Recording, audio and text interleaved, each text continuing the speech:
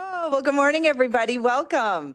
Everybody's very talkative this morning in social, so it's very nice to see. I'll call the meeting to order at 9:01. I'll start by acknowledging that we are gathered on Treaty 6 lands, a part of the traditional territories of the many First Nations, Métis, and Inuit in Alberta. The town of Drayton Valley is grateful for the knowledge keepers and elders and the stories and teachings that they share of these lands and its people. I will now ask everybody to stand for the singing of our national anthem.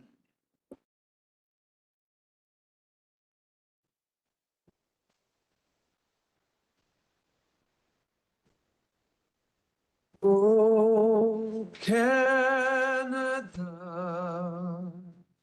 our home and native land, true patriot love, in all of us command.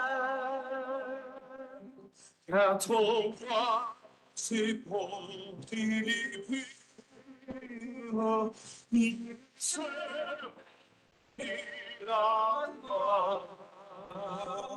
Tuonis valentini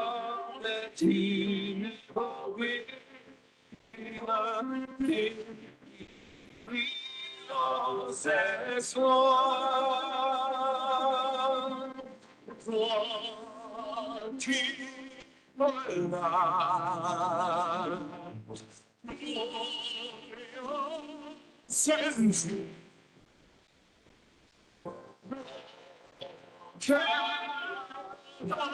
We stand on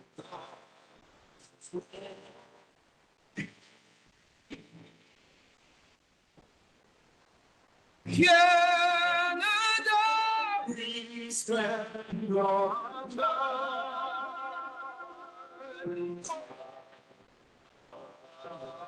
we stand on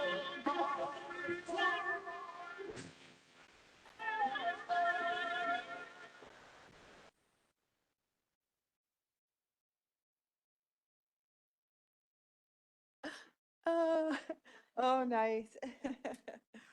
Wonderful. So Nathan is calling online. I'm not sure if he's having a bit of trouble or not.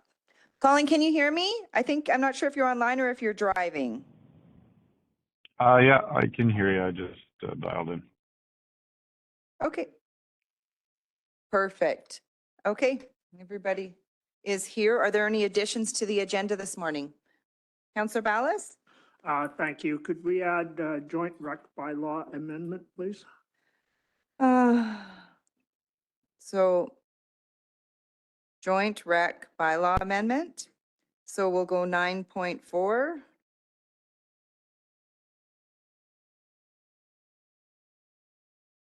And then just bump our closed to 9.5.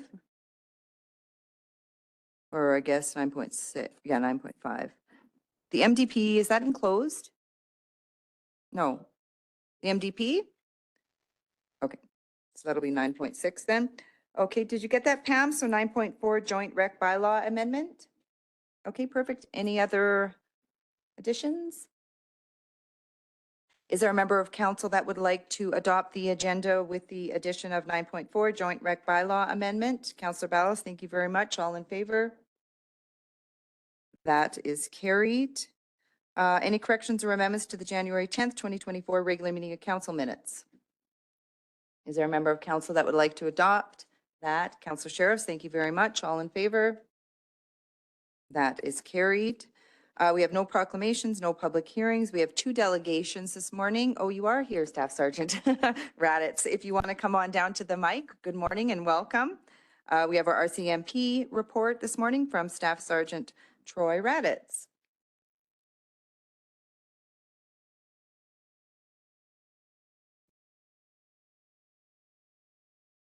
Good morning and welcome. Good morning. Sorry, I'll make you wait. Oh, no, that's okay. There's not a lot this month. What we do have here up on the board, this is the WAD municipal crime gauge. So that is for all comparable municipalities across Western Alberta District. As you can see, for the most part, they've undergone some decreases, not substantial. It's kind of been status quo with the exception of persons crimes and other criminal code. So I just brought that to the council's attention for a reference point. And then if we move on to the next graphic there. Yeah, that shows the Drayton Valley stats for the year.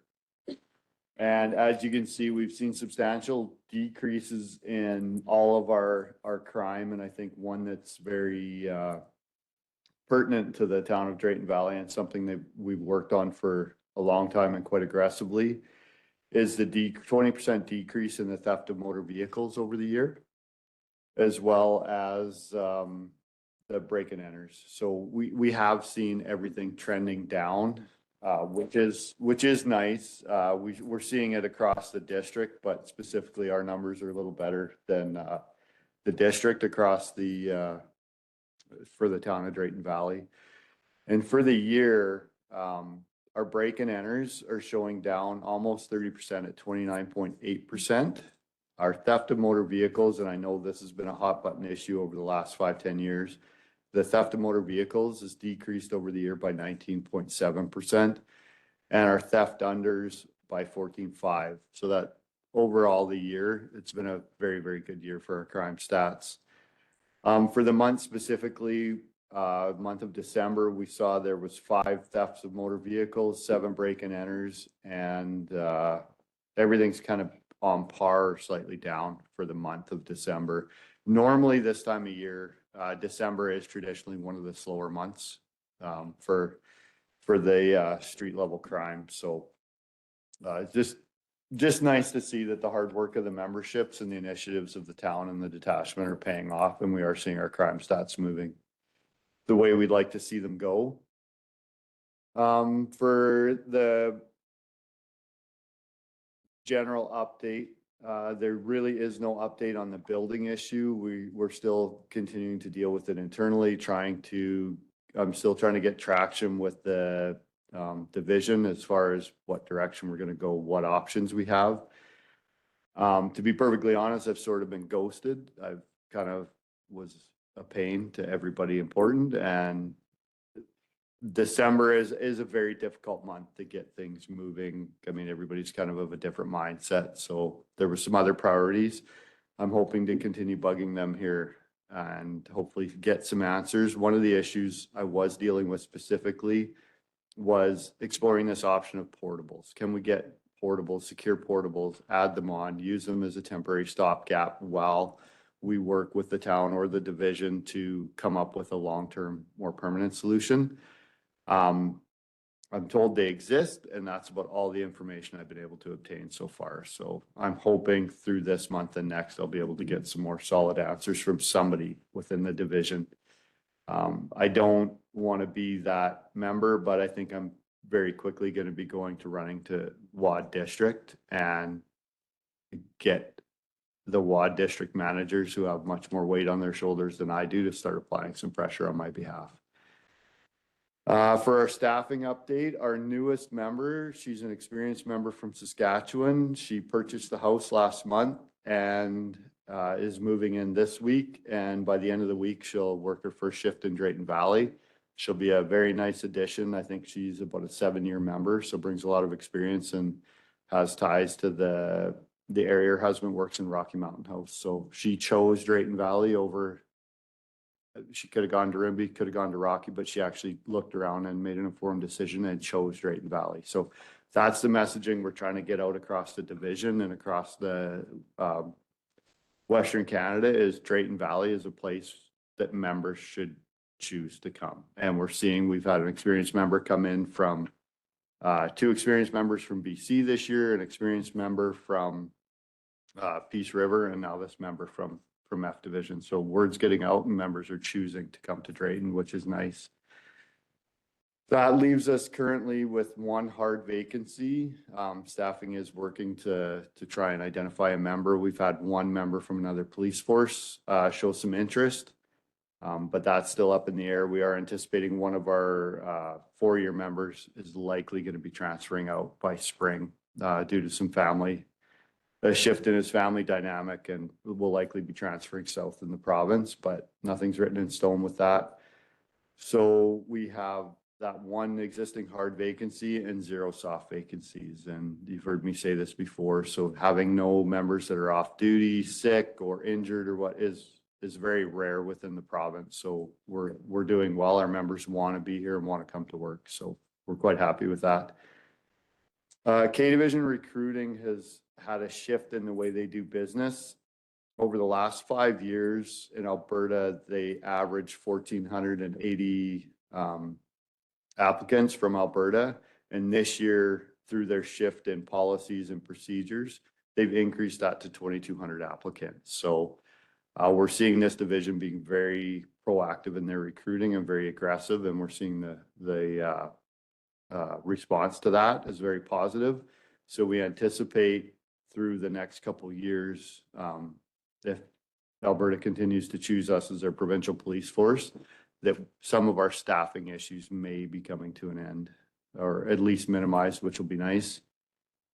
As we discussed throughout the year, these 2 new admin positions we were looking for, I understand that's not in the cards anytime soon, but it is something we're going to continue working for and would like to, keep it alive to council that we would like these 2 new municipal assistants. We are having a continuing and ongoing issue with frauds in the community. They're being perpetrated mainly by people and organizations from outside the province and sometimes outside Canada. It's a very difficult investigation to conduct. Our major crimes or financial crimes units really won't take them unless they're into the hundreds of thousands or millions of dollars. So they're left at the detachment level, and they're a huge drain on resources, and they're almost impossible to resolve because of their national or international component. Very hard to identify a suspect. So we're hoping that the council, the town would address this maybe through their social media, just inform our community members. If there is something suspicious going on, if something seems off, don't provide any personal information, don't supply any money, and please contact us at the detachment level. And we will do our best to intervene and try and resolve it. We just had 2 this past week or 2 yesterday where seniors were targeted and lost substantial amount of money for both parties. We do have some good news on the fraud front. We do have an ongoing fraud investigation being handled by one of our general duty constables. He's been in it for over a year now. The fraud's just over $100,000. And the member investigating has involved partners from all across the country. He's identified a suspect now. We're just working to confirm that ID. And it's to the point where he's involved. He's reached out to every police force across the country, and that's how big this investigation's got. So it's just an example of the quality of investigation being done by your local members and just how complex these investigations can be. So everything we can do to prevent these from happening, not only for the property loss and financial loss to our community members, but just for the drain it is on the local police. So anything we can do to move that direction. And that's all I have for the council, pending any questions. Thank you very much for that. Any questions? Go ahead, Councillor McGee. Good morning, Troy. Good morning. Happy New Year. Welcome to the chambers here in January. One question, we came through minus 45s and 50s. How did we manage with our unhoused? How did you, in your group, can you sort of describe that 2 weeks of? Honestly, we played a minimal role. We supported where we were needed, but for the most part, it seemed like that being in the forefront of the town's mind, the social agencies within the town were actually quite proactive, and we did not run into any major issues from the policing side or any any issues that I'm aware of where we didn't have the resources to assist our unhoused population. So I'm sure there were some very tough days for them, but everybody seemed to manage. And having heard stories from the past, the members that were here last winter and the winter before, I think honestly it went smoother this year than it has in the past. So I think we got away with this, and with people being more alive to the issue, I think this year than they have in the past, it was well managed.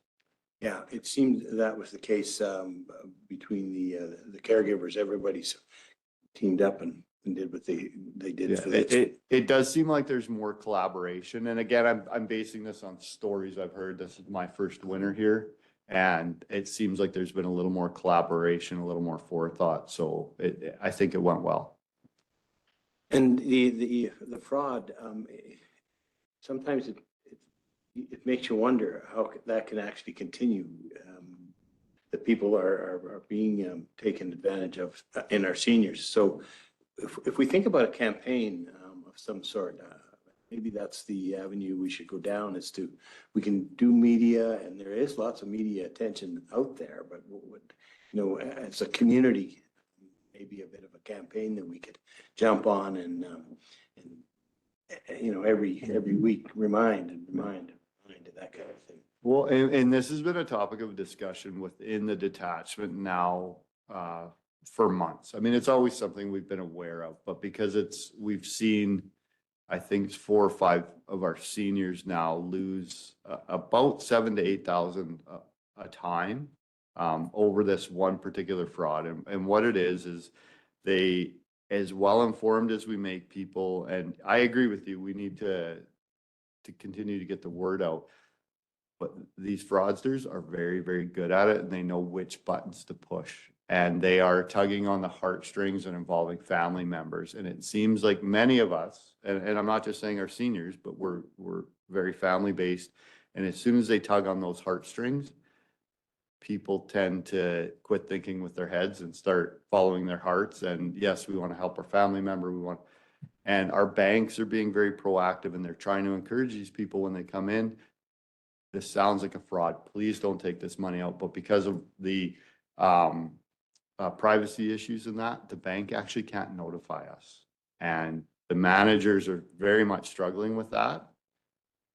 But their hands are tied just by the federal privacy laws. So we're trying to come up with a strategy. Just this morning, I think we have some members going out to the local coffee clutches and the different places where we may find our seniors gathered, and we're actually probably going to we have some members in on overtime today that likely will be doing door-to-door canvassing in the areas where this has happened. And we're trying to get ahead of it.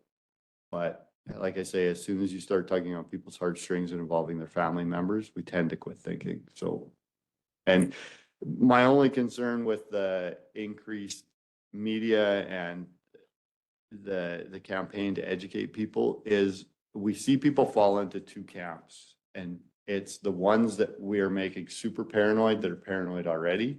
And I speak from experience. My mother falls into this category that she won't answer an unknown number anytime anything out of the ordinary happens. She thinks she's about to be scammed.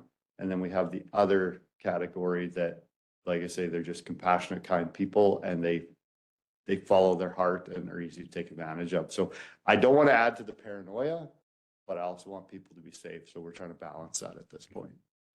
Thanks very much. Good luck with the portables. I think it's brilliant. If we get them. Thank you. Councillor Ballas? Thank you. Good morning. Perhaps some people could consider an anonymous tip. We take them. Yes, if we could. Anyway, been asked about 2 programs that at one time were fairly active in our town, and that's the Block Parents and Neighborhood Watch. And I'm not sure, Troy, who's supposed to take the lead on this, or how we could get it back implemented, or where we go from here. Those are, to be perfectly honest, those are programs I'm not familiar with, and I don't believe they're police led. I think we play a role in ensuring that vulnerable sector checks are done, criminal record checks are done, but I don't think they're programs that police take the lead on. I think they need to be community driven and then can be police supported through ensuring safe environments. Okay, thank you. I'll follow up on that. Thank you. I did have someone reach out and was inquiring into that bill, and I thought we had a meeting with, and I can't remember who it was in the past in regards to those.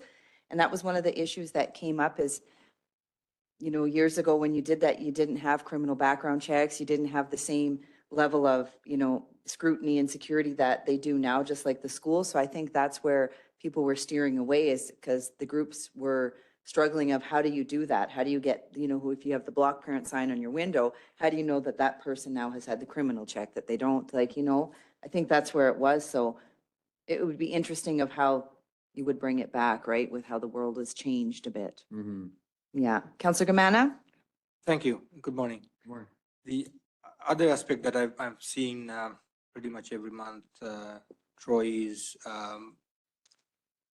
how the scammers get into computers and get control and then siphon money from bank accounts as well. I'm sure that you're running into that more often, as well as the telephone scams. What I'm hearing is that sometimes banks just take a step back and they pretty much put it back onto the client. What have you seen in your experience? Do they take responsibility, or is there anything advocacy wise that we can do? For us, from an enforcement perspective, the banks are generally quite good for us to work with, but they do lay the onus back on the individual oftentimes. And again, this isn't my area of expertise. I'm on the fringe of this, just dealing with the members who are investigating it. Oftentimes, if a fraud is perpetrated through a bank, through a business, and this one fraud file I mentioned here, it was a local business that was defrauded for over $100,000. Oftentimes, that weigh-in to be defrauded has to be provided by the business or the individual. Despite what the movies will tell us, there's very, very few instances at a local level of you know, these hackers that get in totally on their own. We've allowed them access somehow through, like I say, through our business practices or personally. So the banks do lay that back on the businesses and the person and said, you've allowed this to happen. When we get involved from the enforcement perspective and are trying to investigate it, the banks are generally pretty good to work with and have security departments that are oftentimes staffed by former law enforcement, Canadian law enforcement officers. So we get good support to investigate them from the bank, but they do lay it back on the account holder oftentimes because they're the ones that have unknowingly have allowed the access through decisions they've made. So we need to be careful as citizens, as business owners, about how we manage our personal data and how we manage that secure information. No, I agree. I guess when you talk about the campaign, information campaign, I think we should look into that as well, because I'm sure that's a bigger part of the problem that you're seeing as well. Oh, absolutely. Yeah, sorry, I misunderstood. But yeah, no, we need to be concentrating on all the different versions of fraud we're seeing, because they are they're very tough on the people that the frauds are perpetrated against. Some can't afford this. We've seen businesses go under because of it. And then again, from the community perspective, the drain on local resources is incredible. So the campaign needs to be done. I know it's been done on a provincial level. It's been done by the RCMP, and we need to drive it at the local level as much as we can too, to keep our particular citizens safe. So. Thank you. With that, do you have, or does the RCMP have a communication piece that we could kind of copy and paste rather than creating our own, or? I will talk to our media relations officer today and find out what their latest messaging has been, and if I can, I'll Yeah, make sure and if you get could share it copied. with us, then we can start posting that out, and perhaps, you know, we print up some posters too and take it to our senior centers and 55 plus and put it at the grocery Yeah. stores and, just start putting them out in the community so people see them. Yeah. Maybe even, asking the banks if we could put it up at the banks too and. Yeah, yeah, no, Creating absolutely. I that- think the more it's out there and the more consistent messaging. The and- rewind or the reminding, yeah. Of Yeah, people just and- to have it fresh in Yeah. people's minds. I guess, and then just educating to the seniors that if you are receiving these calls, if you really feel like you want to do this, maybe just say, can I get a number, call you back, and then maybe talk to a neighbor or a friend to say, hey, try to, I guess, encourage it that way. Before you actually make that payment, talk to somebody. Yeah, absolutely. And we are always available and more than happy to provide any advice or guidance. But Yeah. oftentimes, like I say, they follow their, Oh, we yeah. all want to be kind people Yeah. and we follow our hearts. And sometimes that leads us in the wrong direction. Oh, absolutely, absolutely. So just a question going back to the portables and K Division. Would you be open to maybe council in the town requesting a meeting with the minister in K Division?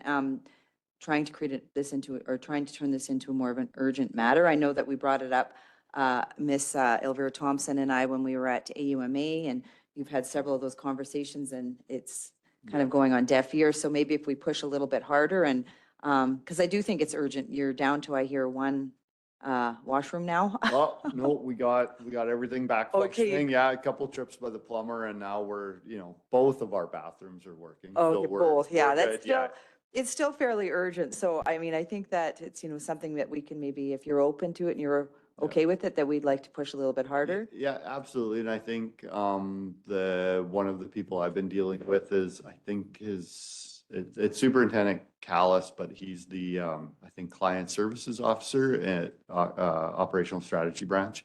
Okay, But yeah, I think whatever you can do from your side, and I'll keep pushing from my side. Okay. And we'll see where this ends up. And I think ultimately it's going to come down to a decision of both figuring out what the long-term and short-term plan is going to be. And the long-term plan will definitely play a role on how we manage the short-term. So Yeah. and I know the council's been working hard on the multi-year facilities plan and there's a lot of irons in that fire. And I think once a path is clearly defined there, will make it easier making decisions in the short term. So. yeah, absolutely. And then I also just want you to know that council took the positions, the administration positions that you requested very seriously. It was a very difficult budget for us and we had to consider a lot of things and we had to cut a lot of projects and operations and everything like that. So it's not that we didn't want to, it's just that it wasn't feasible and it just didn't fit within our budget. So it is still on our minds and things like that. Like you said, you'll keep pushing it and it still is on our mind. It hasn't gone away, but just so you know that it's not something that we wanted. It was very difficult and, we had to make those cuts where we didn't want to make those cuts. So very No, difficult budget. And that is one thing with the current mayor and council. There's never been a feeling of not being supported at the detachment level. We understand there's a lot going on. And you guys have a big picture to manage. We're a very small part of that big picture. And honestly, we're Mounties. We're used to doing more with less. But my drive is to, beyond keeping this community safe, is to keep my members functional and the detachment doing better. We always want to do better today than we did yesterday. So I'll keep advocating on their behalf and directions. But no, we totally understand it. And we feel very supported by the current council. And so, no. That's great, fantastic. And it's great to see the stats going down and I've seen the RCMP out and about like crazy. I know that they've been hitting the school zones, the new school and the old school, and people are still confused with the school zones there and they've just been really busy. So it's great to see them active in the community and present and to see those numbers going down. So thank you to you and for everything that the detachment does. Thank you. Thanks for coming this morning as well. So moving on to our next delegation this morning, we have Miss Sandra Bannard from Eagle Point Blue Rapids Park Council.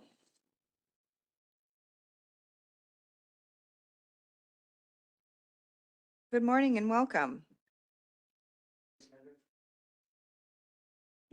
Colin, if you have a question or anything, just put your hand up. I'm kind of counting on Nathan to remind me.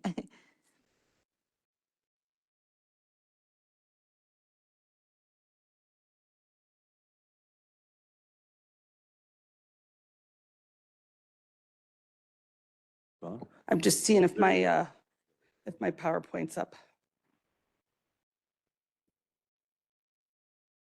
Well, thank you, Madam Mayor and councillors. It's great to see you all. Very, very happy to come back to you today and talk to you about the Fire and Ice Festival for 2024. I'm very pleased that council has come on board again as a partner with Eagle Point Blue Rapids as we host this event and put it on for the community. As you'll recall, last year we did not have the event going. Our office was kind of in flux. We didn't really know where our home was going to be, and that was kind of the priority of the day so that took away from our planning capacity for last year. So we're happy to get back to this event this year. But I said it's a little bit like having a baby. You kind of forget the bad parts of it until some time's lapsed, and then you go, oh yeah, that seems fine. Yeah, it'll be good.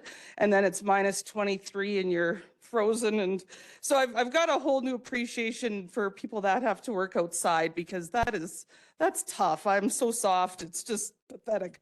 But yeah, kudos to all of our hardworking folks that have to be outside for any amount of time. So we've got this festival going this year, Sunday, February 18th, from 4 till 8 p.m.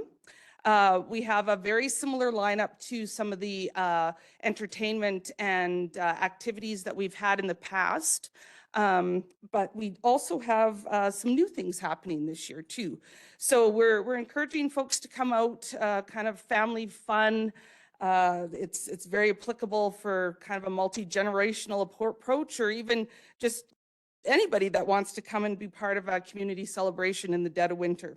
So we've invited back Indigo Circus. They are the folks that have the fire artists. And so they have a couple of new fire artists with new acts that they'll be doing, as well as some entertainers. So I think we have a stilt walker, and which I find interesting on ice, but they assured me that it'll be fine, and some other fun acts. The library is actually going to participate with us this year again. They'll have the library open as a warming center, and they'll provide hot chocolate and have a little bit of programming going on there. We'll be providing participant goers with a hamburger and some cake, and as I said, hot chocolate over at the library. RCO is sponsoring and facilitating wagon rides. So we'll have a little place where people can jump on the back of a trailer and have a little wagon ride around kind of the perimeter of the festival area. We'll have our maple syrup taffy stand back, which is a big hit. Maple syrup, like boiled down to taffy, is fabulous. Like, it's so good. Skating, hopefully, if depending what our weather does next week. I'm a little nervous about the temperatures that are forecast, but hopefully we'll be able to have a skating rink in again. And then, of course, Lonnie Ross will be back with music and lights and fun stuff like that. Aim for Success, they are going to be providing some games this year. They're new to the event. Another fun event, or a fun, I guess, activity with the event that we're working out the details on, but sounds like it's all going to come together, is we're calling it the Fire and Ice Polar Plunge. And so Becky May, who has Hush Nordic Spas in town, came to me in early January and said, you know, I've got an idea. Let's talk about it. So her thought is that she has a mobile sauna, which she would like to bring to the event and make available for folks to go in. But we thought it would be really fun too if we had the opportunity for folks to first, or after the sauna, go into a polar pool, so a cold pool. So we'll be having the pool on site. We'll have ways to get from the cold water into the sauna. We will have basically a kind of a way of doing, sorry, I'm losing the word, kind of a screening tool that will keep us from having people that should not be doing this activity from doing the activity. So we will have an age limit. I've talked to our insurance agent. I'm working with the town people so that they know full well what's happening. So, and we'll have waivers. So we're very, we're trying to make sure that this is a very fun activity, but a safe activity for everybody. Apparently it's all the rage. It's supposed to be good for you to have a cold plunge every so often. So I'm relying on mayor and council to be there in their swimsuits and trunks and, ready to jump in. I think we could do a fundraiser around it. It would be very fun. Anyway, so yes, we're working out the details on all that, but sounds like that should be able to come together quite easily and safely and be a great, fun new dimension to the event. The other fun thing that we'll have this year is the airport folks have come on board and they're going to bring their little plane train that they have. We used to have a lady from Whitecourt she called it Little Toot the Trackless Choo Choo. Well, she's retired. So anyway, the airport folks have their little plane train that's kind of a similar deal, and they'll bring that to the festival as well. So we have lots of fun things lined up for people to do, and yeah, so looking forward to the festival. There's just some pictures of the last few years. Anyway, on to the next slide. I can talk just a little bit about our event sponsors. We've had some corporate interest in our event as well. Core Inc. has come on as a sponsor, the Cooperators, Scientific Signs, ACR, Hush Nordic Sauna, and RCO and Hayduck. So all great community-minded folks that are happy to get behind this event, and we really appreciate their involvement. And then our event budget, I just thought council would probably be interested to know this. We're running the event around $13,275 is what we imagine or have budgeted the event to cost. That, you know how that goes. It could be up a little bit higher than that or a little bit less, but I would imagine it be very close to that value. And then, so what do we need kind of going forward? I could use some volunteers. So if council, if you have any volunteering time available on that Sunday, I would love to have you. And to anybody else in the community that's interested, we'd certainly love to have you, and we could keep you busy. I'm praying, I would ask everybody to pray for some great weather. About a nice -6 would be like primo, but we'll keep our fingers crossed for that. And then we hope that the community comes back out and participates in this event. We've had really good participation numbers in the past, and I hope we go forward with those kinds of numbers as well for this year's event. So I think that's all I have to report, unless you have any questions. Perfect. Thank you very much for that. Any questions? Councillor McGee. It's not really a question, but the other interesting thing is that we're starting at 4. We used to start right at sort of 1 or noon, and then we were waiting for it to get dark. And at -30, it was like, okay, come on, Yeah. you got to get dark, right? So for the fire and ice, right? So starting at 4, I think is a brilliant idea. That's actually the first years that we ran the festival. That's when we started it, was at 4. In 2022, we made the decision to go from 2 o'clock until 8 o'clock. And it was too long for us softies in the office. We just were like, the next day we were just wiped. It was like, oh, we can't do that. We're too old. So anyway, I think the 4 to 8 is fine. I think to have kind of a good crowd there for kind of a sustained few hours is just perfect, instead of people kind of dwindling in and out. Yeah. And the last thing is we need to consider access to the washrooms. The washrooms Yes. are here, and so the library will be open, but I don't think the library can control them. So we have to think through that from an administration point of view. That would be extremely helpful. We'll have a powered wash cart, so that wash cart has 2 female toilets and 3 male toilets. But it would be highly advantageous, especially for doing that polar plunge, if we could have access to these washroom facilities here in the foyer. That would be wonderful. That would be very helpful. Councillor Sheriffs. For volunteers, we know how to contact you, but just maybe for Jen to put it out on Sure. Facebook or anything. Sure. Who they can contact if you can give your Sure, I information. can do that. So they can contact us at the Parks office, and it's 780-898-PARK or 7275.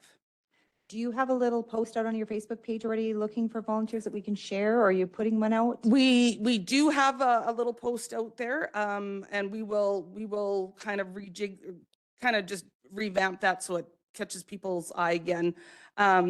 We're in not too bad of shape for volunteers. I could use probably about 10 more people would be awesome. So we're not in dire situation around that, but would certainly love to have people come out and give a hand. Yeah. Okay, perfect. Any other questions?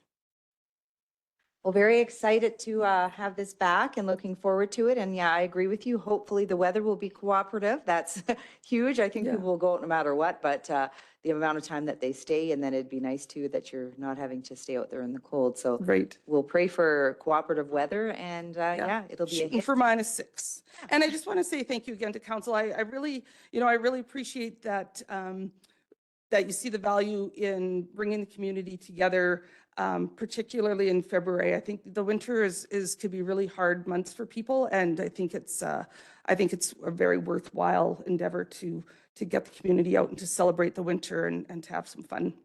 Thank you. Absolutely. Well, thank you very much for coming this morning, and we look forward to it. It's socializing, that's going to keep us all younger, is what I was telling Tom. More socializing. Well, thanks for coming, Sandra. Okay, what time is it? It is 20 to 10. You won't have a break. It's a little early for a break. Do you need a break?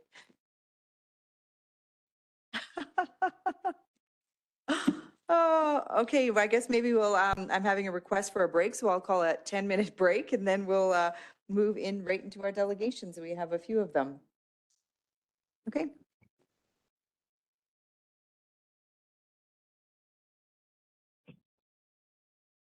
Meeting back to order.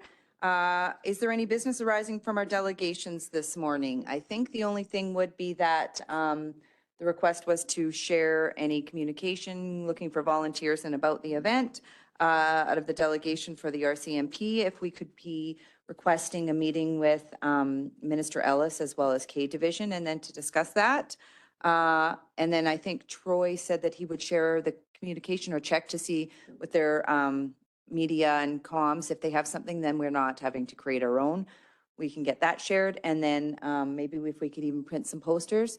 And if a couple councilors want to help, maybe go put them up around some of the senior centers or the boards and committees that you sit on in our buildings, and we can get kind of the message out. And I think that's it. If I missed anything else, let me know from our delegations.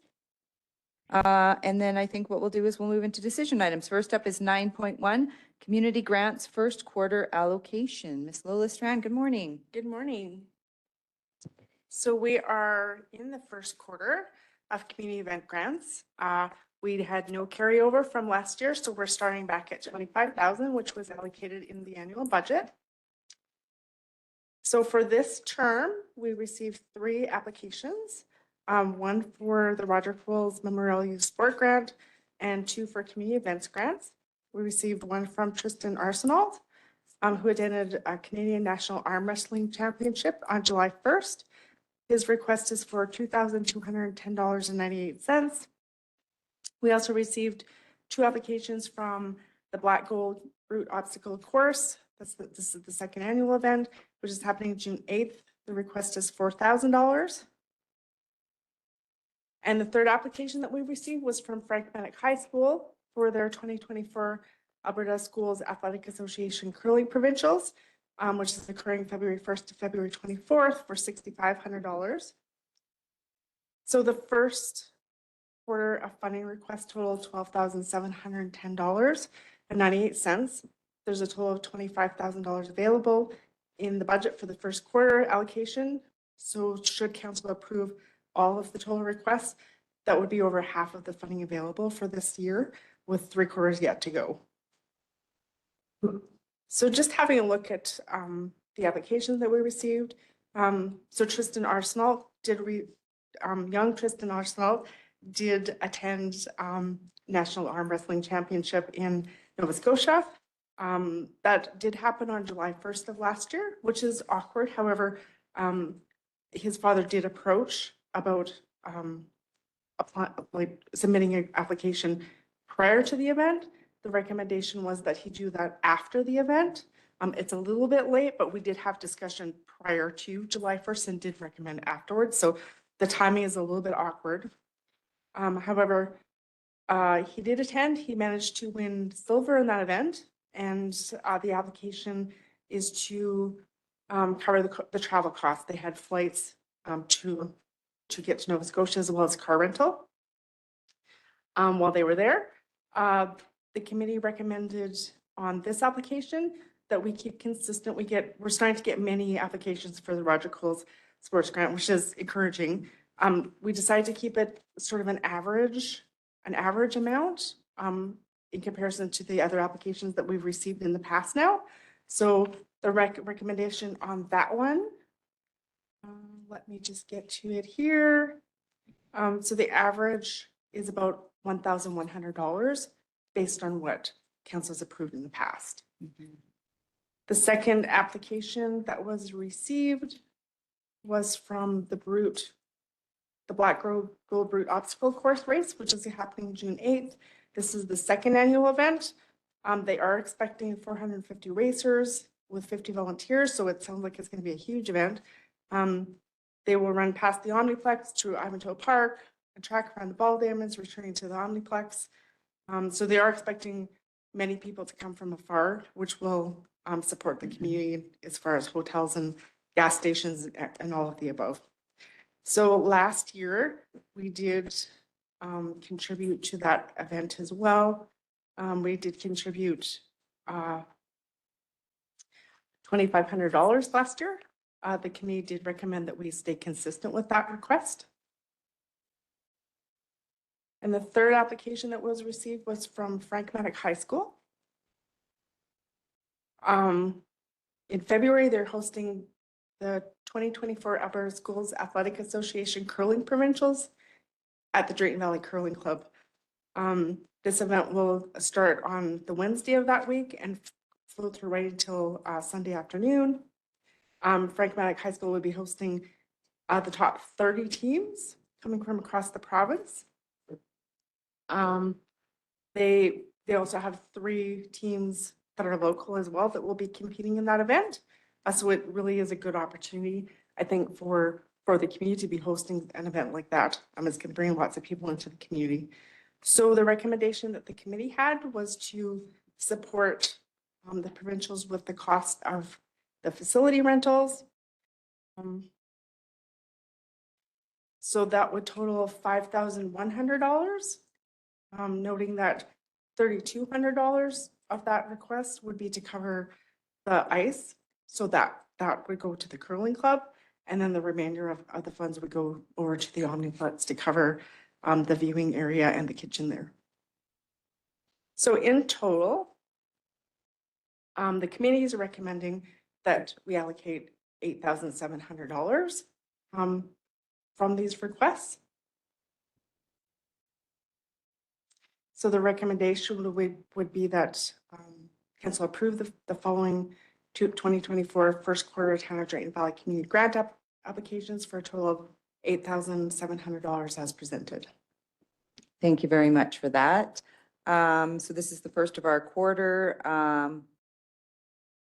We have 3 more remaining. If you divide the 2,500 into the 4 quarters, that would give us 6,250 for each.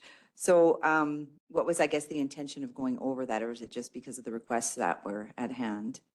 It was really just because the requests that were presented.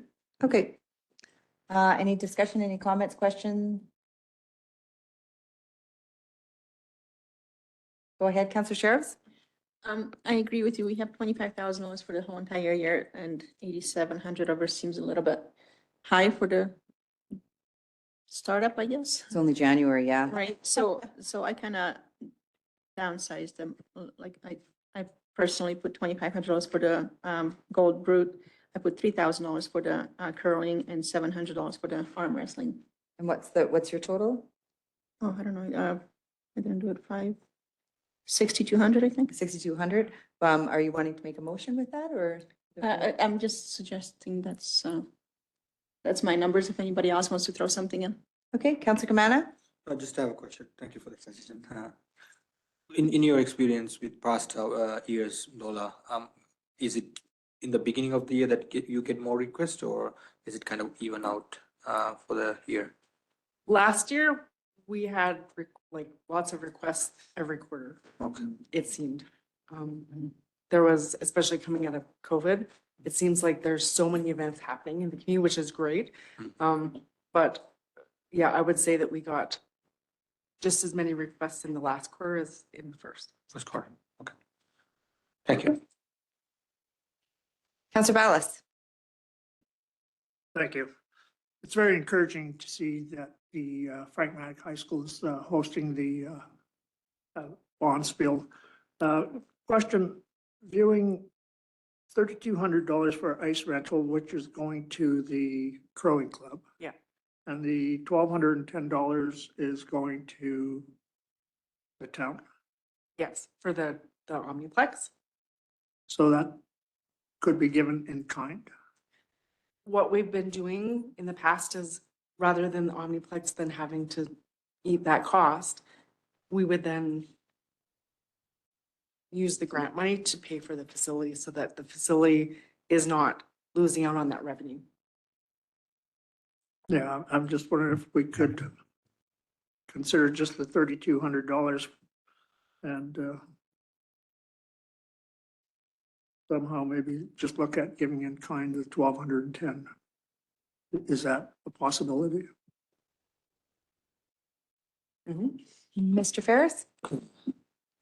Thank you, Madam Chair. Through you to Councillor Ballas, yes. That's always a possibility. Council can provide a motion to direct staff to provide the ice costs in kind. But it would require council decision and a motion to do so. It could be a motion with the approval of the grant funding today to be as part of it. Either that or it would have to come back to us another meeting. And it will impact the budget of both centers, the Omniplex and the curling rink, unless there is a policy that says otherwise where we're not allowed to do that. But I'm going to turn over to Hans here and have a look.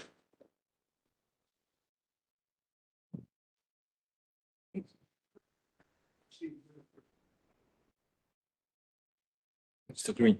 Sorry, Councillor, I'm not sure which one you're trying to provide in kind. The $1,210, which is the viewing lounge rental. So I'll let Hans just speak to the fact if there's any policies that don't allow us to do that, but. Thank you for that question, Councillor Ballas, and through the chair to the rest of council. So yeah, just to make clear, of course, there are two separations of rental revenue. One is going to the curling club. That's based on the agreement, of course. Curling club maintains the curling rink and stuff like that. So they have their rental fee. That's a dollar amount, of course, that council can consider to hand out to this event so that they can pay that dollar amount, the 2,500. The other amount of rental revenue comes to the town because that's still locations in the Omniplex that we rent out for instance, this event. So the question for in-kind, past year, basically, we went to the, let's say, the regular process of making sure that in-kind donations have a dollar value to it. And we made that part of our grant applications and part of the dollar amount calculation coming out of the grant funding that we have available, that $25,000, just to make it a number and to make sure that the in-kind, let's say, provider, the service, whether it be Public Works or in this case, the Omniplex, would see that revenue actually coming from the grant funding pot, the jar, to their revenue line as an Omniplex. So there's no policy that we cannot do that and revert back to the process that basically happened for many years, that in-kind donations basically is a non-monetary item. But in this case, it would mean that the Omniplex provides a service which is then not paid for and shown on the revenue line, still an expense, of course, on them. And it saves the money in the grant funding jar of $25,000. But council then makes the decision that basically the Omniplex is short that revenue as a budgetary item. I hope that makes it clear. Yes, absolutely. Thank you for that. Councillor Evans?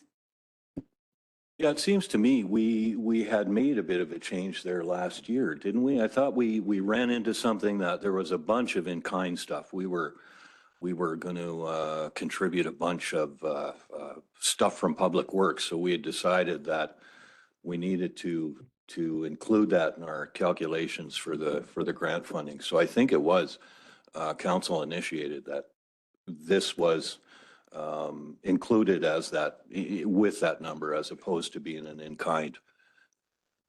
I recall that from last year, so. I don't Thank know you if for we that. want to go back and flip-flop on that or give it in certain things, but I just recall that that's why we made the change. Ms. Thompson? Just to add another layer of consideration is just the fact that we share the rec facility. So if we are going to make the decision to cost share there, then we should be announcing it as a Town of Drayton Valley and Breslin County contribution and at least give them a heads up. That is why, that was one part of why we changed it as well. It's just to make sure that we weren't running into that and where facilities don't make its revenue, but yeah. Okay. I wonder if that's a question too, when we have our joint council is, do they get the same requests, right? And if it's something, if they want to weigh in, like if they're wanting to, you know, might not just be a decision of ours as well. They might want to waive, you know, rental or in kind or something when it comes to organizations and groups bringing in or, you know, using our facilities, they're shared. Any other questions or comments, or is there a member of council that'd like to make a motion? Thanks, Hans. I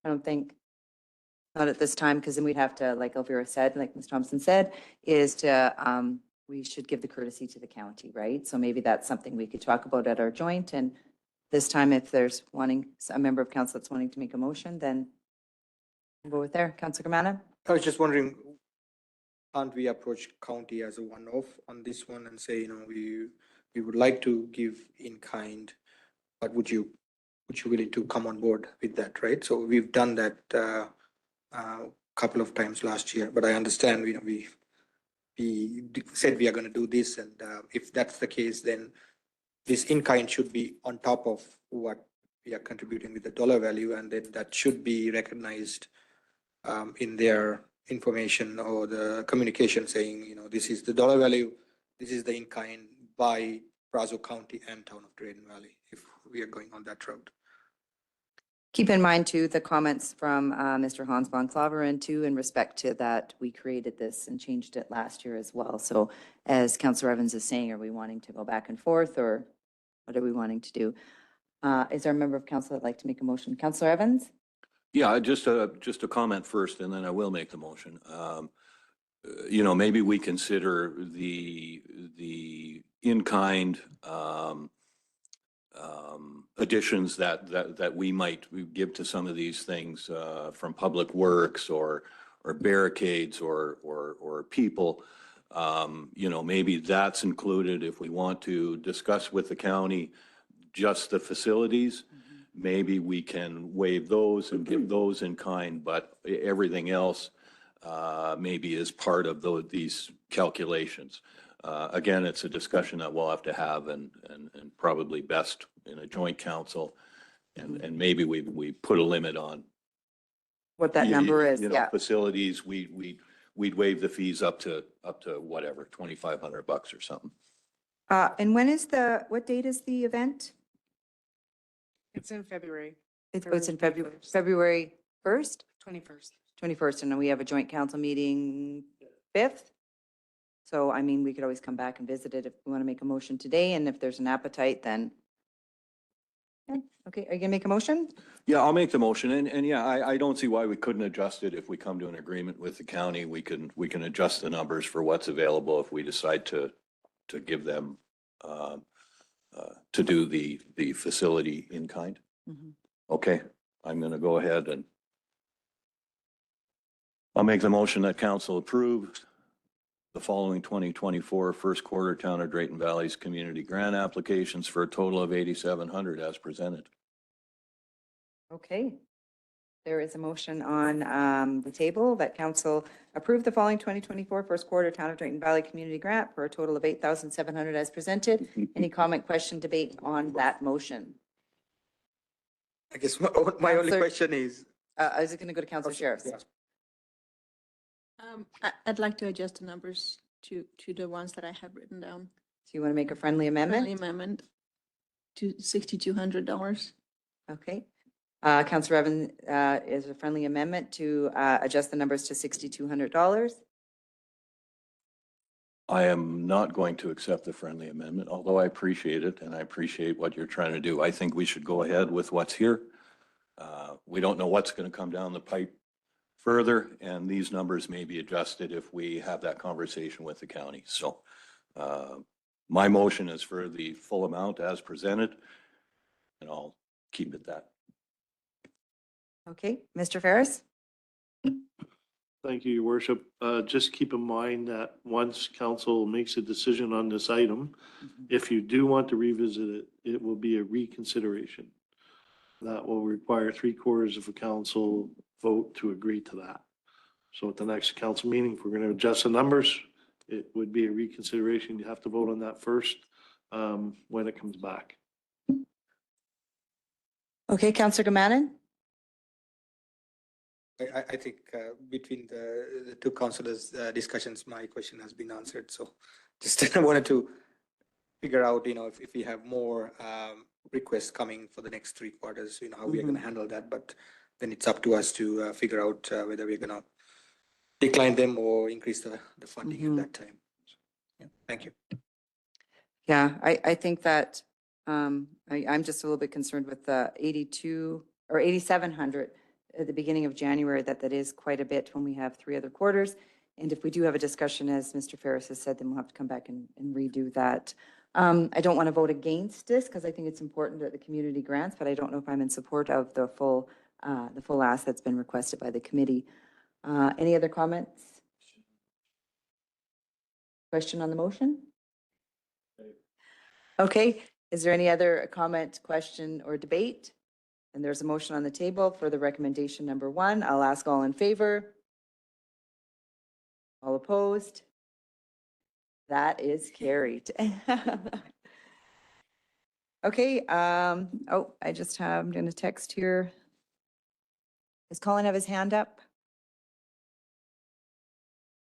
Colin is voting for full amount. Can you hear for the me? motion is. Yeah, we can hear you. Go ahead. Yeah, I vote in favor of the motion. Okay, thank you very much for that, Councillor Clark. Moving along to 9.2, we have the RDN Sustainable Housing Initiative, Community Housing Strategy. Ms. Lola Strand. Okay, so this is a circle back to one of the projects that was approved in part in the 2024 project requests. It was for the development of community housing strategy.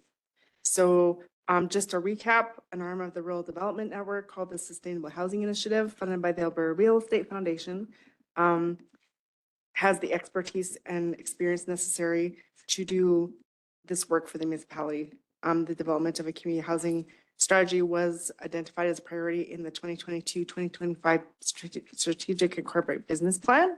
So that's meeting one of those goals. This is not intended to be a duplication of the work that the Brazeau Foundation, the Rotary Club, or the work that we have done internally within Community Services and Planning and Development Department. This is a way to pull that all that information together to create a strategy with recommendations as to how the community should best move forward to ensure appropriate housing is available for all residents. So the proposed activities include needs assessment, which would provide us with a holistic viewpoint of the community's needs, community consultation, which would include RDN coming out and doing focus groups and identifying large groups of participants, scheduling consultations, and reviewing, analyzing, and implementing the findings to summarize a report.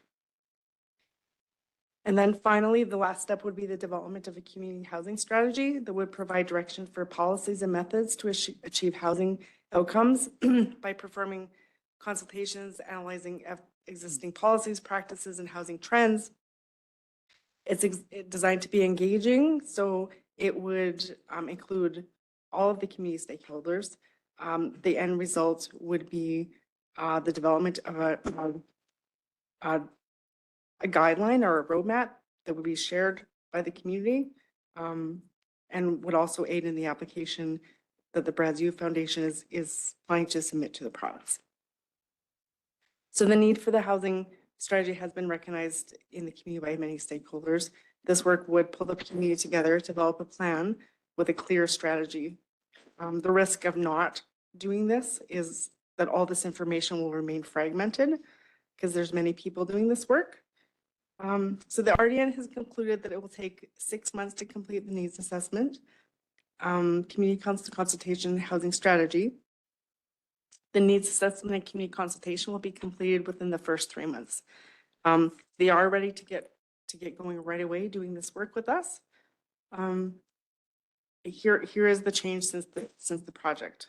So that, as you know, there's an FCM grant, a planning grant that the RDN would apply for on our behalf that would cover 80% of the cost of the proposed activities, which has been quoted at $35,300. In the 2024 budget, 20% of the cost of the activities of $7,060 was approved by council. Since we are a municipality, the RDN does expect that the application with FCM will be successful. However, the turnaround for this grant is estimated to be approximately 8 months. So again, the RDN is willing to start work with us right away, but they require payment upfront. So this leaves us with a couple of options. The first option would be to pay the full amount of $35,300 to the RDN with the CAO to contingency fund being used to cover 80% of the cost, which would be $28,240, and then pay the contingency fund back once the grant is approved. Administration will also look for other possible sources of funding that may cover the cost of such grants, such as grants to CMHC, the Community Foundation, or sponsorships. So the consequences of this decision would be, this would allow us to get started to work on the housing strategy right away. And with the timeline given by the RDN, we would have a completed housing strategy with recommendations by summer of 2024. The second option would be to apply for the FCM grant for the 80% of the cost, which would be $28,240, and then wait until that application has been approved before starting the community housing strategy. The consequences of that decision would be that this means the work would likely not start until late 2024, and the results and the housing strategy document with the recommendations would not be expected until about the middle of 2025, perhaps. In this case, the grant application would be, if the case that the grant application was unsuccessful with FCM, then a new decision would have to be considered on the project as a whole. So the financial implications, so 20% of the cost of the activities, the $7,060, was approved in the 2024 budget.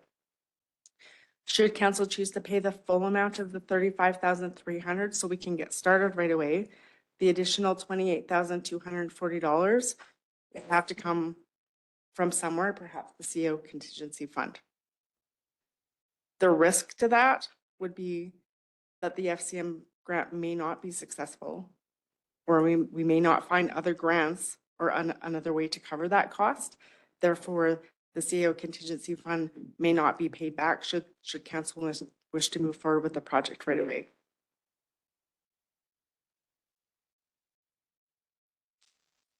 So the recommendation would be that council direct administration to pay the full amount, the $35,300, to the RDN from the CO contingency fund apply for the FCM grant right away for the 80% of the cost, which is $28,240, and then pay the contingency fund back if and when the grant application is approved or other funding sources are found.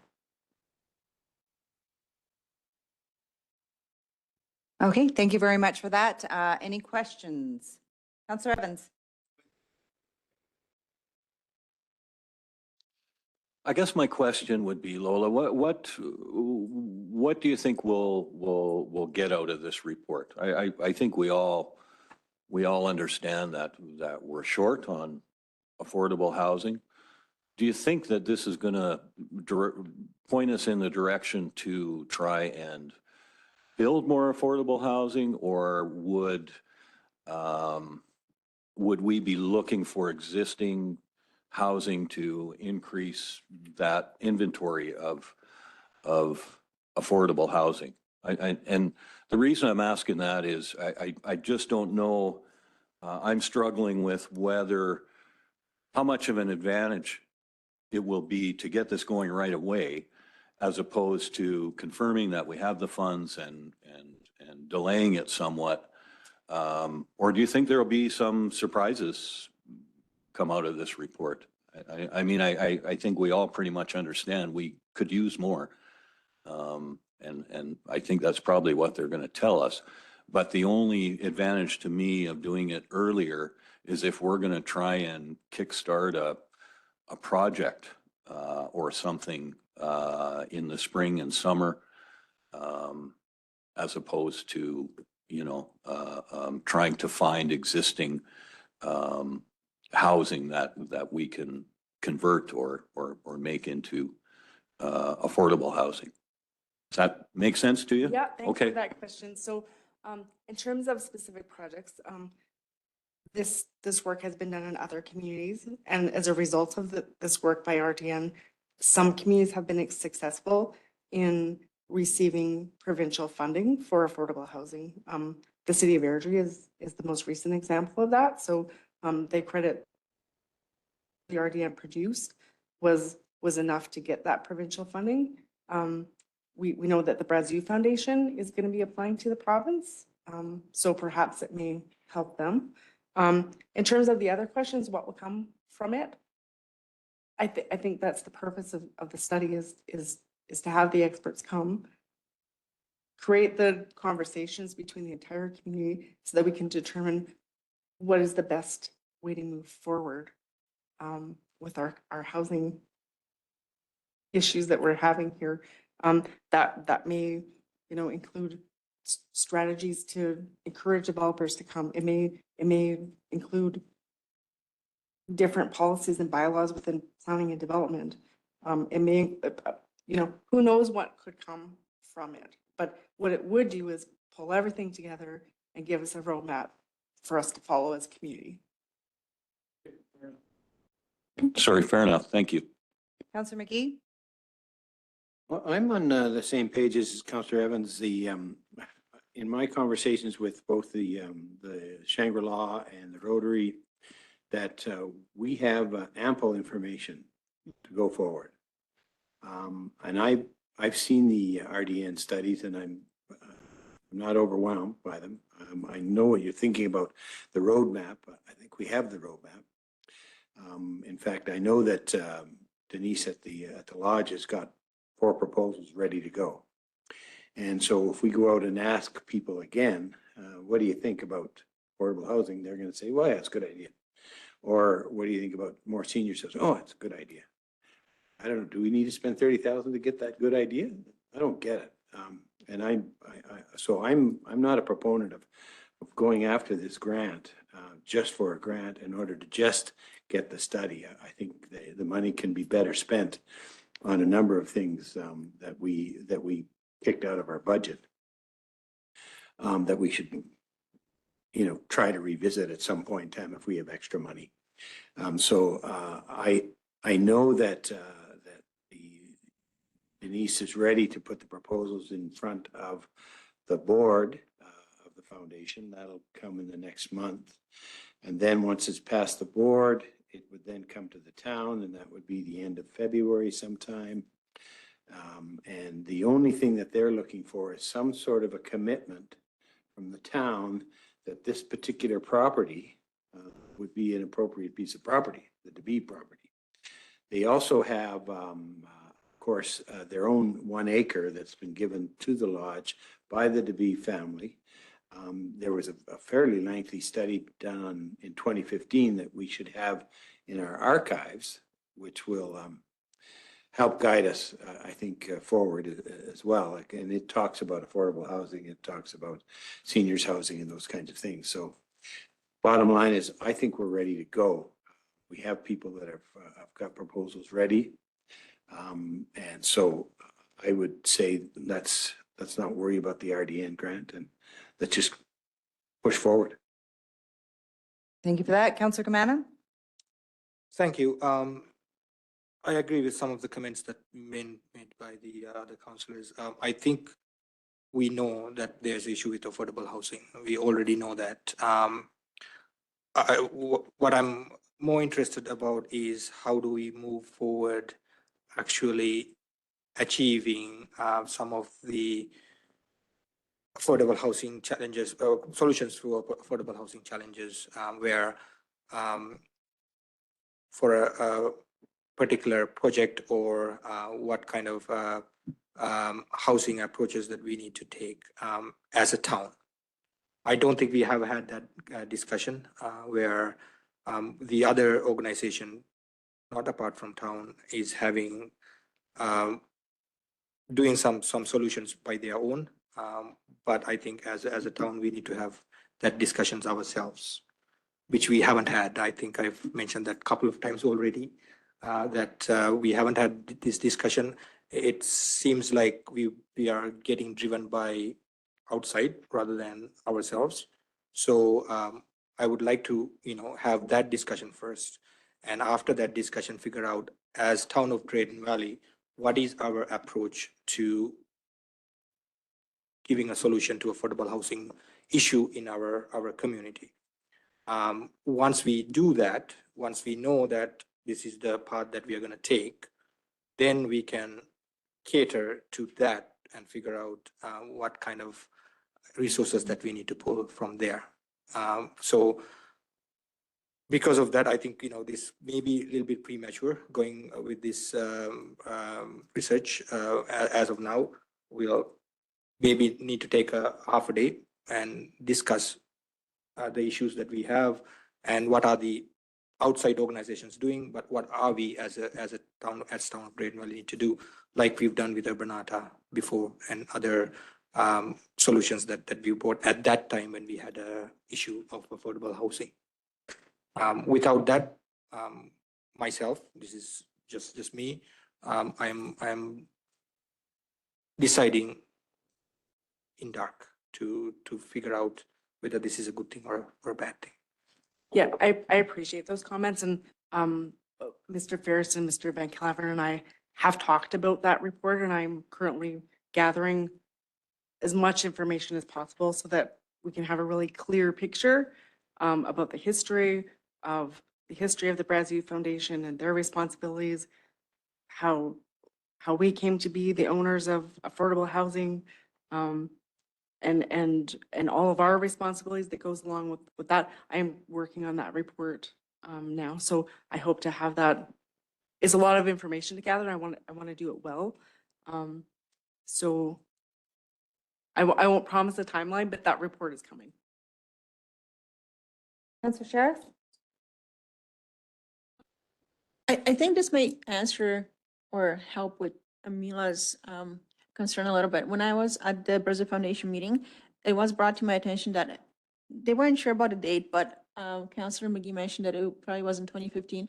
There was a plan done for the B-land, and there was consultants, maps, public involvement, the whole 9 yards, and nobody really knows what happened to it or where it went. So I think that would be a good start, working with Brazeau Foundation and looking at their survey that they did, which like Councilor McGee said, they're going to bring end of February, and digging up the files for that proposed development, I guess it was. I don't even know what it was back in 2015. If we can maybe look into that and have it brought back to council and start from there. Colin, did you have any questions? I know you don't have the ability to put your hand up, so I'll just check in with you. No, I think I'm okay. I think everybody sort of asked the same questions I've been thinking about, so I think I'm good. Okay, thank you. Yeah, for myself, I just feel we do study after study and grant after grant and they just sit on a shelf and we seem to pay thousands and thousands of dollars to get the information that we already have. Later on today in the agenda, we have an update from our municipal development plan and land use bylaw. And with that is the engagement in the community where it's, our team is going out gathering the information. And when you look at the information that the engagement responses came back with, affordable housing is in there over and over and over. And the municipal development plan takes about 9 months to do, and it's a lot of engagement in the community.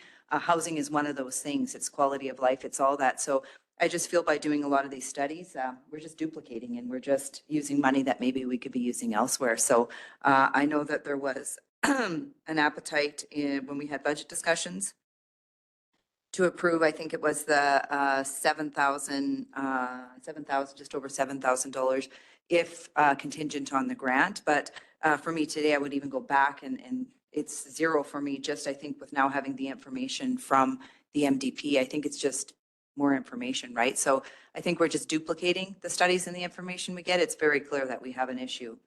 So my 2 cents. Any other questions? If not, as our member of council, I would like to make a motion.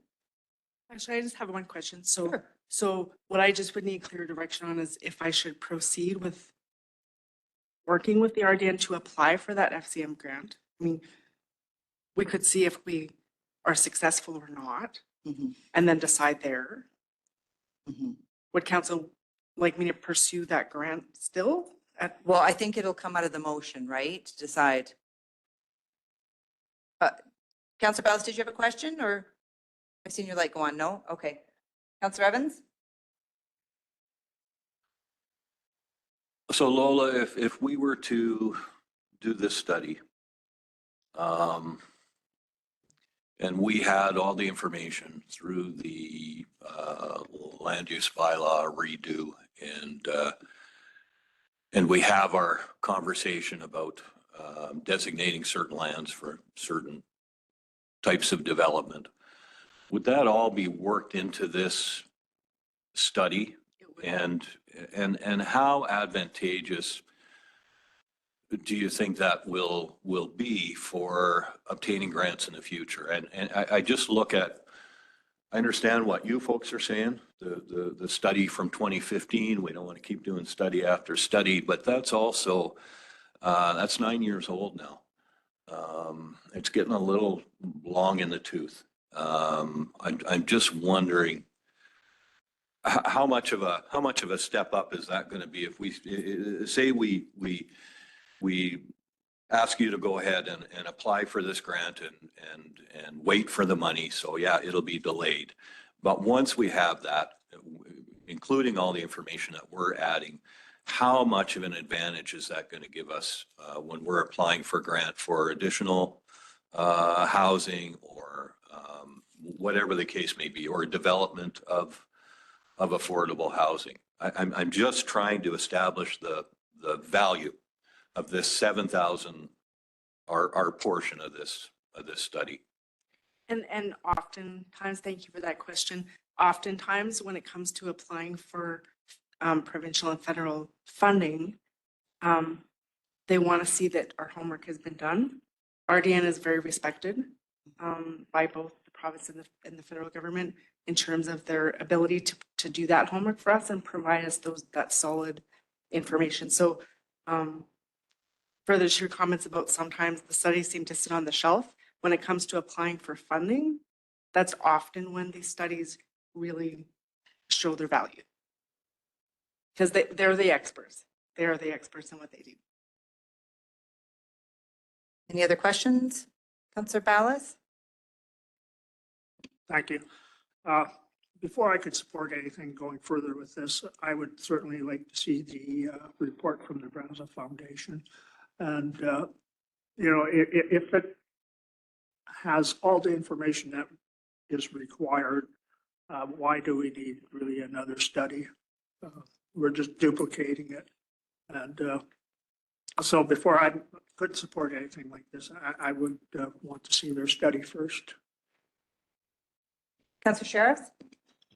And that's pretty much what we talked about at the Brazil Foundation Committee meeting, that from their understanding, it is us duplicating what they have on paper already.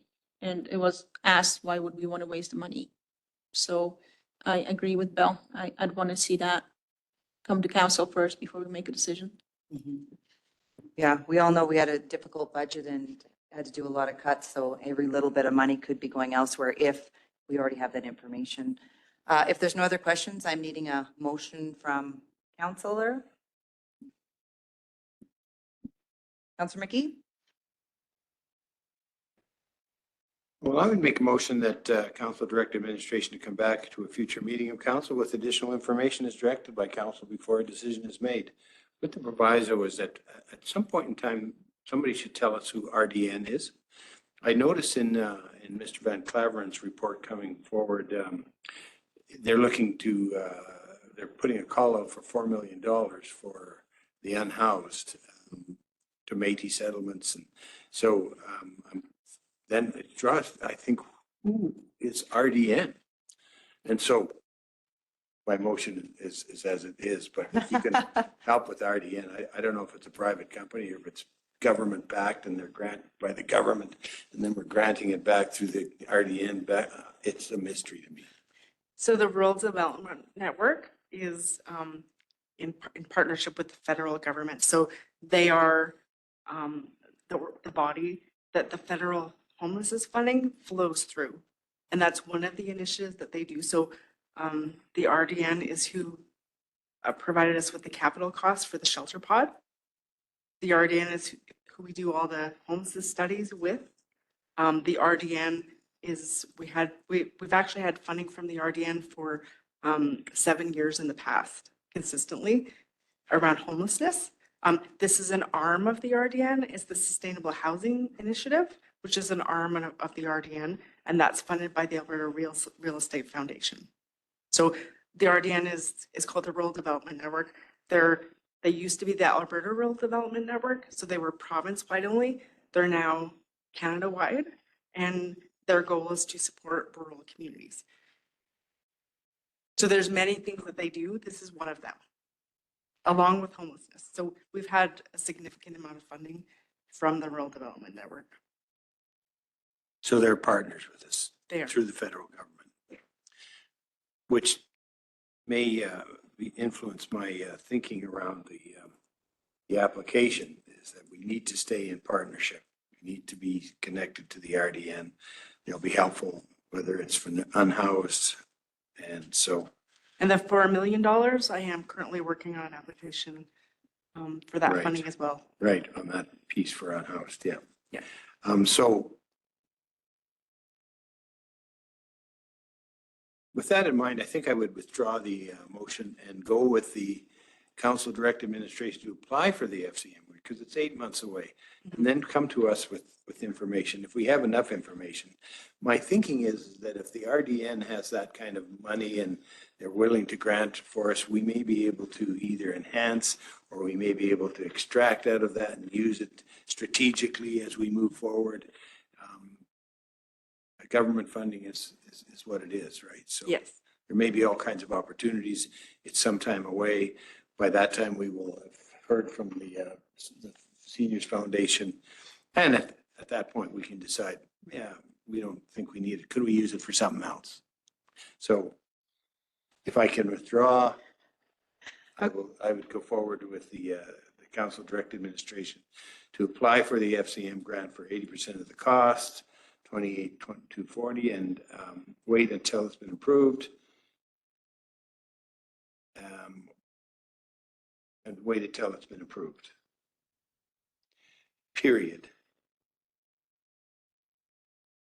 And we bring forward strategies from the Brazil Foundation, the Rotary Club, to Councillor Gomana's point of view, have our own discussion about how to move forward.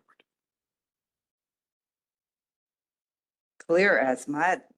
Got that. Okay, thank you for that. Councillor McGee has made a motion. He made the motion of originally that council direct administration to come back to a future meeting with additional information as directed before a decision is made. He withdrew that motion and then made a motion that council direct administration to apply for the FCM grant for 80% of the cost and wait until it has been approved and we get the information from Brazeau Senior Foundation. Is that correct? Okay, are we, did you capture all that, Pam? Okay. Is there any comment, question, debate on the motion? Councillor Ballas. Thank you. I appreciate your motion. My concern is that we're spending a whole bunch of administration time in doing something that we may not even go forward with. And I'm not really convinced that that's the way that I feel we should go.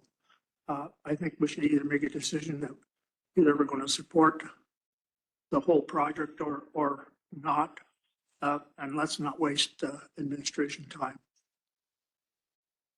Thank you for that. Councillor Evans? I agree with Councillor McGee, although I recognize Councillor Ballas's concerns. I think all this information, the study that was done, the concerns brought forward by council, I think they would all be consolidated into this study. And I think if we want to get some funding moving forward, I think a updated and current snapshot of where we're at and what's required going forward, including all that information, is what we're going to need to be taken seriously. I think if we try and submit a study from 2015 and say, this is what it looks like, we want some money, I don't think that will be taken as seriously as if we have a full study that brings all of this valuable information together. Thank you for that. Councillor Gomana? Thank you. I think this discussion addresses a very important concern to our community. There's no question about that. But my previous comment is still valid, that I think this is premature just because that we haven't had that conversation about the bigger picture and the way forward for affordable housing in our community. You know, as town of Drayton Valley, what is our vision and how we move forward?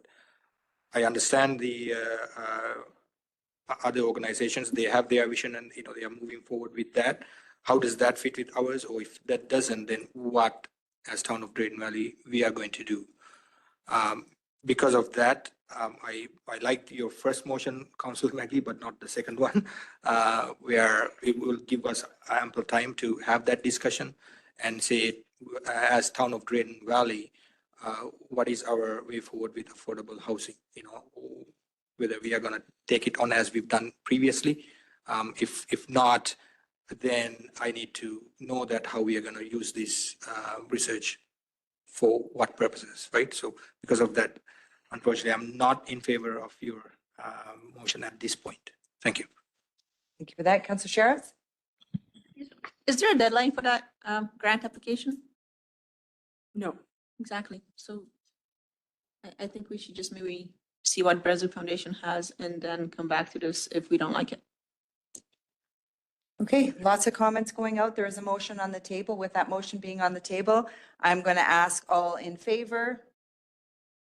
Colin, are you I'm in in favor? favor, yes. I'm in favor, Okay, yes. Colin's in.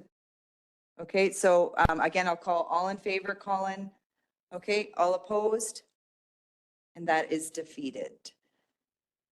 So with that, we don't, that's it. Yeah, we're not bringing it back, right? Yeah, then you could bring it back. Yeah. Is that? No, because now that the motion has been defeated, doesn't mean now we make another motion, right? So we move on to our next decision item. Everyone has had an opportunity to speak their mind and give their comments. So I think that there was 4 counselors that were requesting to gather the information or wait to see what comes back from Brazeau Senior Foundation. So there may be an opportunity to revisit this after that. Is that correct, Mr. Ferris? That's correct. Worship, I think, having defeated the motion, it moves us forward. Staff have already indicated that we are working on a report about our inventory, what we have and what strategies that we're working on. So waiting for Brazeau to the foundation come in with their information, I believe is enough direction for us to move forward. So we will not be applying for the grant Okay. at this time. At this time, yes, as Ms. Strand had said, that there isn't a deadline for this grant. Okay, well, thank you very much. Did you have a closing comment, Councillor Gamana? I do. I just wanted to clarify where I stand because like I said, for me, I don't want to just look at Brazeau Foundation. Want to look at Rotary. Want to have a broader discussion as a community, as the town. So it's not just we are gonna get the Brazeau information and then we are moving forward with that. That's not where I am. I think we need to have that deep discussion that how we move forward. Okay, we'll Can I have a ask discussion question once. there, Nancy, please? Oh, go ahead, Councillor Clark, go ahead. Yeah, just to Milla's point there, do we need to have a affordable housing summit in Drayton Valley and invite all the interested parties to the table to have this discussion? And if so, who would like to take that bull by the horns? Thank you for that question, suggestion. And I just wonder again, since we're doing all the engagement and consultation with stakeholders and community members when it comes to our municipal development plan, if this isn't Peter's intention to be part of that, and if we can't be collecting that data there, maybe that'll be a question this afternoon for Mr. Vanna. Fair enough, Lola? Maybe? Okay, perfect. Thank you very much. Moving along our decision items. Up next is 9.3, reorganizational policy. Mr. Wally Ferris. Thank you, Madam Mayor. The purpose of this report is to request council to adopt a reorganizational policy A-01-24, which is attached as attachment 1, and to direct administration to adjust the CAO bylaw 2022-10-A for council approval. Excuse me, that is also attached for your information. Town of Drayton Valley Administration recognizes that from time to time, the town grows and matures. The organization may need to change its structure in order to meet service delivery goals and levels of service delivery envisioned by council. This new policy requests council's endorsement of any of the CAO's suggested changes down to the GM or Director Major Functional level, which is the top functional level of the organization chart. Currently in the CAO bylaw, under section 9D, the CAO has full authority to make changes to the organizational structure. Organizational changes, in particular at the top level of the organization, can have substantial impacts on service delivery. Therefore, council should be approving any top level organization changes at the GM Director level. And that is my opinion. That is not written in stone anywhere. All other organizational adjustments below the GM director level remain under the CAO's authority.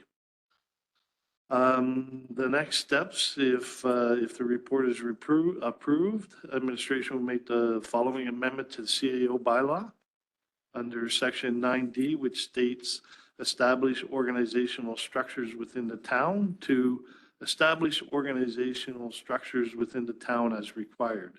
Any changes to the organizational structure that involves general manager or director level must be approved by council.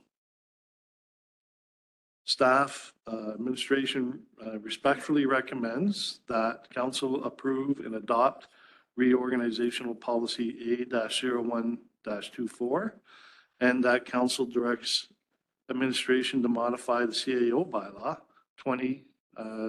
2022-10-A, section 9D, from establish organizational structures within the town to establish organizational structures within the town as required. Any changes to the organizational structure that involves general manager or director level must be approved by council. So your alternatives are that council can receive this report for information. And with that, I'm happy to address any questions or concerns that you may have. Thank you very much for that. Any questions for Mr. Ferris? Councillor Evans? No, just a couple of minor points. In the bylaw, we define what a general manager is, but we do not define what director is. I realize they're pretty much the same thing. But again, it's not defined. And later in the document, we refer to all general managers and nothing about directors. I don't know if we just want to put a general manager / director and apply the same definition. And again, it's just about keeping the document covered there, all our bases covered. Otherwise, I support it. Go ahead, Mr. Ferris. Thank you, Your Worship. Yeah, we can certainly clean that up.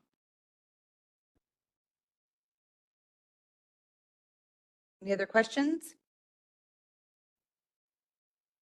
there a member of council that'd like to make a motion?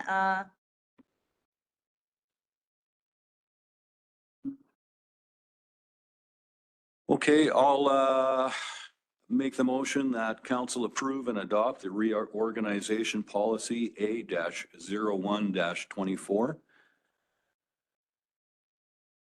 And that council directs administration to modify CAO bylaw 2022-10-A, section 9D, from establish organizational structures within the town to establish organizational structures within the town as required. Any changes to the organizational structure that involves the general manager or director level must be approved by council. And did you also need to include what you requested as well? Did you want to include that? Oh, I don't think so. I think that's just a minor administrative duty. Do you want me to include it? It would be beneficial if you did, and if I could suggest the wording, it would be, and to add a definition of director. Okay. In addition, could we include the definition of director along with general manager and include those within the document?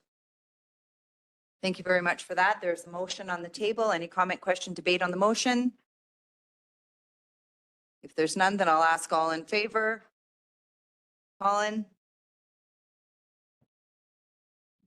Yes, I'm in favor. Thank you. Thank you for that. And the motion is carried. Thank you very much for that, Mr. Ferris. Moving on to 9.4, which was our addition. It's joint rec bylaw amendment. We don't have this report in our agenda, so who is going to be presenting on that? Is that Mr. Ferris or Mr. Hahn? My understanding on this is a request from Councillor Ballas and the Recreation Committee to make an adjustment in terms of reference to the Recreation Committee to add a citizen at large from the town of Drayton Valley as well as Brazeau County. But I will defer to Councillor Ballas as it is his request. Thank you very much for that. Councillor Ballas? Thank you. Pardon me. At our last and first joint meeting, rec meeting, it was brought up by Councillor Kara Westerlund that perhaps we should consider adding to the terms of reference and to our committee a member at large from each jurisdiction, being the town of Drayton Valley and the MD of Brazeau. And it was unanimously agreed by the committee that that was a good idea. and to bring it back to our respective counselors and get a motion passed by council or supported by council to go ahead and add a member at large. So with the help of our CAO, I got a beautiful motion to present. Thank you very much for that. Go ahead, Mr. or Councillor Ballas. Thank you. Whereas there is currently no direct public participation in the Recreation Committee, and whereas the committee discussed this lack of representation and voted in favor of adding public members to the Recreation Committee, therefore be it resolved that council directs staff to adjust the TOR terms of reference to add one resident from the county of Brazeau and one resident from the town of Drayton Valley to the Recreation Committee for council's consideration at the February 7th council meeting. Thank you very much for that motion. Yeah, and you'll give that to Pam. Any comment, question, or debate on the motion? Councillor Gamana? Thank you. Just because I wasn't there, I just wanted to understand the discussion and the rationale of adding a member at large. You know, what were you lacking input from the communities? That's why we wanted to bring that. Certainly, I think it's, the members at large have concerns with the recreation and ideas as well. And we had no representation from members at large, other than probably meeting once in a while with the respective clubs. But I think input from the members at large is very important, and it's something that we should certainly adhere and consider. Okay. Thank you. So on the committee right now, Councillor Ballas, you have representation from Brazeau County, from the town of Drayton Valley as councillors. Who else sits on that board? That's it. Just the two of you? Is there administration? Yeah. Oh, yeah. There's administration from both, Han sits on it and Lee from the county. Okay, so you have administration from both sides and then no representation from clubs or organizations? None. None. Okay, thank you for that. Any other comment, question, debate on the motion? Go ahead, Councillor Evans. Quick question, Wally, we can approve just a small section of the terms of reference. We're not required to reapprove the whole thing. We're good with this? Just out of curiosity, I just want to make sure we're. Yeah, sure. Great question. The entire terms of reference will come back amended for council's consideration to approve, as it will with Brazeau County. Okay, if there's no further comments or question, then there is a motion on the table that Councillor Ballas provided to Pam, and then I'll now ask all in favor. Colin, are you there? I am also in favor. Thank you. Thank you very much, and that is carried. Thank you very much, Mr. Ballas. We have no other decision items besides moving into closed, which is 9.5. Is there a member of council that would like to move us into closed under FOIP section 16(1)AC? Sorry? That's in closed. That's our closed item. Is there a member of council that would like to move us into closed? Thank you very much for that, Councillor Evans. All in favor? That is carried. And for members of the public, we are going into closed. We just have an item there. And then when we come back, we will be moving into our department reports, council reports. We have a couple council initiated items. And then at 1 p.m., we have the municipal development plan and the land use bylaw presentation at 1 o'clock. If anyone's interested in coming back. Yeah.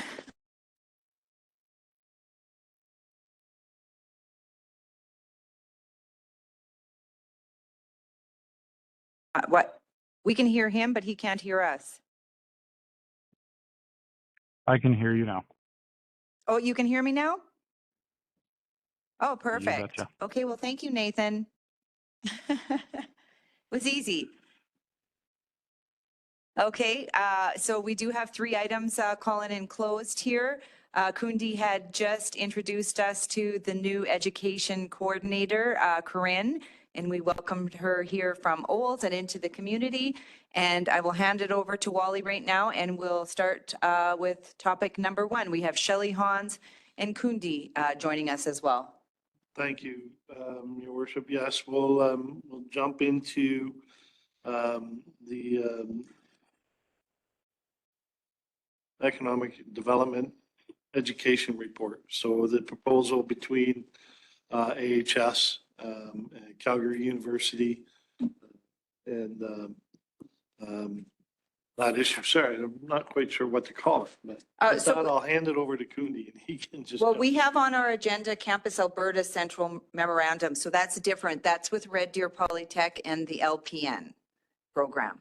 That's correct, yeah. So that's the discussion. We'll start with that for Sure. sure. But yesterday, more information was received, so I'll let Kundi go through the report and we'll go from there. Perfect, thank you. Yeah, good morning. Good morning. So I will just be speaking to the proposal for partnership between the town of Drayton Valley and Campus Alberta Central. And so this proposal is to onboard the licensed practical nurse program through Red Deer Polytechnic. So attached to your agenda, you will find a memorandum of understanding that Red Deer Polytechnic and Campus Alberta sent to the town of Drayton Valley to review for this joint partnership. And so before getting into all of this, I just wanted to make a note that from the time that this proposal was put forward to us and to now, we have received quite a bit of new information that does impact this proposal. And so just to get everyone on board, I'll first speak about the proposal, just to get everyone in context to what has been provided to us through this memorandum of understanding, and then discuss some of the new information we received and how that impacts this proposal. So to speak about the proposal, as council already is aware, Campus Alberta Central, came before council, I think last year, June, found a meeting report then. And so they came with with the proposal to basically partner with the town to bring a program to Drayton Valley.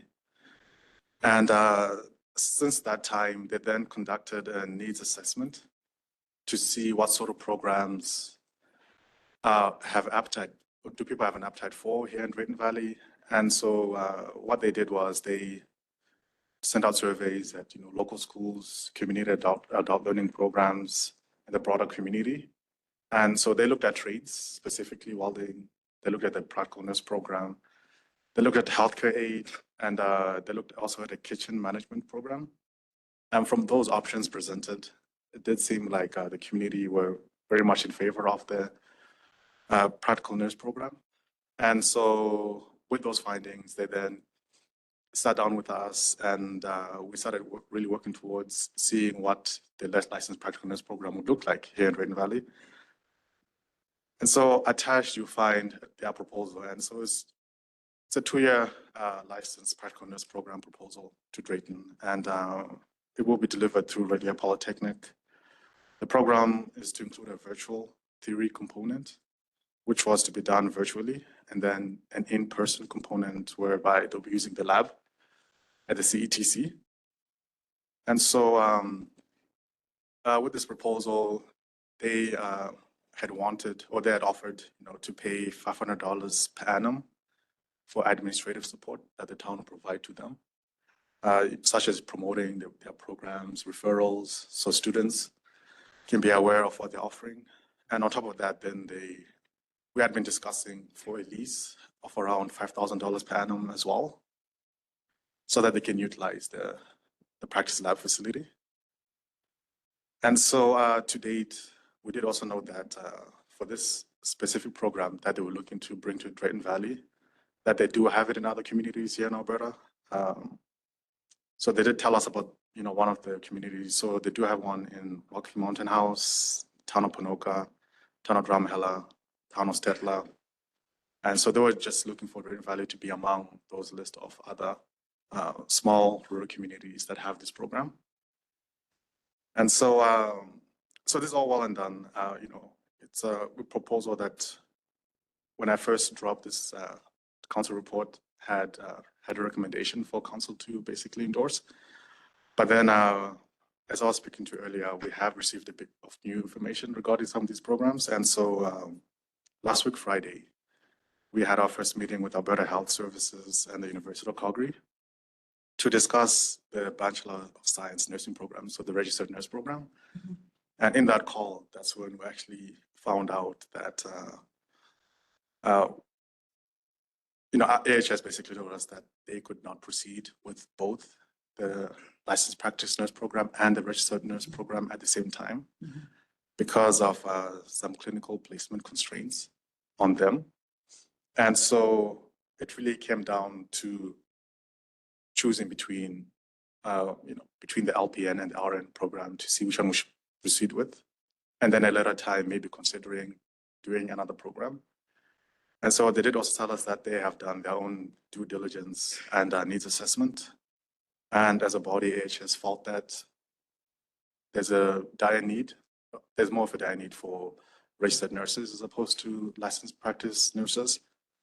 And so they were hoping to push forward for the registered nurse program. And since that call that we had with them, they then also reached out to Red Deer Polytechnic and just notified them that they would not proceed with their program in Drayton Valley and would instead offer up their Bachelor of Science in Nursing program. And so with all of that being said, I guess I'll put before council that you dismiss the motion that I'd put forward to be in favor of the Red Deer Polytechnic Licensed Practical Nurse program, and instead for us to venture forward with the registered nurse program that the University of Calgary and AHS are partnering on. Thank you for that. Yeah, I think it's important that we've been pursuing the RN program being brought in our community for years. So it's a huge asset. We know there's a shortage. When it comes to RNs, we know that with the path that we would be taking with Alberta Health Services and the University of Calgary, in discussions with them, this could lead to bringing obstetrics back to our community. It would also support nurse practitioners. There's a lot more opportunity there with the RN program. And so, yeah, for me, I think it's keep pursuing that relationship, building that relationship. I know that they had 16 interested students already. They hadn't vetted those students, but I would not in any way want to jeopardize that program that's coming, or, we have health crisis here in our community, so it's important. For me, I wasn't ever in favor of the LPN program coming just because of timing, right? And I wondered for capacity. We have a healthcare aid program. We've built the lab, and then we've been working towards the RN program as well. So I'll open it up for questions. I have Amila first. Thank you. So just from my understanding, I agree with your comments, Mayor, but it's nice to have more programs in our community. So when you're saying that AHS doesn't have the capacity, is it that they don't have the placements that they need and they are not willing to work with us to have, get placements outside of Drayton Valley, or have we have any discussions on that, whether it'll be Edson or whether it will be Devon? Is there any opportunities outside of our community to have those placements? So through your worship to Councillor Gomana, so to our understanding and to what was put forward to us, it is a placement issue that they have. So there is a constraint there. And in us being in the central zone, they did say that ordinarily it is hard enough, even in major cities, for them to do 2 placements at the same time for 2 different programs. And so, basically, in what they were telling us, it was just not possible for them to do both programs. And we didn't discuss further on what it would look like if they looked at other hospitals like Edson and whatnot. But then it was just a clear understanding from their end that there's no way that they can do both. And that if it were for them to choose, they would rather that we do the registered nurse program. But at some point after 3 or 4 years, that it is something we can revisit and see if at that point we can look into the licensed practical nurse program. Yeah, no, I agree. If you're picking one, it will be RN. But we are in a dire need of all the healthcare professionals, not just RNs. And I understand they're saying that, okay, they don't have the capacity to do that, but in order for us to solve the issue, we need to create those capacities. That's the advocacy piece, but just frustrating that, this is, we don't get that opportunity once again because of a AHS constraint, right? So that's all I'm gonna say. And just so you have a little bit of background too, Kundi and Wally, is when we initially, I think, started having conversations with Red Deer, we were looking at trades such as, I guess, more heavy-duty mechanics, welding and things like that. It was Red Deer Polytech that came back and suggested the LPN, right? So it wasn't on our radar at the time. We had the healthcare aid program and we were, I guess, going after the RN program, just hearing from the hospital and our facilities how, we were short there and we would need the capacity. Same with hearing from the community, obstetrics and things like that. So I don't think it was really the intent, going after that program. It was always something else, right? And then this is kind of what they came back with as an alternative, I guess, just to give you a little bit of context there. Colin, did you have questions or comments, or you can just jump in whenever? Yeah, sure. So attended the permanent physician recruitment meeting last night, and Alicia Fox with RPAP was talking specifically about the LPN program and interfacing with Red Deer Polytechnic. And so I don't know what role RPAP could potentially play there in terms of maybe convincing AHS that it's a good idea to proceed with that in parallel with an RN program. So I guess my question is who from AHS is saying it's one or the other, we can't do both? Or is that University of Calgary? Oh, through your worship to Councillor Clark. So this came from AHS themselves. We were speaking to Carolyn. I can try find what position she plays, but she is the same lady that came and presented about the registered nurse program the last time that they were here last year.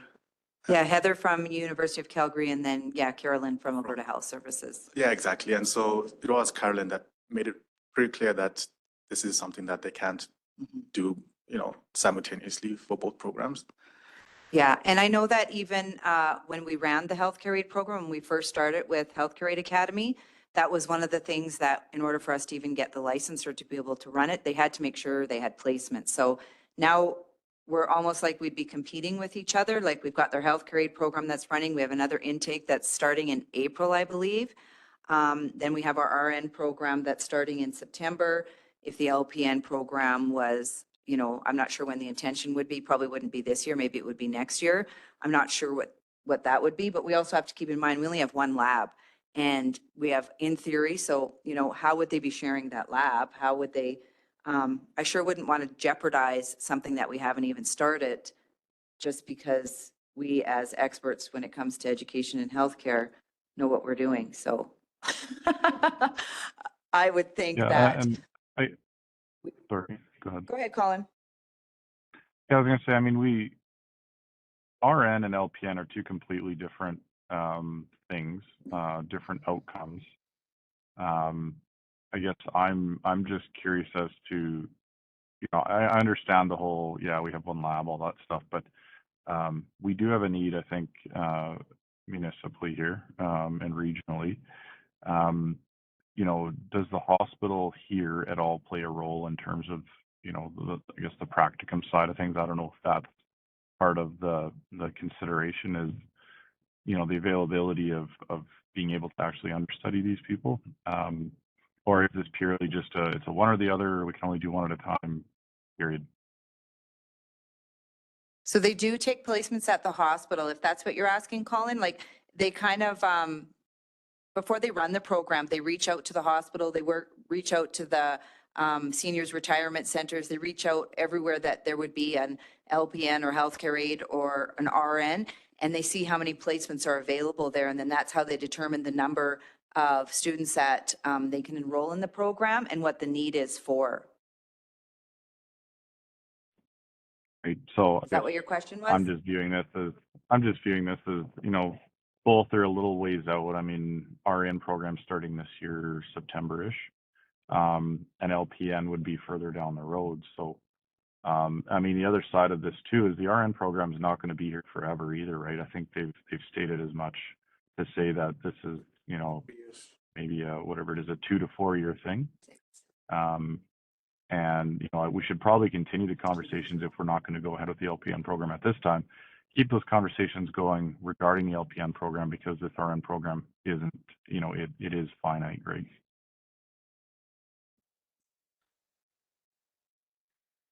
Go ahead, Polly. Thank you, Madam Mayor. Right now, Councillor Clark, I believe it is one or the other.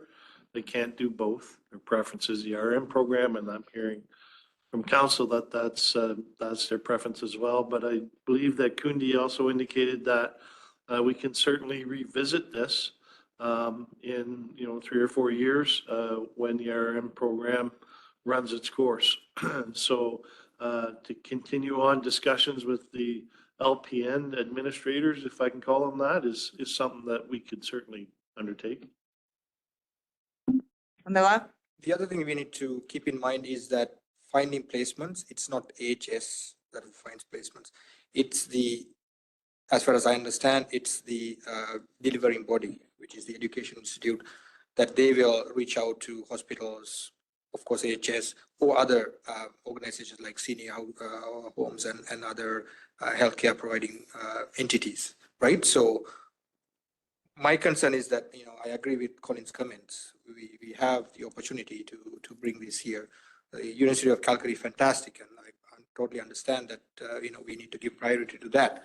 But that's a short program for the next 2 to 4 years, right? After that, they may be here, they may not be here.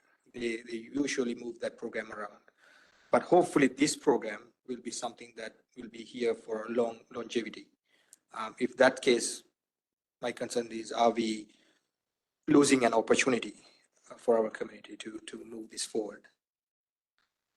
Go ahead, Bill. Thank you. I look at it also as revenue generation. And when I look at what they were presenting us for revenue, I think it would work out to roughly $5,500 per year. I don't feel that's adequate amount of revenue for what we're providing. I think the RN program is providing a lot more revenue for us in that aspect.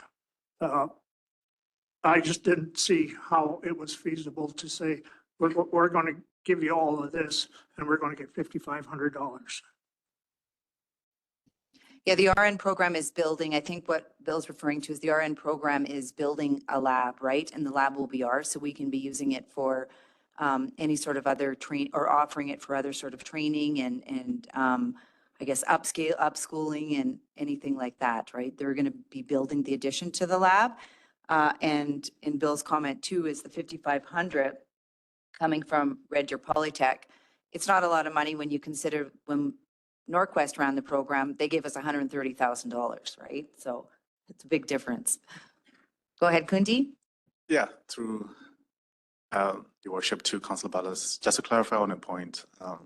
So in the preliminary discussions that we've been having with the University of Calgary and Alberta Health Services regarding the registered nurse program, does seem pretty clear that they will not be using the CETC lab for the practicum. They will instead be using the hospital. Oh. And so the sim lab that they will be building out, that would actually be at the hospital itself. So when did they decide that? So with last week being our first discussion with them, it sort of seemed that this was always the understanding that they had. And so from us, what they're looking for from us is, we don't have an official agreement yet, but they are looking for a classroom space so that for the theory portion of their courses, that students can actually come and use the classroom at the CETC. And so until I guess we have a proposal fleshed out, nothing, of course, has been put on paper yet, but that's my understanding. Okay. Any other question, comment, Monica? Before Kundi said that this is kind of a dud, I actually had circled a few things and I agree with Bill, because I was wondering if the 5,500 or the 5,000 payment, if there was a mistake, if it was monthly, not yearly, because that is low. And then I was reading the service level implications, And it says growth services will be tasked with supporting Campus Alberta Central and as well student enrollment into the program with coordinating the space at the CTC and providing services and equipment required in conducting this program. So that is one of the stipulation that they have, that we have to provide for $5,500 a year. I don't think it's not even I don't think I would have agreed to it even if we were making a motion to go with it. So Yeah, to Colin and Amila's point, it's not worth it. no, we could, like I said, bring back one other thing Norquest. to add. Go ahead, Colin. Just one other thing to add, sorry. Yeah, it's a little bit frustrating to me. You look at the size of the organization of AHS, you know, it's a whatever $20 billion beast, and they can't handle a couple LPNs on top of some RNs. And that's just a frustration of mine with AHS. But I'm in favor of RNs and going that route first. Monica? Wendy, I have a question. So the lab that University of Calgary is planning on building at the hospital, it was my understanding that it will stay with the town once they're done, right? And will we be able to move it to CTC, or is this something that AHS will hold on to at the hospital strictly for whatever reason? Or will it like be signed over to town? So through your worship to Councillor Sheriff, so that's not a discussion we've had yet on what that might look like in moving into the CTC or not. Our only understanding is that once it is built out, it would stay within the town of Drayton Valley. You know, which is a value add definitely for the hospital in having that, which would definitely help, I guess, long term when it comes to other programs that they want to pursue. Yeah. I understand that. I was just wondering if there would be an option to move it to CTC for, you know, if we're thinking about expanding it as a college or whatever, or if it strictly has to stay with the hospital once they leave. I'll just take a guess at that one, through you, Madam Mayor, to Councillor Sheriffs, that they're probably building the lab in the hospital, so it will stay there and they can continue to use it. And as Kundi indicated, you know, we don't have a formal agreement with them yet, but that is certainly a point of discussion, along with, you know, what type of rates are they willing to pay for access to the CETC? So, you know, it was a curveball for us as well when we learned about that late Friday afternoon. And one of the things they also said too, when they were here in one of their meetings, was that if they built the lab, like we were touring the CTC, if they built the lab, and that they would leave it in the community, but they made reference to a sim lab, that we could become a sim lab, or that's what we could turn it into, the same as Caroline. And they had encouraged us to go tour the sim lab in Caroline. I don't know anything really about it, but saying that there'd be potential there for us to have additional revenue coming in and additional training. We could be a hub for when it comes to the health industry, everything from paramedics to everything, right? So maybe if we could get some clarity on that conversation about what that meant as well. It was what? It's a sim lab. I don't really know. And that's why I said, It's a simulated lab. yeah, simulator. So they said that it'd be huge for our community, right? So I didn't quite understand. So it'd be interesting if we could get a little more information. Amila? Yeah, so just about the Polytechnic and the discussions that you're having, Kundi, this is one aspect. If you turn this down, I'm assuming you already had some discussions with them. What other things are they ready to move forward, or at least discussing about move forward in Drayton Valley? Or would they get turned off just because of this? So through your worship to Councillor Gamana. So since we learned of the new information regarding the capacity constraints, Red Deer Polytechnic have reached out and they have expressed, so they have expressed the fact that they would still want to continue to have open communication with the town of Drayton Valley. And so I don't think that by us turning them down, that their relationship will be in disrepair. there definitely would be continued conversations with them to see what else can be brought forward and what programs can be brought to the CETC. But of course, taking into consideration the direction that council wants to move forward with education. I think in the last workshop we had, right, in focusing on trades and education, and nursing, that'll be one of those conversations we'll have with them within that realm to see what they can provide. But from my understanding and the discussions we've had with Red Deer Polytechnic, they understand the decision made and they are willing to continue having discussions with us. And if there's anything else that arises from those discussions, we'll definitely bring it forward and see what sort of collaborations we can have with them.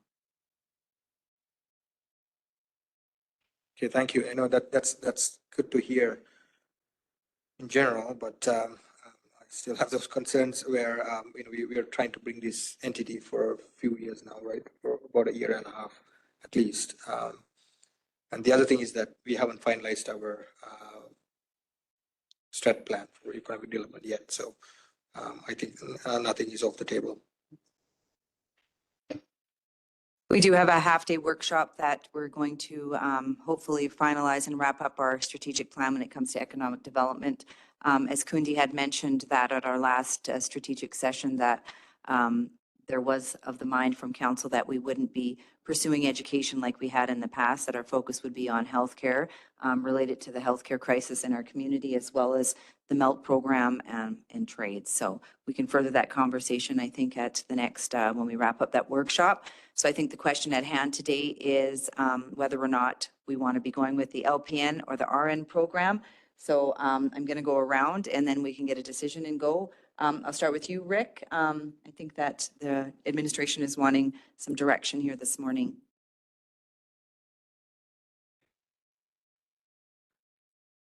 Well, from what we've heard today, it seems like the RN program is the best way to go, if I'm understanding everything correctly. Sorry, I've been trying to listen very closely to you, Kundi, but I pick up about 7/8 of what you're saying, but I missed the odd little word there. We all have hearing disabilities, or a few of us do in council, so you have a loud talk. It's not you, it's me. So yeah, that would be, it's my thoughts. Okay, Monica? RN? Okay, Tom? Okay, clear. For me, RN. Bill? RN. Amila? Okay, you got to use your mic because we have Colin. Sorry, I think, RN, that's fine, but I don't see that we should drop the other conversations. We need to continue with that and then have discussions with AHS, not just one person, but, in general, whether we have this crisis, we can't solve that one piece at a time. It needs to be a collective effort. Okay, thank you for that. So Colin, RN or LPN?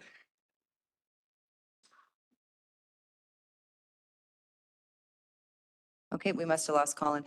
Okay, so I think that gives you some direction, I think. And when it comes to the other pieces of education, can have further discussion at our next workshop, because I don't want administration putting more time and effort into it if that's not the direction of council. So I think we have to be mindful of that.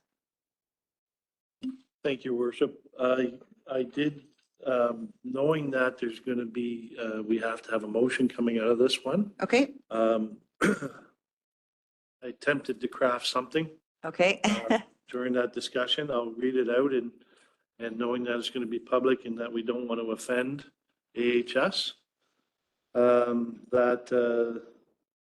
it would be alternative number 1, that council rejects the initiative to work with Campus Alberta to bring the licensed LPN program to the town of Drayton Valley. And given that AHS has indicated they do not have the capacity to administer both programs, and that the RN program is a higher priority for them, that council direct administration to continue to work with AHS and the RN program, University of Calgary, and negotiate an agreement for council's consideration.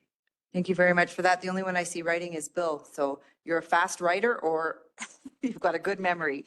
No, I'm just wondering if we have to even mention AHS in this, because to me, perhaps all we need to do is at the end of that alternative motion is, however, pursue other options. We can, yeah. Okay, are you wanting to you'll be okay making the motion if you wrote it down when we Sure. come out? Sure. Monica? I was just thinking that mentioning AHS is a good step because for the public, I don't want them thinking that we turned it down. It was a recommendation to, or it was pretty much, we were told that we can't do both. I don't want people thinking that we turned it down because of whatever reason and then. Yeah, that's a good point, right? To know that our community doesn't have the capacity for placement upon the decision of Alberta Health Services, right? That we can speak to that. Yeah. Yeah. Okay, do you have clear direction? We'll come out then with a motion, Bill? Secondly, I don't think that's the only reason. Because I would not support it, that because of what the revenue was being generated to start with. Yeah. So to me, that's not the only reason. Oh, I agree. Even if AHS said no, I wouldn't have supported that. But that can be in your comments after the motion. But I agree with you, but public doesn't have access to this, so they Yeah, don't know 'cause it's what the closed. agreement would have been. They don't know what the monthly or yearly payments would have been, so it would still come back to us as in, we said no because we think you have enough nurses or what, you know how people think, so. Yeah, so you could make the motion, then when I call for comment, question, or debate, you could also say that it's not just the decision of Alberta Health Services, but, we're looking at increasing our revenue when it comes to our education portfolio that I'm not in support of as well or something, right? Okay, we're good? Yep, okay, perfect. Thank you very much for that. So we'll have one motion there coming out of closed, and we'll move to our second item in closed. So we have two items left. They're verbal. And I'll ask Hans to give us an update on the Thunder. Okay, lunch is here, soup and sandwich, so Okay? talk fast, Hans.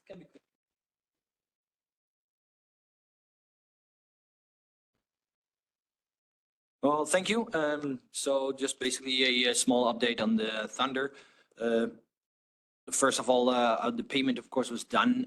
When we talk about January, the payment was back from August and September from the previous year.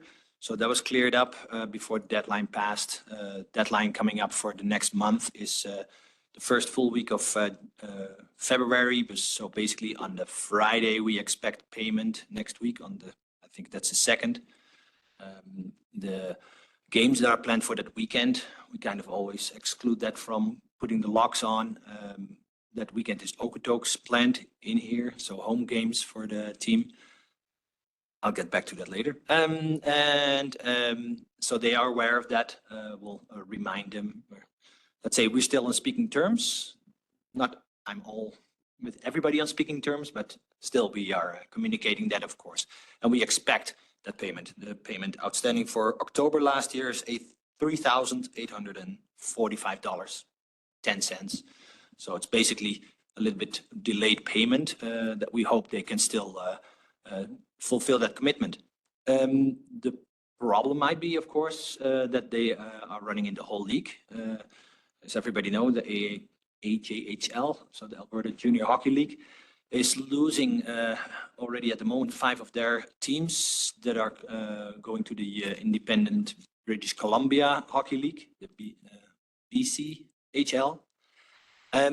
What that looks like, I don't know exactly. The word on the street is that the games are already postponed, that those teams play, so that's the leftover 12. Like I said, Okotoks is the weekend of February 3rd, 4th. That's one of those 5 teams. So they might not even have games at that moment, or they will reschedule everything, of course, in their own league. They're working on that. I had not any connection yet with the team or with Kevin, the general manager. So I'm pretty sure they are, they have enough troubles on their head right now. So that's our update. The payment is due then Friday, February 2nd. Okay. So that's next Friday. Okay, thank you for that, and very interesting. Absolutely. It's it's one of our partners, of course. They utilize the arena Yeah. a lot. We'll see. One of the things, of course, with those leagues, there are other leagues around. There's a small independent league here in Alberta as well. that only has 4 or 5 teams. I can see that they will reach out as well to be part of AJHL because those teams never could be part of it because the AJHL had a cap Yeah. on that. But then again, those are pay-for-play leagues. So there's all kinds of dynamics. All those teams have a hard time. There are just a few teams and really a few that financially are sound with a lot of dollars behind it. Yeah, it's an interesting thing, but it's one of our bigger user groups in that sense. We'll see what happens. Okay, perfect. Thank you for that. Quick point, our communication that we've already put together is ready to go in case, right? And do we revamp it because of the BC issue, or we don't add any no? Yeah, No, it's there. no, but we are ready to put communication out if there's a lock out. Yeah. Okay, thank you. Okay, next up, Michelle. She Yeah, looks like she's stressed, so you're worrying me already. Oh, she's not stressed. I'll start this one. Sure. So, we did have a meeting, this is with respect to Shire Investments and the water line that we have to put in from the water treatment plant heading west down, I don't know what that road is, 38 Yeah, so to 50th Street. to 50th Street, to allow for appropriate pressure in our water lines for fire suppression. So we did have a meeting with Shire, and I'll just recap what we met right now. Sorry, I guess a little more context here is that Shire Investments not really granting us access to their land so that we can install this water line in our right of way, and we do require access to their land. So the proposal that they came back with for the town was very punitive and would cost a significant amount of money. So discussion stalled for some time. When I got here, I became aware of it. Shelley briefed me on it, and we just had a meeting with them last week in the city. So Shire Investments indicated at the meeting that they never intended to develop the land. They only really wanted to donate the land to the school to help the school board out. This being the case, it would seem that there was a miscommunication right off the start. The town believed that they were applying to develop the land, and that is why there was an area structure plan was asked for, and the 10% municipal reserve land was taken through the development process. I indicated in the meeting that this is the process for municipalities. We're legislated to follow when there is proposed development.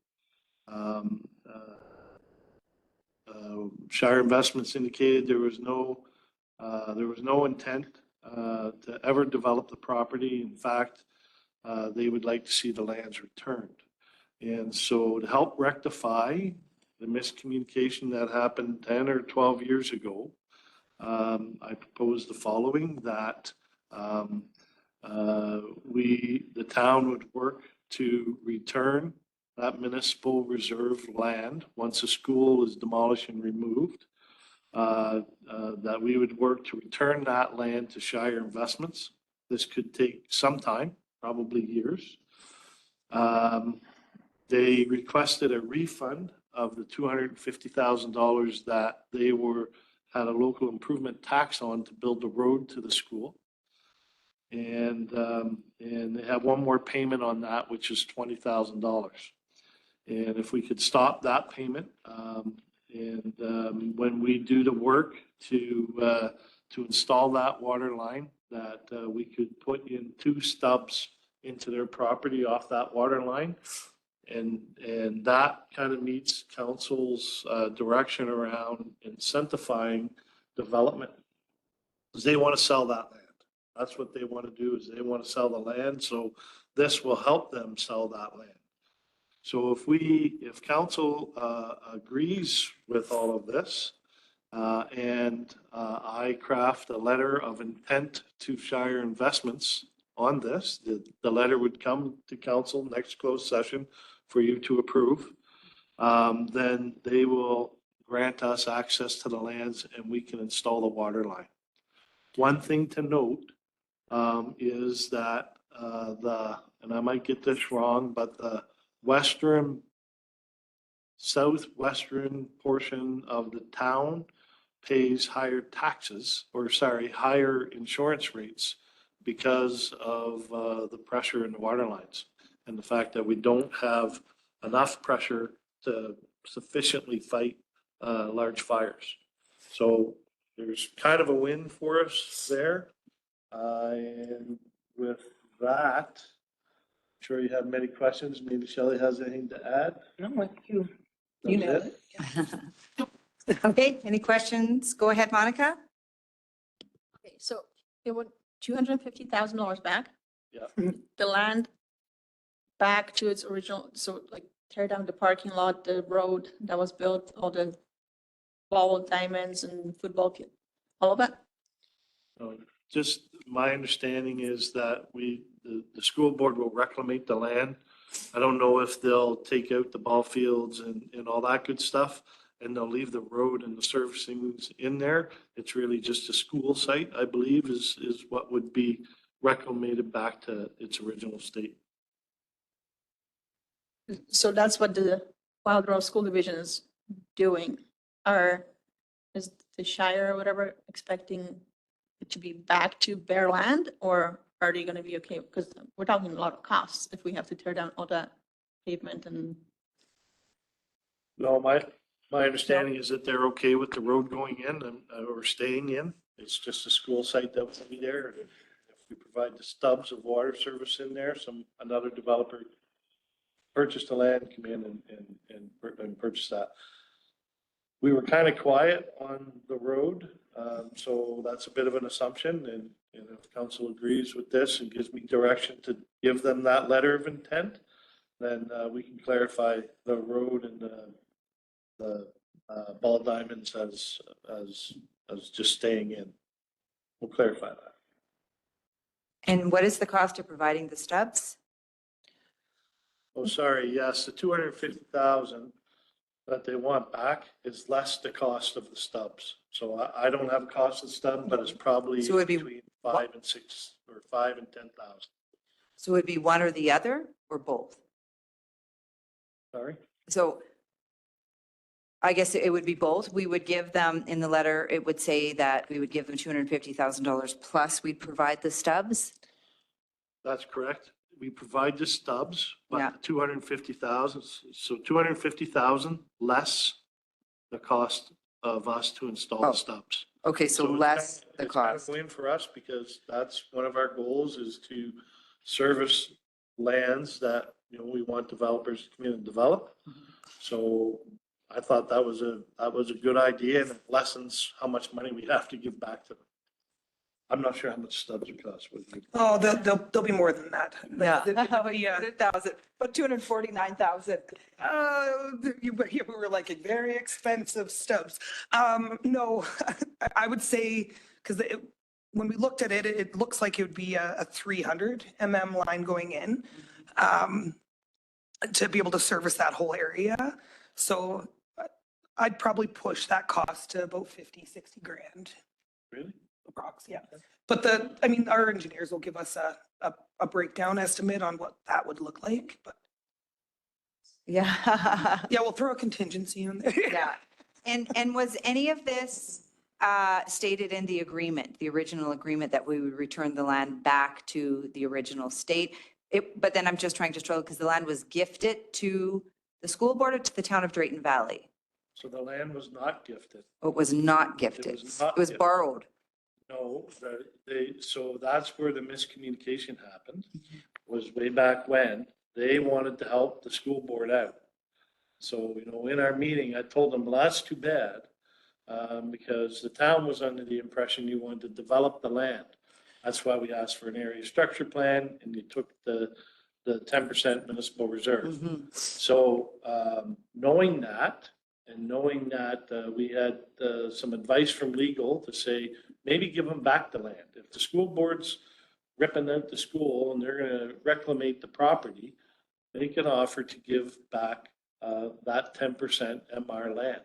And that's what they want. They want that land. They want to be refunded for the road, less the cost of the stubs that we put in. Because that's going to elevate the sale price of their property.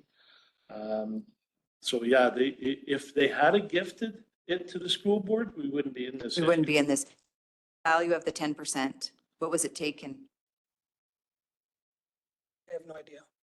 I didn't find anything in the records that showed what the cost of that would have been, so. I don't think through that process that, is there an appraisal normally done on the? Well, it's a calculation that's done, so you can defer it, you can take it, so I'd want to know what that value was at, right? Just trying to think if we're giving it back.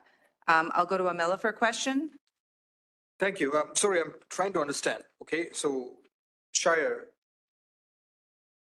donated or gave or whatever the land to the town to develop a school. No. No, So when a development comes in, if you own a quarter section of land. Right. And you come to the town and you say, I want to develop this chunk of land. Yeah. We automatically take 10% of that land.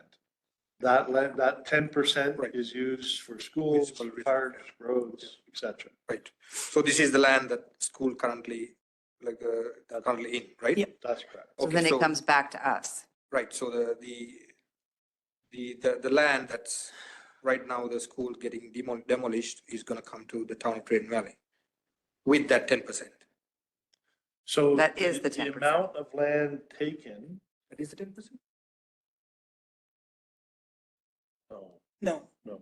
Sorry, so, but the amount of land taken, 10% is for the whole quarter section. It's not, the land that, has the road on it and the school is not that entire 10%. Right? I don't know what the percentage would be. It's probably 5 or 6. Because you have to allow for other roads within that subdivision. And so that area structure plan would have that high level look of what they were thinking about on that development. So it's not a full 10%. It's. so let's say 6% or whatever the land there. But then that was given to the school board to build a school. Correct.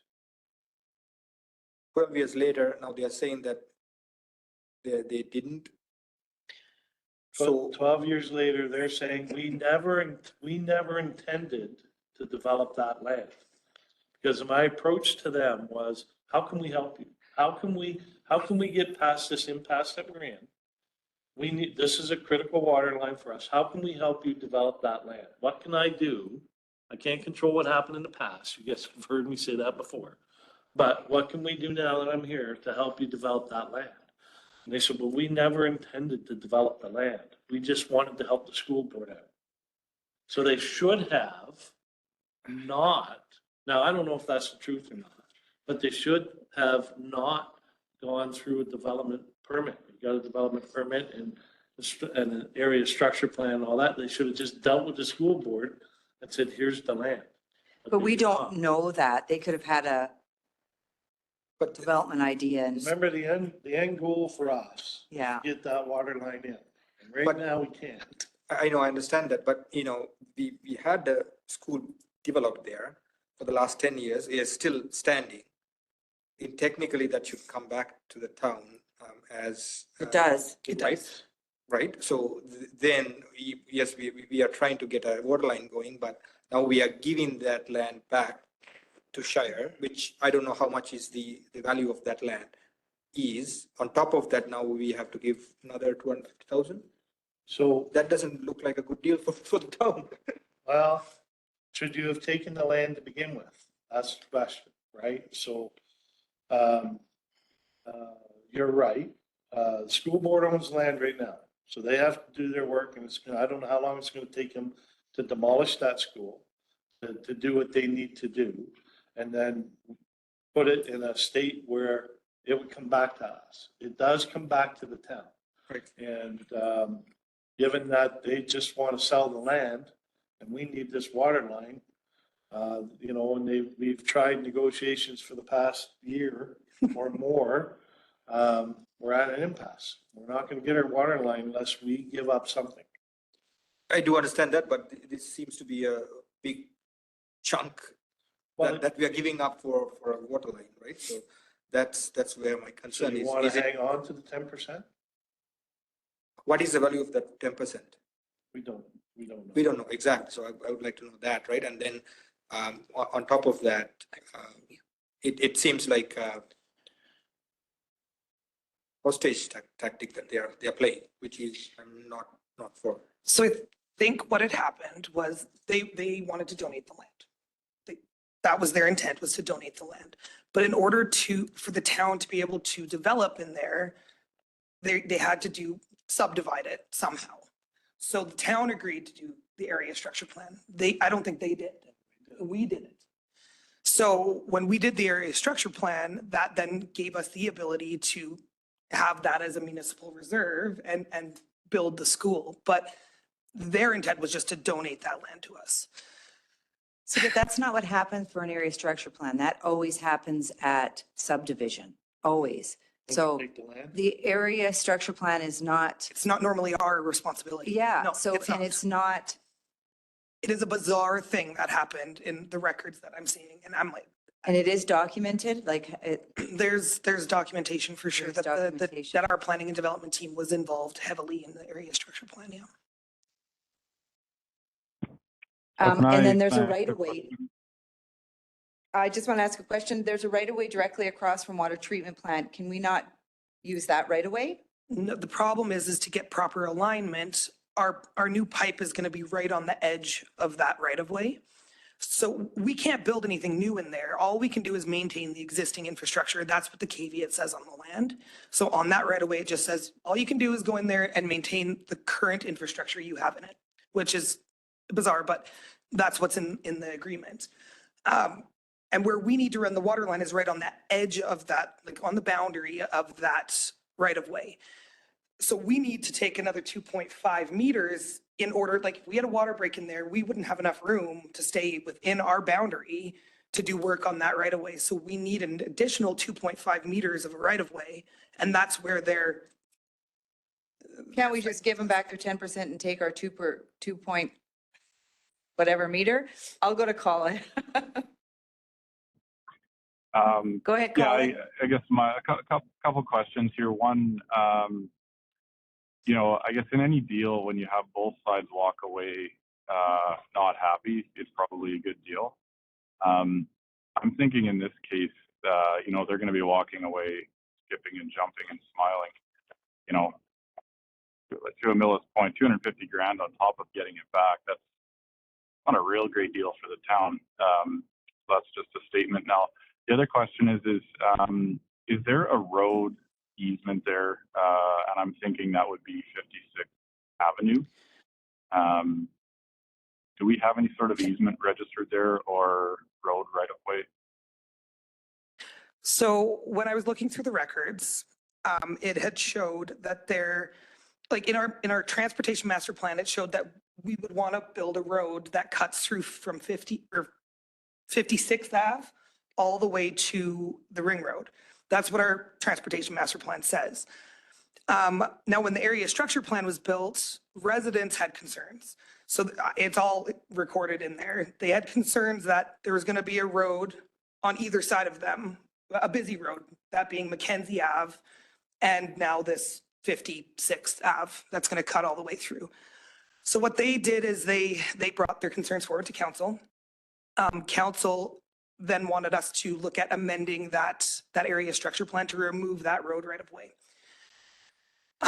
Letters were sent to Shire Investments to say, this is what we're planning on bringing back to council. If you oppose, then he needed to come to council to defend himself in that. He didn't come. So what then happened was that council just boom, boom, boom, all 3 readings and passed the amended area structure plan, removing that road right away from 56th Ave. Which then puts us in a predicament because if we ever wanted, I mean, that would be a really good road to have, but we would have to amend the area structure plan again to go back and then again have public hearings on that because the residents there weren't happy about it. But Yeah, council at the time. I guess I would use this as a bit of a negotiation tactic then, because I believe that that's kind of a critical component of connecting the ring road to the rest of town. Eventually 56, as far as I'm concerned, would be, a useful and decent road. So in the absence of a road easement or right of way there, I think we should negotiate that back in, that, as part of this deal, we get a road out of that too, or an easement out of it. They wouldn't be opposed to that because they were quite upset when they found out that that road right of way was removed from the area structure plan as per our documentation. So I don't think they'd be opposed to us bringing that option back down the road, but Yeah, but who's building the road? We are? it would be our road, yeah. No, more costs. Well, no, at some point though, I mean, if you have it, you have it forever. And right now we don't have it, right? So I think we should try and get to the point where we have it again. So just a thought. I believe, okay, thanks, Colin. I think I'll go to Tom first. My question is simple and it's straightforward. If the new owners that buy the quarter section decide to subdivide, we need 10%, right? That doesn't change. Correct. We would get it The back decision, then the 10% could be somewhere else. It doesn't have to necessarily be on that flat piece of ground that's sinking for a school. Like it's kind of weird, right? But That's correct. The 10% would be for, your roads, your right of ways, your parks. Now 15%. But we would, at the time of subdivision, we would take another 10%. Where we would take that would depend on the area structure plan and all that good stuff. they'd still have to provide, either way in subdivision. And so We'll get it back. we don't know that Shire necessarily wasn't, they really were just being very kind, generous to the school board. Okay. Yeah.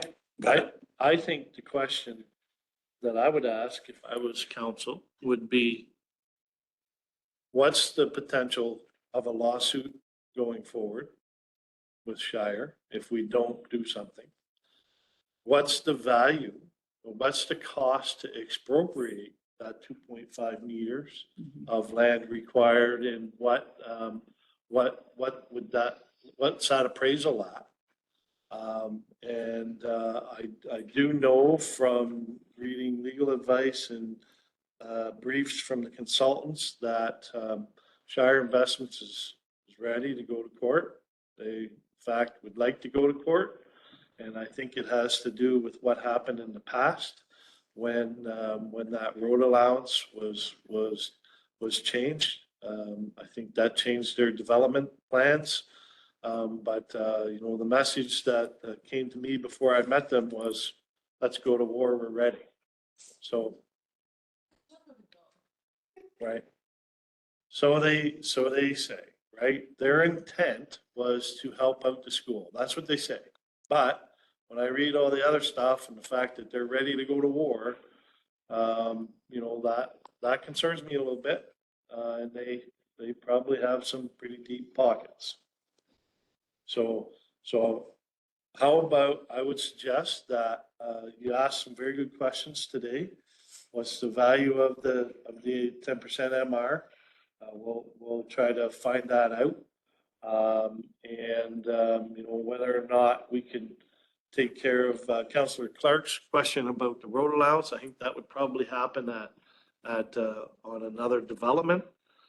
And we'll also try to get an appraisal on what it would be to expropriate the 2.5 meters for the length that we need. And we'll bring that information back to another closed session at council. And from there, we can decide on the proposed letter of intent. Okay. There is, I say that, there is a bit of a timing issue here for us. Sure. I think the funds that we have to do the work is associated to a grant, and the clock is ticking. No, we haven't got the grant yet. We'll get approval this this March if Oh, we get it. So we just applied for the My grant. mistake. Yeah. Yeah. Okay. Yeah. Okay, so we'll wait till you gather that information, come back, and then we'll have further discussion on what we want to do and start negotiating. Last comment, Bill?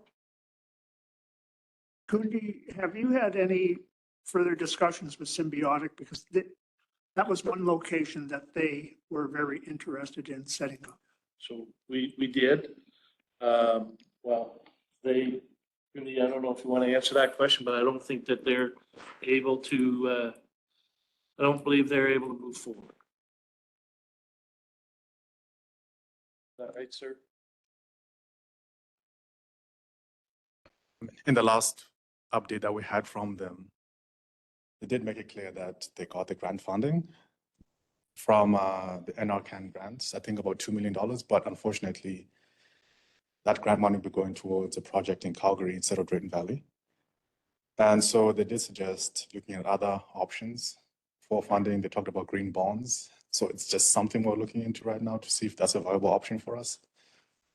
And when it comes to the area we're discussing right now, for that, for the site that they wanted to use, that is something also for consideration, because I mean, the demolition I know is not in our control. It'll happen at some point. And so I guess until all of that gets sorted, we can then revisit those discussions. Oh, can you hear me? Yeah, no, I was just saying for the site proposal, the school site that's being demolished, that's something we can definitely revisit with them once that happens. But I do know it's not within our control, though.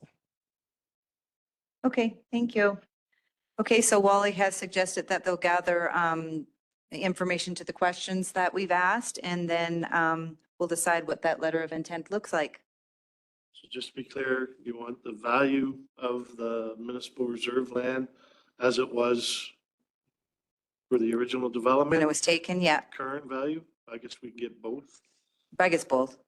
An appraisal on the 2.5 meters for the length of expropriation that we would need, and what that cost of the expropriation exercise is. And then the road that Colin suggested, I think putting Wally, that back in. we should also have a discussion with Wild Rose School Division if that's the position we're going forward, because they planned on leaving all that stuff because they were, yeah, because we basically asked them to leave that for, right. Oh, Okay, so a few things and then we can go from there. Okay, that's it then. When we come out, we'll make a motion and then we will break for lunch. If that is everything, then is there a member of council that'd like to move us out of closed? Monica, thank you. So Monica at 12:18, all in favor? That is carried. And then Bill, did you want to make a motion?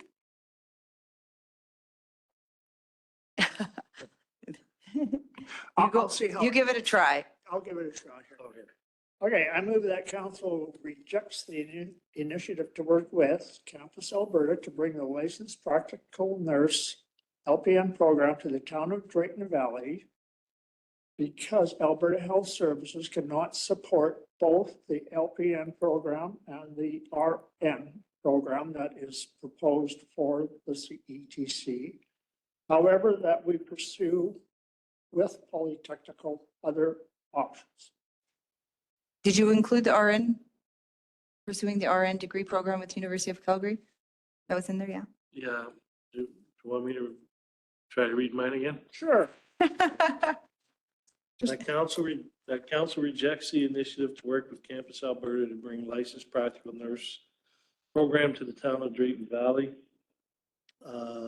And given that AHS has indicated do not have the capacity to run both a LPN and an RN program, and that the RN program is of a higher priority for AHS, that council direct administration to continue to work with AHS and the RN program to negotiate an agreement for council's consideration. And to pursue other opportunities and with, to pursue other opportunities with Polytech. Thank you very much, Councillor Ballas. so moved. Councillor Ballas has made the motion at 12:20 PM. Any comment, question, debate on the motion? Go ahead, Colin. Yeah. So are we outright rejecting the LPN program or are we tabling our LPN Right now, program? it's rejected. I'll craft the motion so that it says we kind of table it if that's what you wish. Because there was discussion about in 3 or 4 years when the RN program is done, we wanted to revisit this. And then we also did talk about at our last strategic planning workshop, how we're moving a little bit away from administration, focusing a lot on the education initiatives, that we would focus on the RN program with University of Calgary as well as the Melton trades. So Yeah, I guess my question is Sorry. is just technically, are we rejecting or are we tabling? That's my question. And as far as I'm concerned, we're tabling it because we're not throwing LPN program off the table. Because at some point we want to revisit it, or are we okay just saying, nope, we're not going to do it, and at a later date we'll reopen the discussion? That's I wouldn't be in favor of that program anyway, the way it was presented. yeah, I would reject it. yeah. So reject it. Well, also the key for us is to get direction to negotiate that RN thing for your consideration. Yeah. Amila? Yeah, I think we need to continue negotiating with them. I understand the aspect of financial implication, whether that's not up there, but I think that's a conversation that we can have with them. If it is 5,000 is not enough, what is our number, and continue with that. I'm not in support of waiting for 3 years. I think we need to have those discussions sooner rather than later. So because of that, I don't think I will support this motion. Thank you. Okay, thank you for that. So there's a motion on the table. If there's no further comment, question, debate, then I'll call the motion. All in favor? All opposed? That is carried. And we will break for lunch at 12:23 and reconvene, I guess, at 1 because we have our MDP. Peter will be here. Thank you, everyone.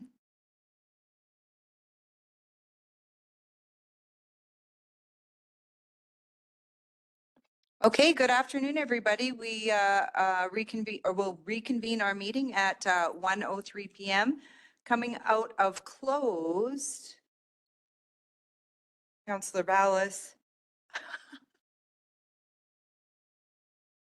is going to make a motion for us.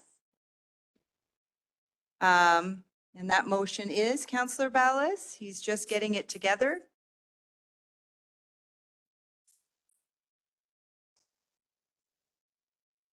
No pressure, right? We're just having a bit of technical difficulties. Go ahead, Councillor Ballas. I move that council rejects the initiative to work with Campus Alberta to bring the licensed practical nursing LPN program to the town of Drayton Valley, as AHS has indicated they do not have the capacity to administer both the LPN and the RN program. And that AHS had indicated their priority is currently the RN program. Therefore, be it resolved that council directs staff to work with AHS and the UFC to negotiate an agreement for council's consideration to bring RN program to the town of Drayton Valley. Thank you very much for your motion. Any comment, question, debate on the motion? Councillor Gamana? I guess you're repeating. I guess for me, I'm partially for the motion where there's pieces that I can agree with, there's pieces that I won't. So I'm totally for moving forward with discussions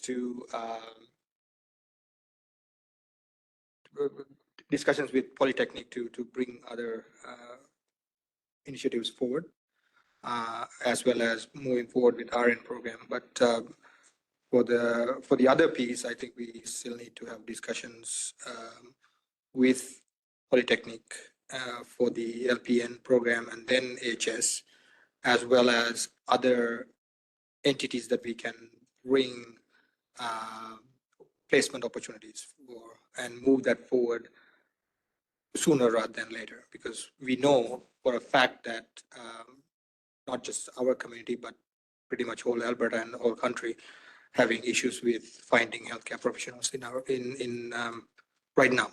So I think that's important to move that forward sooner rather than later. Thank you. Thank you for that. Any other comment, question, or debate on the motion? Then I'll call, there's a motion on the table, and I'll call all in favor. All opposed? And that is carried. Thank you very much for that. So moving along on the agenda, with that motion out of the way, last we have 9.6, which is our Municipal Development Plan and Land Use Bylaw Refresh Update from Mr. Peter Vanna. Good afternoon, Peter. Can you hear us okay? Yes, I can. Can you hear me? Yes, we can. Wonderful. If you want to take it away. You betcha. So today I just wanted to give council a little bit of an update as we've been working along on the update of the municipal development plan and the land use bylaw. What I'll do is I'll share my screen with council, if that's okay.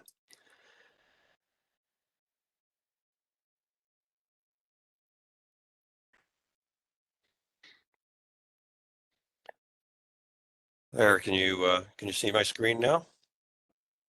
No. Or I guess, yeah, it's really tiny on the side. We're just going to see if Nathan can blow it up here for us. I think we have it in our package. It's the same, I'm assuming, right? Yeah. It is the same. Yeah. Okay, perfect. Yep, we have it here. Go ahead, Peter. Okay, so what I wanted to do today to just go through it, just want to refresh council on the scope and the process of the review, because it's been a little while in the making here. We started off this process because we needed to update both documents. First of all, the municipal development plan. It's been some time since it's been updated. And when we looked at the land use bylaw, there's a lot of inconsistencies and pieces of it that need clarity. As part of this process, we want to make sure that we're engaging the public all through the process, and so they have an opportunity to review it and to have a comment on it. We want to make sure that the end product is both products are user friendly and people can understand it, so that it's in plain and simple language. And we want to make sure that both documents meet the current legislation and what's required under Municipal Government Act when it comes to both documents. In terms of the process, where we're at, we started the initial review. We've gone through a number of different engagements and learnings with the public. We've gotten their feedback, and we're now at the point where we put together what we've heard as a result of that. And we're ready to start, and we've actually started crafting both documents as part of the process.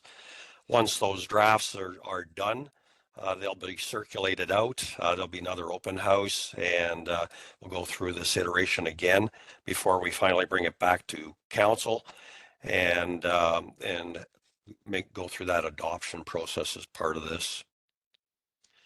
In terms of the engagement and what we have done, we created the web portal back in October, and that contained a number of materials when it comes to educating the public in terms of what the project is, what the scope of it is, how does it fit into the legislation, and so forth.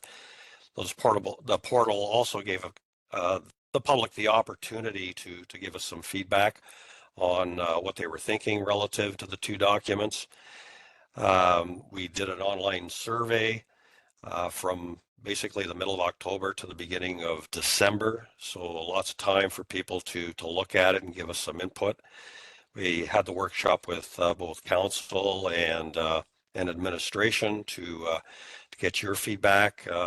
Those same survey questions that we gave to council back in September, we also used that. That was used on the online portal and when we were at the open house as well. And we posted it in the local newspaper, the social media, to advertise for that public engagement session. We had the drop-in session in December 7th of last year, where we were able to meet one-on-one with the public and sit down with them and have a chat about their thoughts about the process and their thoughts about the documents. So basically, to recap, the full document is in council's package, so I won't go through everything, but I just sort of wanted to hit the highlights in terms of what we heard. And from a salient perspective, the qualities and the characteristics that they see in Drayton Valley are basically that it's a young, energetic community, very opportunistic in terms of being progressive and going after all kinds of opportunities. It's a great place to call home. People see endless possibilities when it comes to the future. And what they do like about Drayton Valley is that small town charm, but excellent amenities when it comes to living here. In terms of the future and looking 25 years into the future, they see Drayton Valley continuing to grow. The whole idea of of the town being a post-secondary hub is certainly seen as part of the town's future. Housing needs to grow with the population. They would like to see the community to become green and sustainable practices when it comes to operating and living in the community. What they see is continuing to be a supportive community and forward-thinking and innovative. And they see the economy diversifying in the future to really get away from and take the opportunity of what we have today, but also take advantage of new opportunities to help diversify the community. And also in terms of investment, continued investment in the community, infrastructure, as well as the hard infrastructure, the water and sewer and so forth. In terms of key strengths and opportunities, a lot of the opportunities are based on things that are already underway, but certainly, the town has a good base when it comes to manufacturing, the energy sector, and it really is about the opportunity to attract more like that and also to diversify those particular industries. The opportunities to grow, commercial, industrial, and housing sectors, and the infrastructure that goes along with that. Trying to find common ground with the county in terms of what people told us was that on those areas where there is common ground, the town and the county work well together. And so we should continue to try and find those areas of common ground. Opportunities to retain seniors in the community was identified as a really important aspect to look forward to and moving forward in the future. And in terms of strengths, outdoor recreation amenities and our strengths in the community, the facilities that we have for post-secondary and trade. School hub is an important strength that is in the community as well. When it comes to dealing with key issues and constraints to development, the town needs to take advantage of those opportunities to diversify, and particularly in the sectors of energy, forestry, and tourism. We need to manage the aging and existing infrastructure that's out there. We need to, it was identified that we are land rich when it comes to having land available, but we need to invest in making that land investment ready. Also, their desire to continue to work with the county. We need to do that and find areas where we can work together. Areas of affordable housing and homelessness are an issue that need to be addressed. And there needs to be continued investment in terms of recreation facilities and trails. And we need to invest in and diversify the local economy so that we can smooth out those boom and bust cycles that occur in the community. When it came to the land use bylaw, in general, it's interesting because how many people have actually applied for permits that took the survey? It was actually, no one actually had applied for a permit that responded to the survey, about what their thoughts were. They know where to find things in the land use bylaw. If they need to, they are familiar with, most of them are familiar with what's in the land use bylaw because they actually have looked at it. And their comment back to us is that we should, find that balance of trying to maintain the current, levels of regulation versus flexibility in the bylaw. So in terms of the next steps, like I said, we are in the process of crafting the draft documents, and we'll do that over the next couple of months. And once we do that, we will go back to the public. We'll actually come back to council and walk through with council the draft documents and what's in them. We'll have those stakeholder feedback sessions, and the public will have opportunity to once again either attend in person or provide us the online feedback if they so wish. Once we've done that, we'll review the comments that we receive towards the end of April, and we will come back with a revised final version for council's consideration in either late April or early May. And then we'll go through that adoption process where give an initial first reading, go through the public hearing where people will have their opportunity to have their last comments on the documents before council adopt, giving it second and third reading.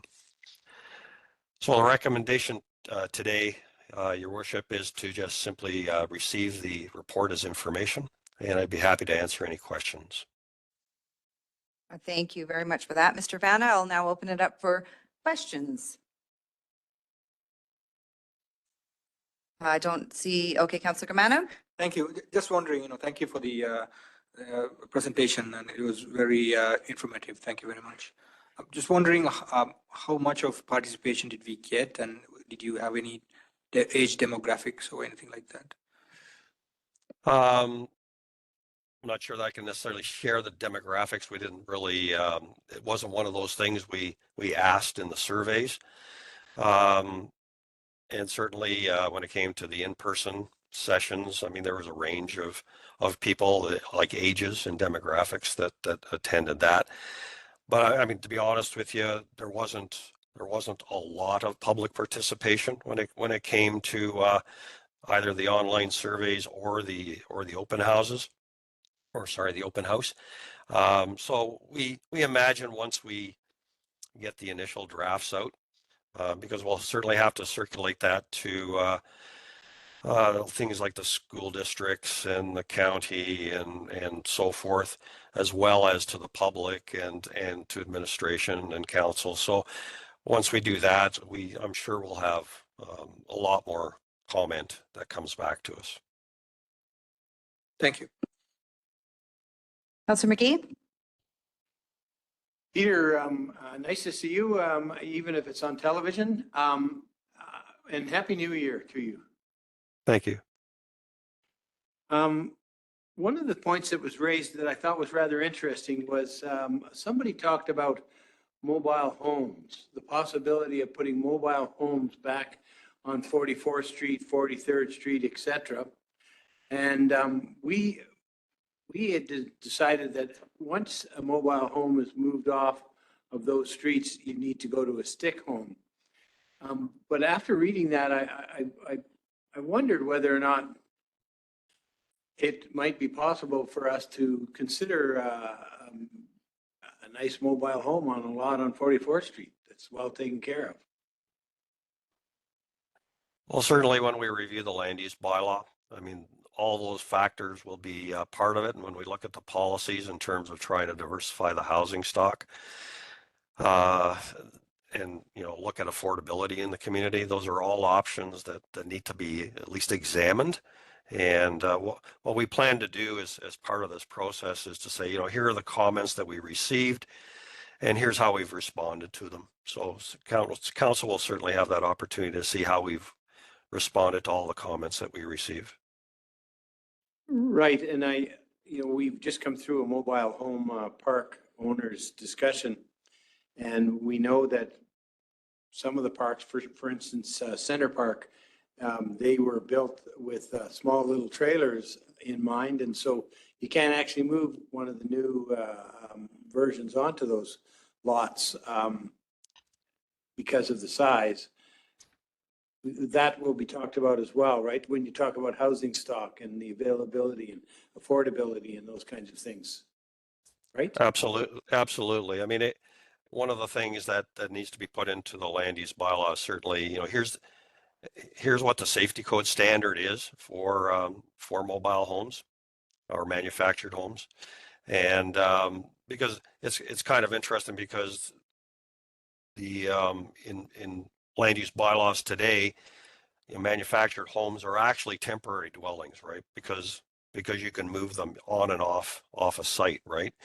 And so, but there still has to be a CSA standard that they have to meet. So that nuance will have to be inserted into the land use bylaw so that we take care of that issue. But certainly, one of the issues with older parks, manufactured home parks, is that a lot of those manufactured homes don't meet standards, right? And there's a lot of issues when it comes to that, whether it's safety, whether it's just energy efficiency, et cetera. And so, those type of things will have to be looked at as part of the land use bylaw. Right. And finally, the trying to get people engaged and involved in these kinds of studies and try to get their information is difficult at best. You do think, though, that the next iteration will create more excitement and more involvement? That's usually what happens. People usually have difficulty in imagining the future. And trying to, put that into words or put that into a survey.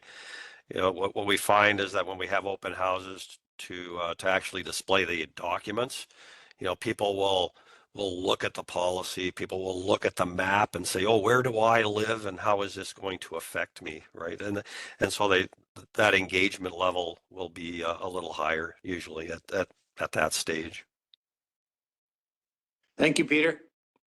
You're welcome. So with on the topic of engagement, Peter, how are you going to be engaging and inviting the stakeholders? Are you dividing them up in sections per the MDP? How are they? Have you created a list and then you'll kind of go down that list and it'll be inviting by email, mail? How are we reaching the stakeholders to ensure that they have the feedback and their say when it comes to creating the policy here? So what we envision is that we would, similar to what we did initially, so we would use, whether it's social media, whether it's the newspaper, whether it's just mailing out documents to specific groups that we have to do, we would do that. Engagement sessions, so we would identify in the bylaws, here's the major changes relative to the bylaw or both bylaws. And then we provide opportunities. So what I envision is actually coming to council and coming to administration and actually walking through the changes in the bylaws with both council and administration so that you can see what changes have been made. And also in terms of other groups, so whether it's the county or whether it's the school districts or those type of things, certainly providing them with those documents and providing them with opportunities to say, we'll meet with you to review these documents if you wish. Otherwise, we'll accept your comments, but you're certainly welcome. And what I've done in the past is that at the open house, we've got tables set aside so that if they want to sit down and review specific sections of the bylaw, we're happy to do that and do it at that time as well. Thank you for that.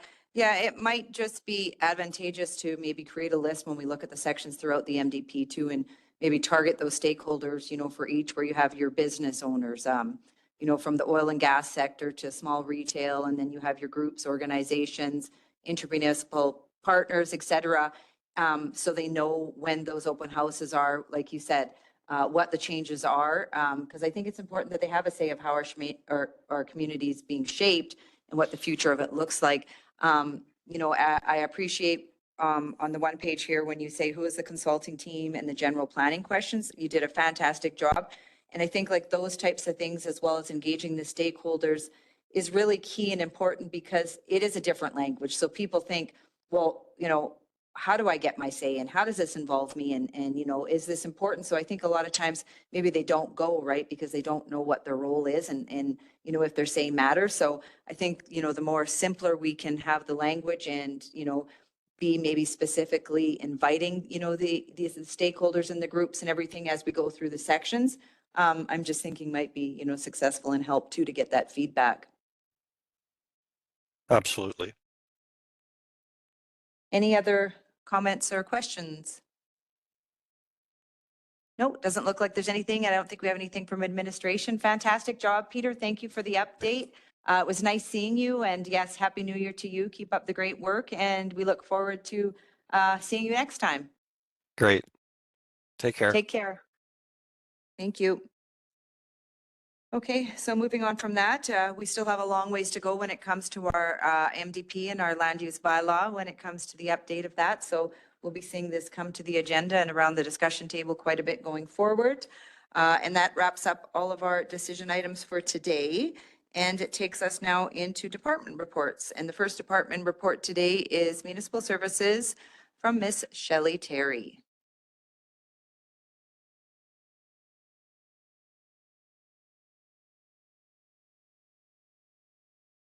Good afternoon, Madam Mayor and members of council. I'll start with Public Works. So snow removal activities have been ongoing on priority 1 to 4 routes. Staff addresses an issue with priority 2 route along 43rd Ave and 43rd Street. These areas have been completed systematically the same way for many years, so adjustments have been made to account for the new Powerhouse campus. In the future, this will not be completed during school pickup and drop-off. Staff are working very hard to get all the roads completed in a timely fashion. Many challenges have come up with the scheduling of roads around garbage pickup. This is challenging for our staff to navigate scheduling around. I have reached out to the contracted waste collection service provider to find a solution to this matter. If snow removal is to be performed in your area on garbage collection days, we will allow residents to place their bins on the sidewalk to allow crews to clean the streets more effectively. Staff completed all the sign upgrades to the new school and will be monitoring this to make adjustments if required. Sanding activities have been ongoing. Crews paused sanding activities during January 12th, 2024 due to the extreme weather events we experienced. On January 11th, our crews attempted sanding activities and had experienced equipment failures multiple times. Sand was also ineffective during these times as it would not bind to the ice on the roads to create traction. Sanding activities resumed on January 15th when temperatures improved. During the extreme cold event, we had our crews doing condition assessments on signage throughout town in hopes to better inventory our signs in service and assess what replacements we may need in the future. Staff have started removing Christmas decorations. This work will continue the week of January 22nd. The polar bear and picture frame will be stored at the Public Works shop and moved to the downtown park for the fire and ice event that will be taking place during the Family Day event in February. We received an update on our new sweeper that we ordered in 2023. It looks as though the new sweeper will be in Edmonton mid-February. We're expecting to have it in our hands by the end of February, well before sweeping season commences. Parks, snow removal activities on our trails and sidewalk networks are ongoing. Wednesday, January 10th, crews did pause these activities due to the extreme cold weather event. And they've now returned back to clearing all of those. Staff members worked on the ICS 100 training while they were in the cold snap to get everybody prepared in the event of any emergencies. Staff are working on coming up with a plan for the proposed Weyerhaeuser Trail that could extend from Ivantoe Park to CETC. Staff have discussed how we would maintain the trail network moving forward and have come up with converting this into a country ski trail during the winter months. Maintaining it in the summer is a very simple task, which we would just use a drag to smooth them out and remove any debris on them. Flooding of ice was paused during the extreme weather events. Staff were out on Friday, January 19th to flood the downtown rink again. Temperatures will be climbing soon, so flooding will need to take place in the evenings or starting January 23rd. Staff will organize that these days. Our seasonal summer staff posting has went out to the public for both utilities and parks. Utilities, staff had numerous frozen water calls and broken water meters during the extreme cold temperatures, which happens almost every year. Staff are working on creating a better or preparing something for our residents to help them better plan for events like this in the future. Quarterly sampling for trihalomethanes and haloacetic acid was performed as per our regulatory requirements at the water treatment plant. Semi-annual sampling was also collected at the water treatment plant, and analysis has started on these samples. 2023 water use reporting has been completed and submitted to the province. Annual report for water and wastewater final draft or first draft is completed and currently under review. Water restriction policy first draft is completed and currently under review. Quarterly acute lethality sample was submitted, and I'm pleased to say that we passed. 2023 effluent regulatory reporting information system monitoring is finished and submitted to the federal government. During the extreme weather event we just experienced, TransAlta reached out to administration informing us that they would be increasing power production at the Bighorn and Brashoot Dam to help with the high demand issues the province was experiencing. In order to do this, they had to increase flow rates into the North Saskatchewan River. Doing this, once the ice is established, can create the potential for flooding events to occur as ice restricts the flows in the river. TransAlta and staff work together to help monitor the river levels during this time, and our river levels never peaked higher than 3.58 meters, which lessened the concern of overland flooding. Landfill leachate reporting is currently being completed, and we should have first draft ready for review by the end of January. This needs to be submitted to AEPA by end of March. 2023 annual report is almost completed. We expect first draft to be ready by the end of January. And a small fire took place on January 12th at the landfill. Operations was able to extinguish the fire using equipment on site. This was a non-compliance event with AEPA, so staff did report it and send in a 7-day letter, and that has been closed now. Engineering distribution project and inspection was completed on the southeast pressure zone piping inside the reservoir to confirm the condition of the piping. It has been confirmed that the piping has failures, which has attributed to why we experienced past problems. This part of the project will need to be placed on hold until we have the connection from the water treatment plant to the distribution network established, as the reservoir will need to be drained to perform repairs on the piping. Myself and Wally met with the landowners that our new line needs to run through, and we felt it went somewhat positive. 50 Ave project, third-party gas supplier has supplied the town with design for the new gas line alignment for the sections of 50th Ave from 47th Street to 43rd Street. They've confirmed that the realignment in this section of 50 Ave will meet our construction timelines and assured us that they would be completing the areas for the end of May, beginning of June. Our team will be holding a kickoff meeting in April to strategize for upcoming construction and public communication. Staff are waiting for updates from Fortis on construction start date for the lighting on the Ring Road, 50th Ave and 43rd Ave, and I can confirm we did get confirmation that they're starting in March. Staff have been working on creating a design standard for the proposed gravel trail that could go from Ivantoe to CETC, and we'll supply that to Weyerhaeuser for that upgrade there. During the extreme weather events, the province issued an emergency alert to conserve power used as to prevent rolling blackouts. Once this alert came through, we reached out to our contacts with Fortis to see what the situation of Drayton Valley was and if it was critical at the time.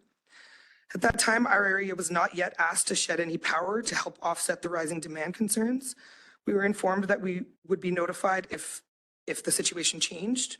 In the meantime, our department put our heads together on ways we could help with the stress on the power grid. The water treatment plant decreased production rates, which is a substantial load on the power grid. We turned off any space heaters that were running. We shut down our pilot projects, both at the water treatment plant and the wastewater treatment plant, and made some other small adjustments where we could be impactful and mindful of our power usage. Discussions were made about disconnecting the power from the Christmas decorations, but the challenge with doing that is we would have had to have a staff member out in -50 weather. Unplugging each individual strand of light just was not safe to do so. Our thoughts were if it got to a critical state, Fortis probably would have shut the power off to the streetlights, and that would have shut our decorations off. They also do not pull substantial power. And I'll open it up for questions. Thank you very much for your report. Any questions? Go ahead, Councillor McGee. Two quick ones. Is it, I did think about the streetlights when the thing came across my phone too.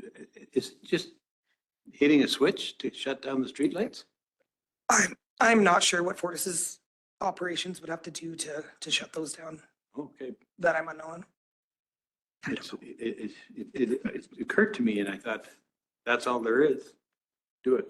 The other thing is, I don't know if we have a CPO or not, but I'm thinking of sidewalks.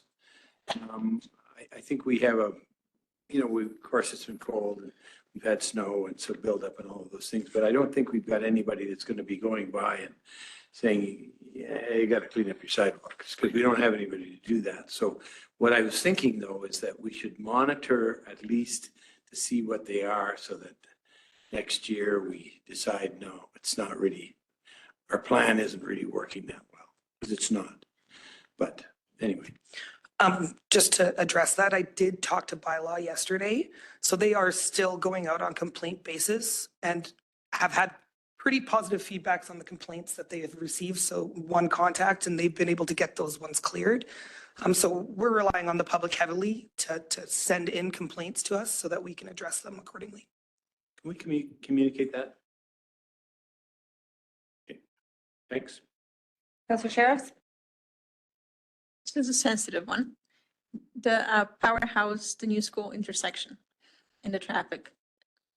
Do we have any idea or any plans what we're going to do with that? At this time, we're trying to see if it's just people getting used to it. And it has gotten better from what I've heard from some parents that have dropped off. So we're hoping just as they get more and more used to it, it will improve. So I'm not sure if this is correct, but is there only one way in and out on the south parking lot and only one way in and out on the north parking lot of that school? Or can you get in on the south side and get out on the north end of the school?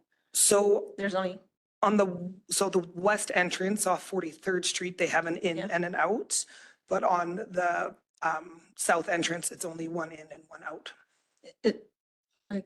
Is that an issue? I'm just wondering if it would be possible to combine those two parking lots and have one way in and a different way out. Definitely. Or staff working. Let's go on the other. Okay. All right. And then we don't have a say in that. That is, I mean, it can come at a request, but that's Infrastructure Alberta, I think that is. Yeah, I understand that, but I mean, if it's causing issues like that one video that I'm sure most of us have seen, then it would be something to bring to whoever's responsible for it. Because we were not consulted about the road access, parking, nothing. So. Councillor Evans? I noticed at least on my road, there was, for the couple of blocks on my road, there was probably 3 or 4 vehicles that had to be worked around, snow removal. I'm assuming we weren't getting too excited about that for the first clear. But are we pursuing that, or are we warning people that they should move their vehicles before we, go ahead and start ticketing them or whatever? And as a follow-up, I actually noticed in Saskatoon, they're towing cars just around the block, just out of the way, and then letting people know where they are. When I approached that scenario, I don't know, it's probably last winter, was told that we couldn't do that. We had to take it to an impound lot if we were going to do it and go through that whole process. So I'm just suggesting maybe that we look at that again as an option and just see if legally we can just bump them like a block away or something, and just wondering what the plan is moving forward. Are we going to start making people move their vehicles, or how are we going to handle that? Okay, so just to speak to that, we did have enforcement out with us. They have issued tickets to individuals. Okay. We don't want to not do the street because we can't get a few to move, so Yeah. we're gonna work around what we can. As for the towing around the corner, I'll have to research a little bit on that and get back to you guys on a solution. Yeah, there was some legal reason why we couldn't do it, but then on the news the other day, I saw, hey, Saskatoon said we're just moving them about a block away. They just need to call this number that we leave with them. We'll tell them where their vehicle is. It's within the walking distance kind of thing. Yeah. And to me, that just makes a little more sense than making people pay whatever, $500 to have it in pound. But there may be a legal issue there. I'm not sure. There would certainly, and through you, Madam Mayor, there would certainly be a cost associated to that we'd have to pass on to the vehicle owner. And just to add to the general manager's description here, Public Works does sign the road. We also do social media posts the day before to say, we're coming in this area. Please remove your vehicles from the road so that we can clean them. So I believe there's quite enough notice given. And if you don't see the signs that are posted the day before, or you choose to ignore them, then yes, towing or giving a ticket is appropriate in my mind. Yeah, I agree with you totally. I didn't see enforcement on that day going up and down the road. I didn't see him at all. So that's why I asked the question. Are we, just letting people get used to what the expectations are first? And I've got no issue with that. But yeah, I also have no issue with us enforcing it when people are just choosing to ignore the sign. My last question is just the South Reservoir. You've got some leaky pipe under the floor there where the pumps are tied into. Is that what's? It's actually a coupler that connects the header to the pump discharge. So it has come loose. Gotcha. Due to corrosion and wear and tear over time. So in order for us to fix that, we do have to drain to get a proper coupler placed in there. So I will, I have taken a boat into a reservoir before to fix a busted pipe. Smaller than that pipe, I'll admit. Not sure how big the coupler is or how hard it is to, if it's, the 6 or 8 bolt that you just comes apart in 2 pieces, or if there's more to it. So I won't try and tell you, put a boat in there and get it fixed, but it can be done. It can be done. there were some other concerns on the pipe itself. It is a metal pipe.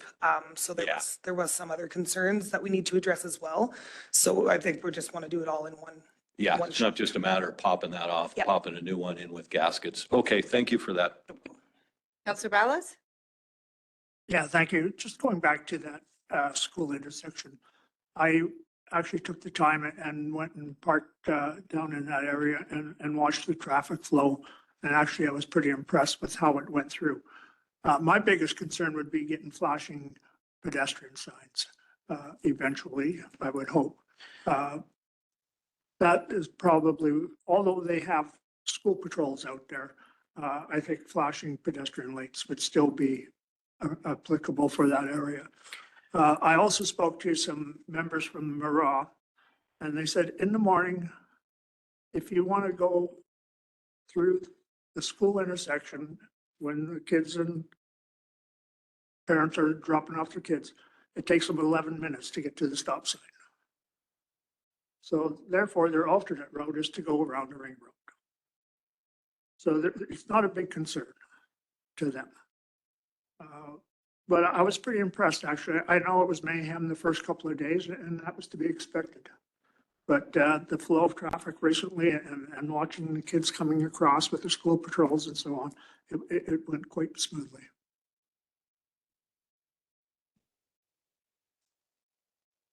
My question is, what's going on with Portis and how can we keep getting pushed for the Ring Road and 43rd lights? October, November, December, January, March. There's been quite a bit of discussion around what style of poles we want to put in along the ring road. Do we want to do underground power, above power? There was an alignment issue on 43rd Ave. There's been a couple different things that they've had to adjust designs for. So they firm dated, it will be March. They said they will not change it this time because they did provide us with all the designs, so they will be ready to go for March. Don't we want cost effective, sustainable, long-term, dollar saving, and don't we want them to match the lights we have? Like, Yeah. yeah, and solar.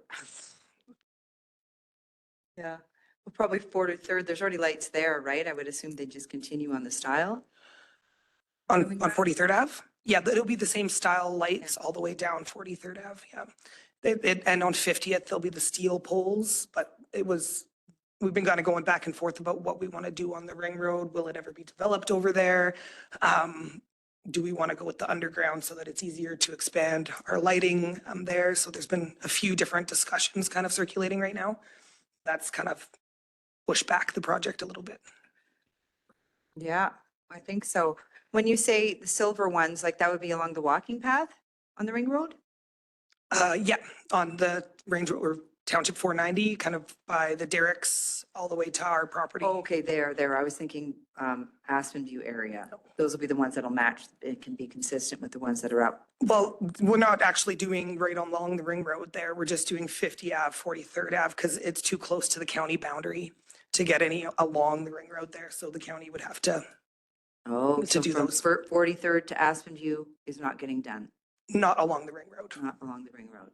Okay, so 43rd down and then off by the South Derricks, that little section. Yeah. Okay, gotcha. So for that, my first question, great news on, we passed the test for the little fish. That was fantastic news. Job posting for seasonal summer staff was posted. How many summer students and are there grants available?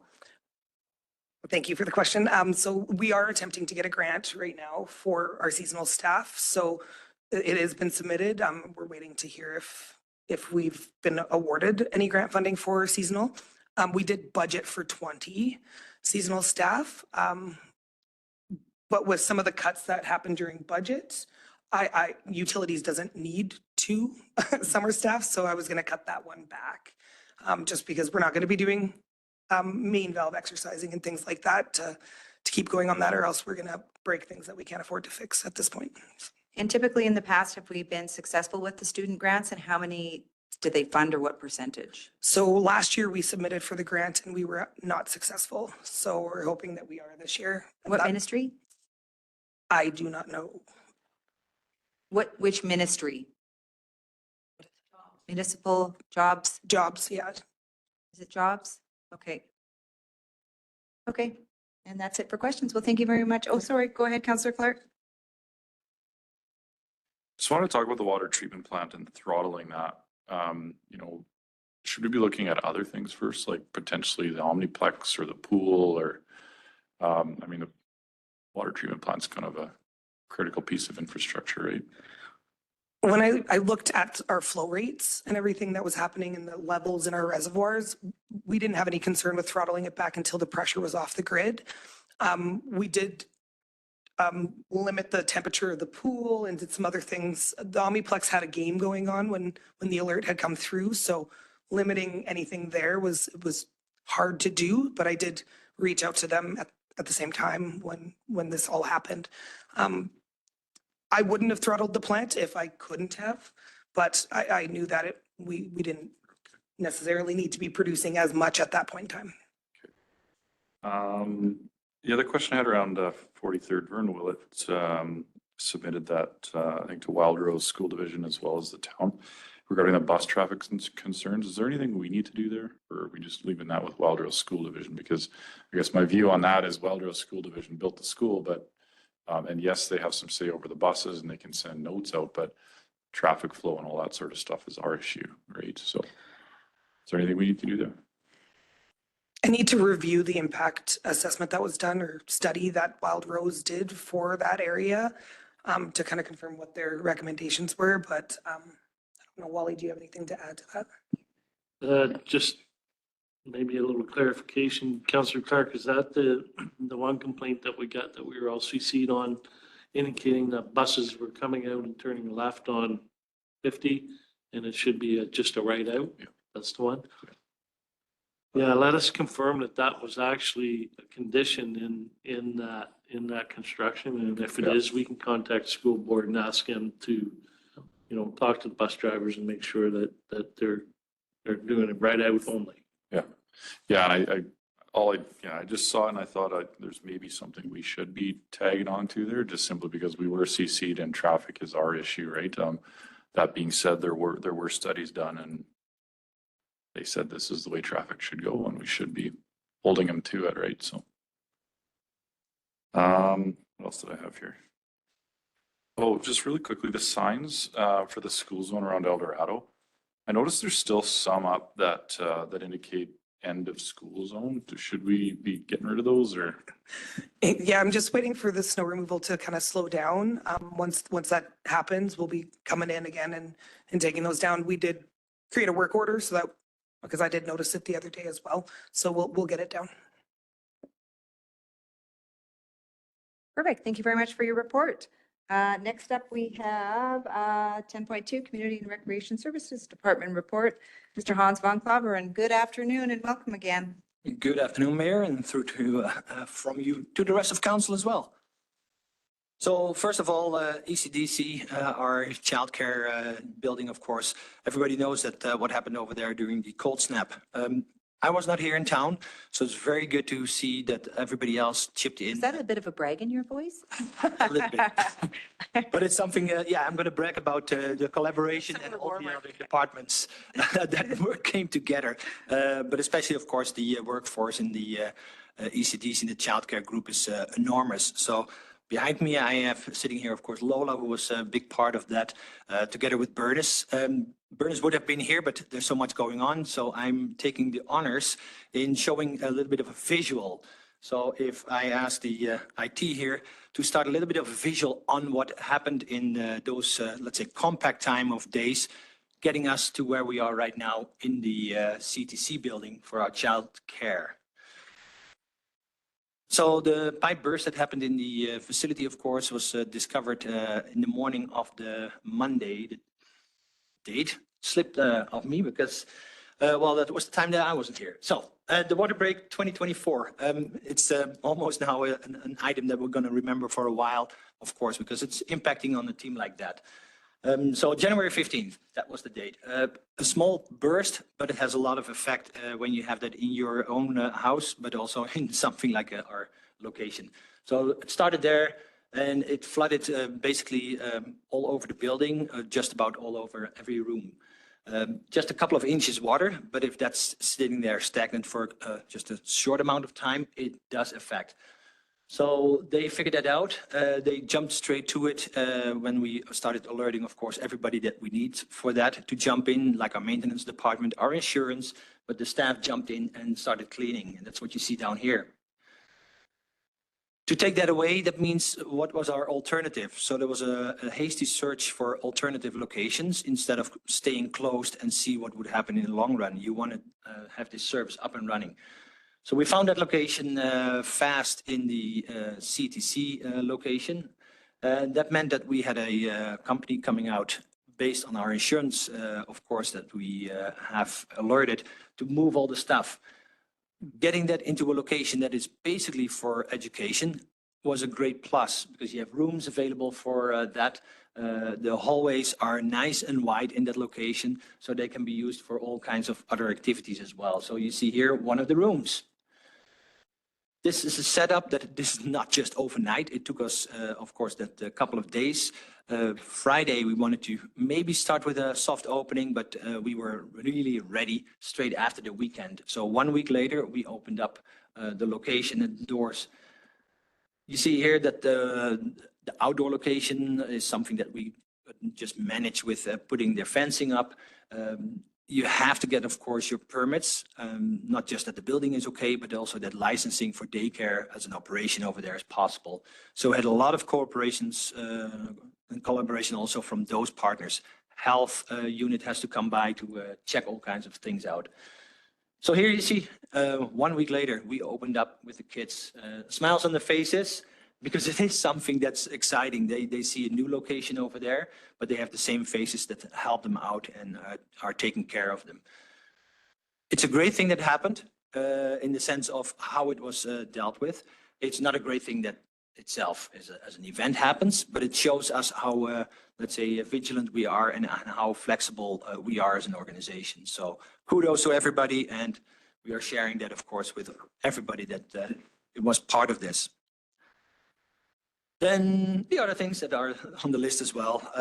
So for FCSS, Snow Angels is a program, of course, that we kicked in again with our first dump of snow. There is still, of course, hopefully even everybody, fingers crossed, that we get more snow, the opportunity to help out with that. So the volunteer program runs, but if you want to help out, there's a number there to call and be part of that.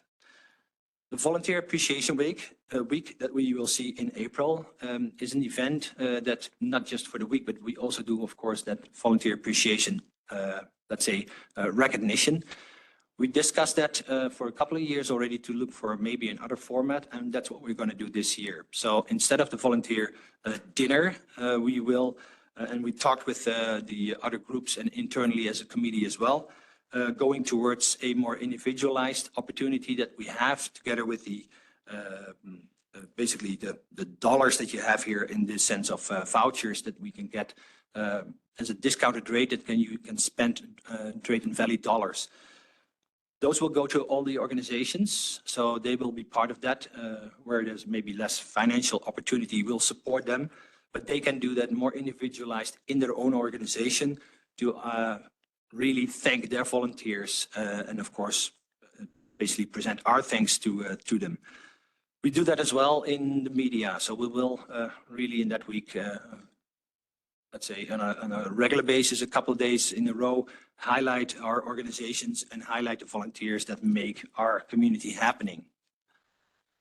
In the Omniplex and in the CTC, of course, over there as well, that's that area. In the Omniplex itself, Live Barn, we reported them a couple of times when they couldn't finish the work in the Christmas break / in the cold snap. So the 29th, it will be up live and running. And that means that we're going to highlight again for the public, the people, to be able to be a member of Live Barn, which is a video that you can see what happens on the ice. So people that cannot come to see their kids or their grandkids, they can still be a member and pay for a membership to see that online on the computer and still see what action happens in our arenas. And like I said, the CTC is hosting our kids over there. So that's exciting, but our events there, we have to work with that. There's one event for sure that's already happening, what was pre-planned. Our CTC is a building that's utilized for other events too. So we will make sure that things collide, or let's say collaborate with each other and not collide in the sense that there are a lot of kids running around during the daytime. Our pool, everybody knows that we had the shutdown behind us during the cold snap. Not everything was finished. We are working together with Chandos and all our big companies that have to finish certain items. So our, let's say, list that we still have with each other of finalization within the warranty time is still ongoing. The bigger items over there have been mentioned before. It's our unit on the roof, our air handling unit that has to be addressed. We had to wait for a little bit warmer weather to do the final work on that. Our steam room unit is up and running. So we are also away from the manual adjustment to a automated adjust, let's say, running of that process again. So that's good. And there's a couple of other items, but we work with our contractors and the Chandos still to finalize that, to make sure that we have an operational building, because most of the building is really ours now to take care of. The JLC competition, it's going to be our first competition in March that we're going to host. That's exciting. That's why we have this great facility, of course, as well. a lap pool with enough room. So it's going to be exciting to see that happening for the first time in our pool. And that's a really showcase to other communities and other teams that will come here and compete against us. While we know we are pretty strong, and we'll showcase them how strong we are still in our program. Community services, the training is ongoing with the training that we do with the Alberta Emergency Management Agency. It's training to get ready for our ESS, our emergency social services when there's events happening, which is now almost a year behind us, but the seasons are upcoming, of course, so we'll get ready with that. And we were happy to host that together, basically, or they hosted us, I can say, the Wildrose School Division. So we get the training ready to be basically ready for next situations that we need our ESS, our reception center, and our services in case of emergencies. And the final items that I have down here, basically is the facilities, and facilities, a big item was of course the cold snap. So not only at the daycare things happened, but also animal shelter had to be addressed with the water issue.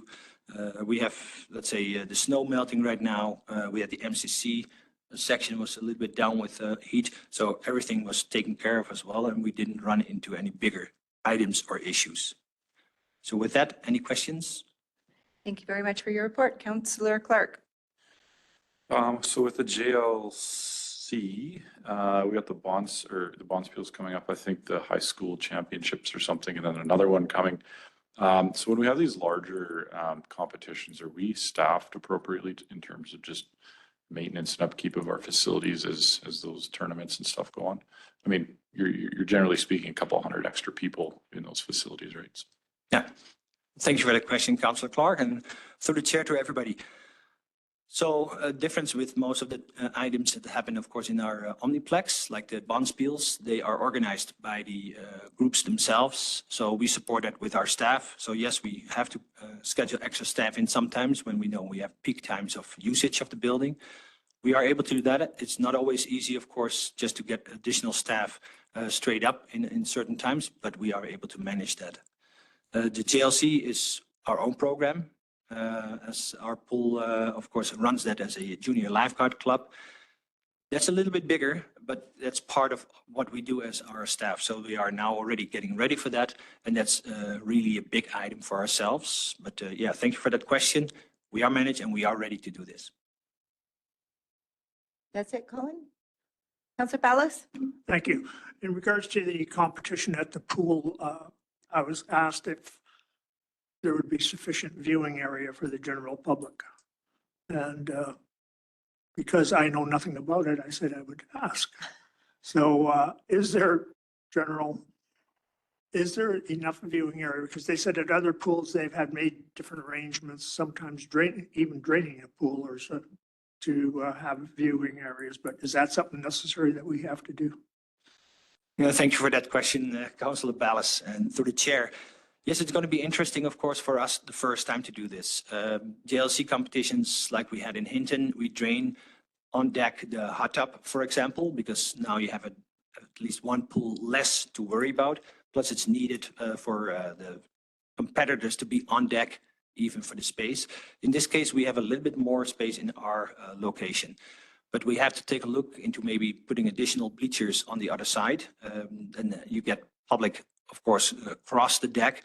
So it's a little bit of logistics, but you are right. It's something really to puzzle. This building was designed, of course, with bleachers along one side of the pool for the public, easy accessible, and hopefully providing enough space. The bleachers over there are not solid, so we can move them around and even put a little bit more within the allowance of viewing area in that section even. So we are, let's say, excited to see what's possible and what we can do in the location to host this event. It's going to be the first time. It's going to be a learning curve.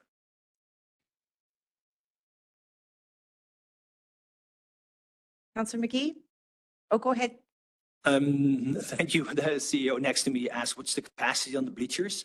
I don't know at the top of my head. Right now we have, I think we have 5 or 6 sections of bleachers standing there. We can up that, of course, but our fire code, and that's our egress, determines, of course, the maximum capacity on that side. When you take a look into bather load, that's a little bit different, of course. Everybody says like, hey, how many people can swim? That's differently than during our competitions, because most of the time we can go to a building code that's more geared towards people on deck, that you can go a little bit higher than you would normally see people swim, of course. But we'll sort that out. Thank you. Thank you for that. Go ahead, Councillor McGee. Two things on the Snow Angels. There's a couple of our kind of unhoused or maybe couch surfing folks that are out trying to make a buck, and so they're shoveling sidewalks, they're knocking on doors, and I think it's a great opportunity for them to try their best. We probably couldn't include them because Snow Angels are volunteers, but we may have in that list somebody that would want to pay a little bit of money to have their sidewalks done. And so I told the two fellows that were doing that work that I would bring it up. And I then had a conversation with Cody at Opportunity Homes, and the clients at Opportunity Homes have to build into their Rehabilitation. thank you, their rehab, some community hours. So he was asking, is there opportunities for that the town might use some of these folks for community hours? And I said I'd bring it up. Well, thank you for that suggestion, and really appreciate that the train of thought and maybe even out of the box thinking. But I'll pass this on as well with my colleague here behind me. So thank you for the suggestion, and we'll look into it. Your colleague behind you looks happy about that. The last thing is when you talk about the emergency social services team, is that a group of people that you put together? Who are they? It's just one? Oh, Thank you, and I'll pass this on to my colleague behind me and now next to me. Thank you for that.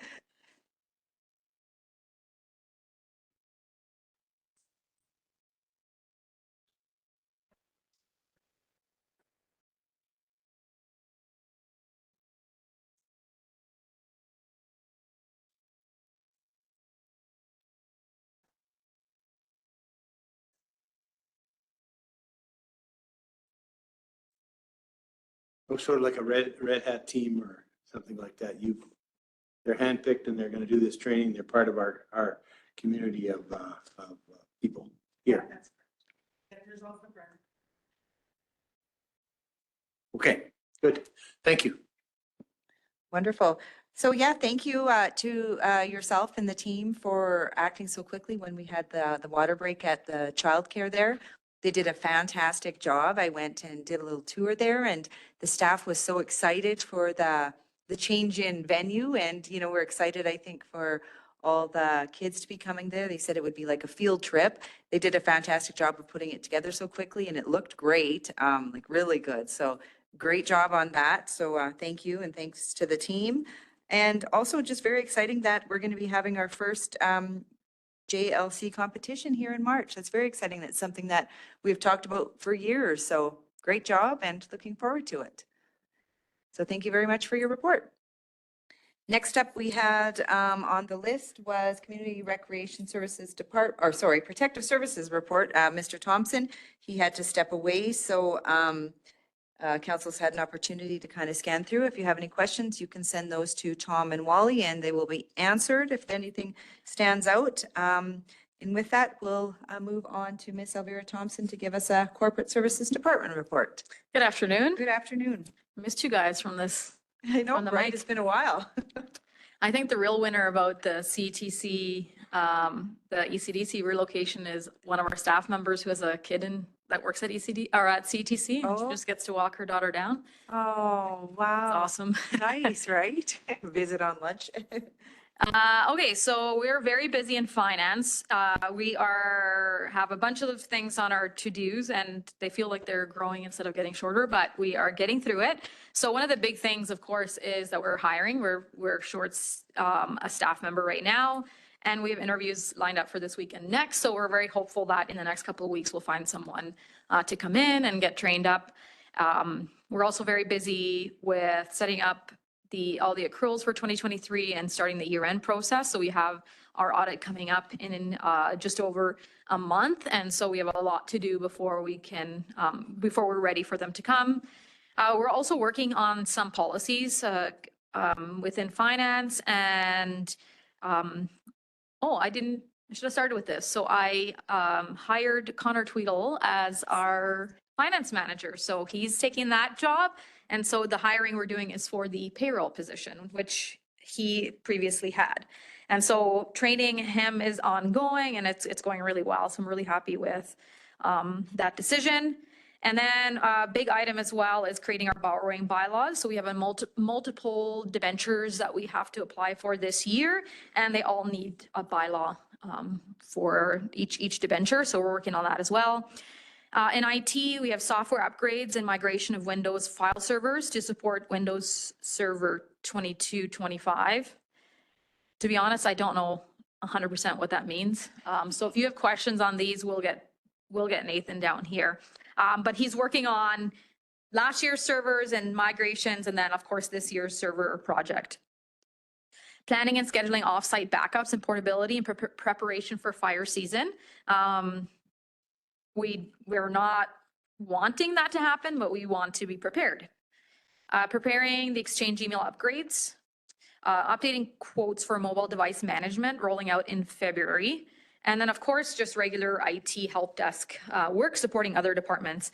And then we're always looking to train staff to help back up other positions when they're like on holidays or sick or whatever it might be. And so that's something ongoing, and it is difficult when everyone is pretty much right at capacity. It's really hard to do that, but we have to make an effort to train for backup so that we can be covered in situations when some position is vacant.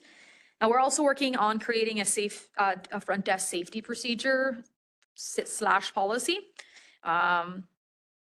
Given the event in the city of Edmonton, I feel is a little more urgent now, although it was very important before. And then, of course, along with the ECDC damages, of course, it comes with a lot of insurance work. And so that's being done in our department as well. And that's it for me. Thank you very much for your report. Any questions for Ms. Thompson? Wow, you got in the seat and everybody's no, you're doing a great job. Keep it up. Congratulations to Connor too. He'll do fantastic. Thank you very much for your report. I will move on to council reports now. And first up is Councillor McGee.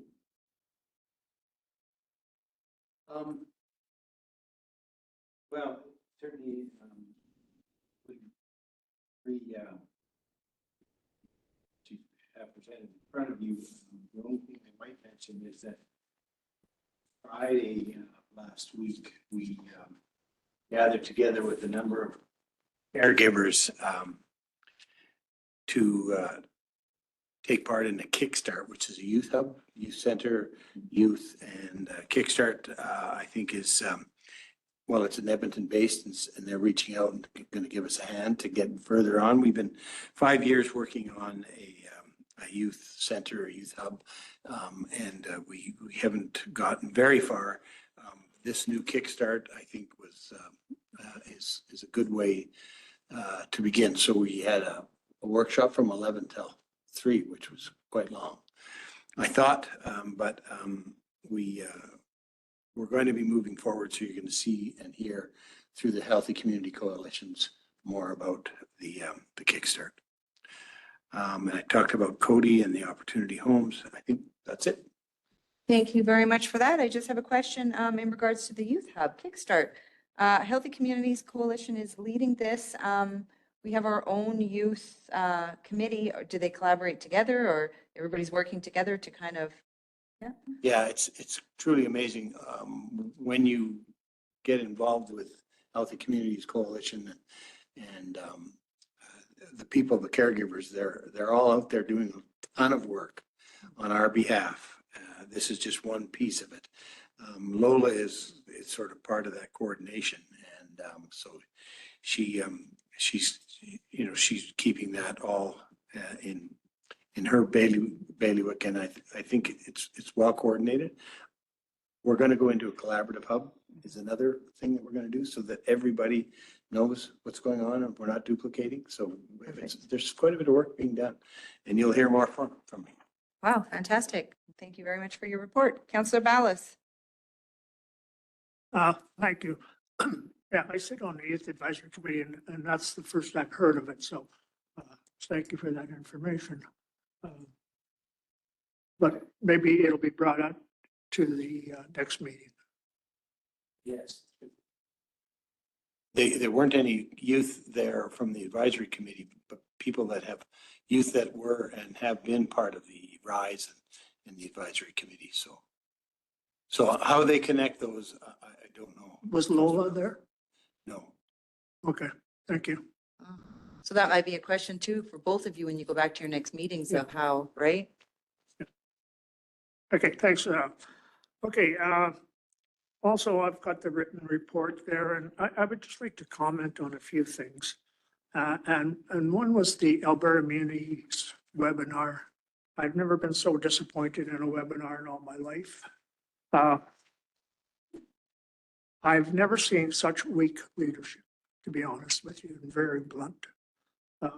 How they just lay down and throw and accept whatever the government throws at them, says, hey, we're just going to live with there. And if the government gives you any money, invite them out, give them the accolades. It was disappointing. Instead of taking a stand and saying, hey, come on, do something. We need something. We're not sustainable at what you're giving us, not just sitting there and accepting it. And I was so disappointed in it. Anyway, my comments was disgusting. But going on, we had a PPRC meeting, Permanent Physicians Recruitment Committee, last night, and Colin and Councillor Clark and Councillor Gamano were both there. The good news, because I get to report first, is that 3 new doctors have been contracted to come to Drayton Valley. So that's very positive.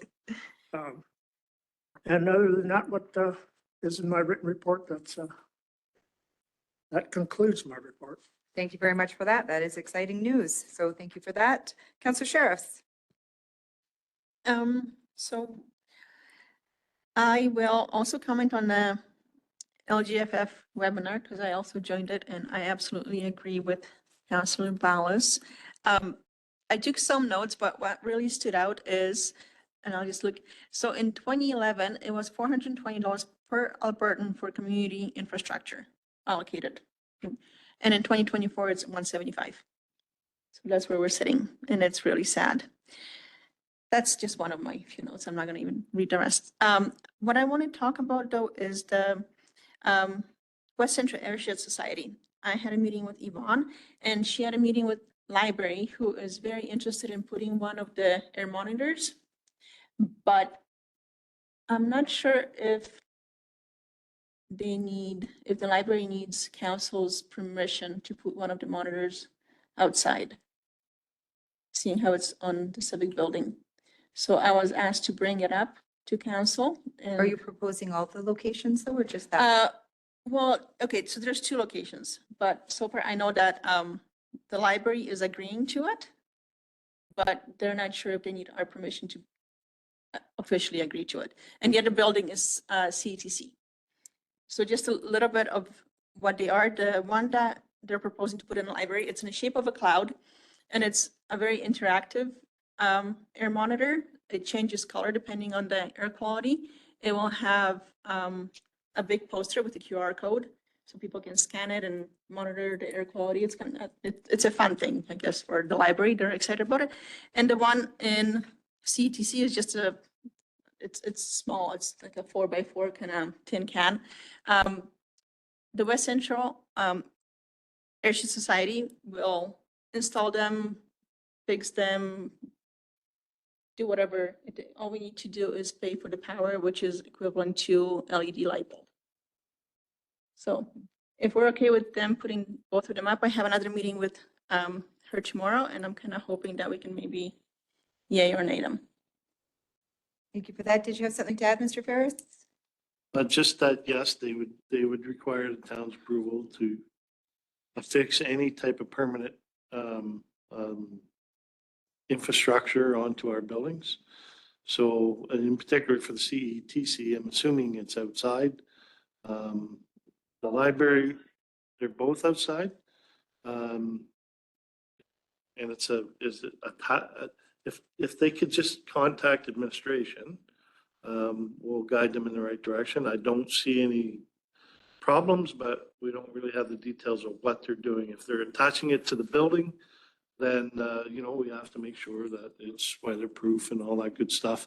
So, yeah, they would be required to work with administration to do that, but I don't see any issues. Sounds like the library one is down low if it's interactive so that people can interact with it. So it wouldn't be on the roof.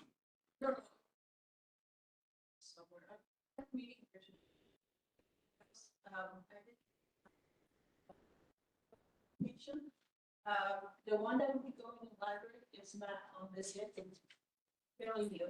So I don't think it's actually on this. Maybe, yeah, so we can make sure that you have Hans's contact information. And Barry, who kind of manages our facilities, should be involved in that. Go ahead, Councillor Ballas. Can I ask Councillor Sheriff a question? Is the air quality monitored and are there stats then available for the general public? Yes, they would be. So, couple weeks ago, I believe, Jen, I sent her a link for the West Central Airship Society, and it is connected to our website now. So you can go to it. And I think that the one that they're planning on putting at the library will have a QR code that you can scan, and it will automatically kind of load onto your phone so you can check it regularly. Yeah. They were hoping to put one out in at the airport, but they need constant Wi-Fi just so the information is updated steadily. So that's why I suggested CETC, seeing how it's the clean energy building and it kind of flows with them, right? So, yep. Yeah. Yeah, I wasn't sure if it's in, I don't know. I thought that clean energy goes kind of with the whole theme. So. Yep. Okay. Did you have anything else from your report?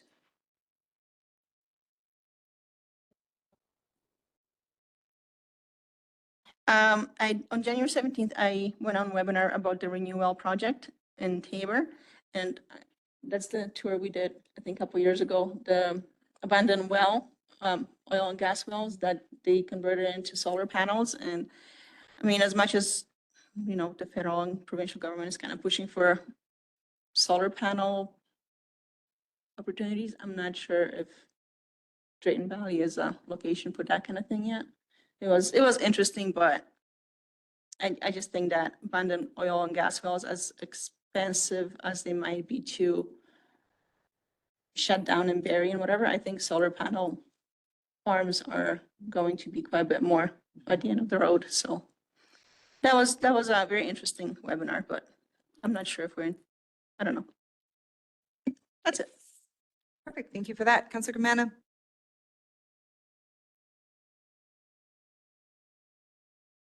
Thank you. I guess on the 15th, we had that by Lone Park Owners meeting. I was there for that. And then on 16th, Sustainability Committee, I led our chair to go through the details on that. On the 15th, I had our Health Foundation meeting at the hospital. We've kind of went through the project to come and the layout for the year after the strategic planning session that they had a month and a half ago.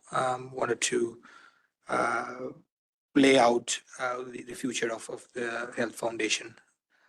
So they are going to get the information from that strategic planning session, and we're going to have a few more sessions to lay out, you know, what's important, what the direction that they're going to take, what projects that they're going to undertake with the hospital, or the education piece that that's coming through with nursing as well as any other healthcare needs that the community have, that Health Foundation can support in.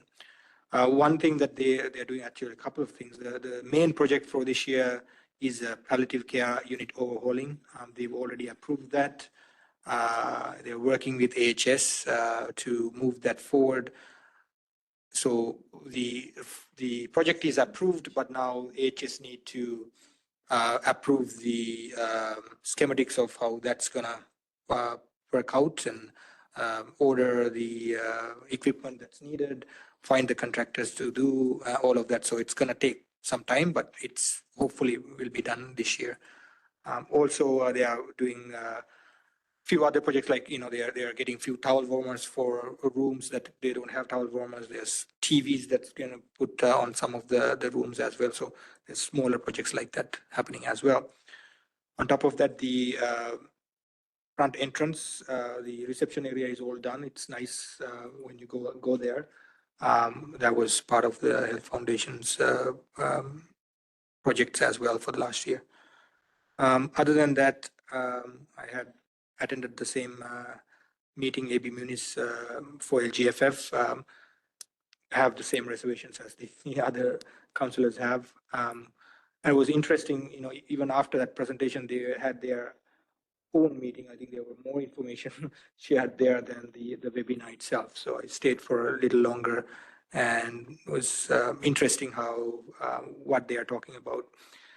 And again, more to the concerns, I think they are catering to bigger centers. When you listen to them, you can hear their concerns, their issues are more about Edmonton and Calgary and Red Deer, not rural, smaller communities like ours. So I think we have a big advocacy piece that we should do with AUMA and mention that, our displeasure, as Councillor Ballas mentioned. Then on the 19th, I attended the Culture Cafe, the first one for this year. It was nice to see some attendance and a bit of a chat about the year ahead, their Community Learning Association, what's their plans for 2024 as well. That's it from me. Thank you. Thank you for that. Councillor Evans. I also attended the Mobile Home Park owners meeting. I thought it was productive, and we addressed their concerns. Thank you to Councillor Sheriffs for chairing that, having to step in there.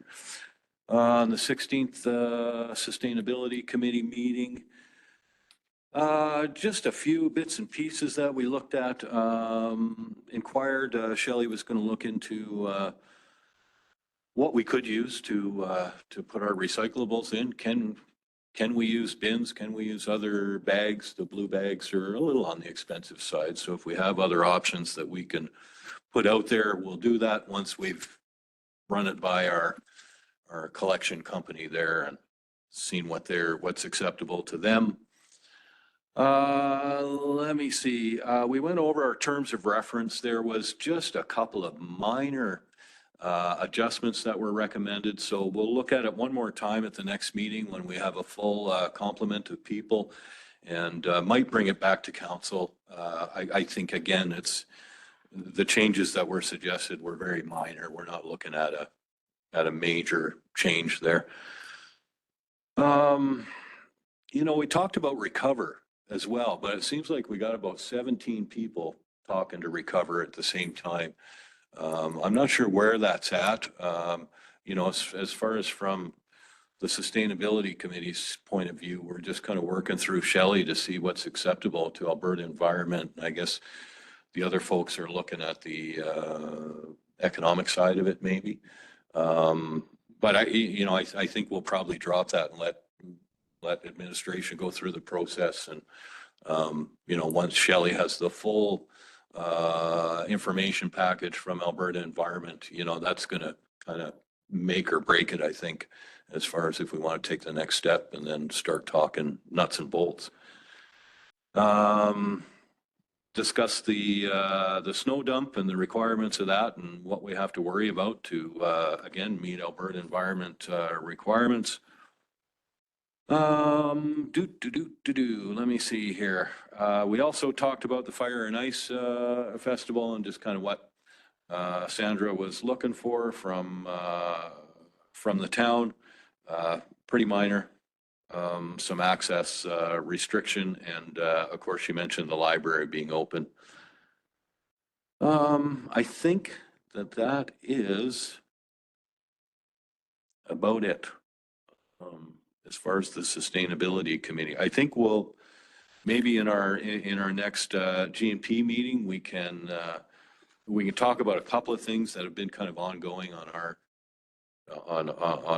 agendas that maybe are out of our control, or we talked about the greenhouses and that stuff, and it just it seems like we can't really push it anywhere at this time. So looking to take a few things off the agenda.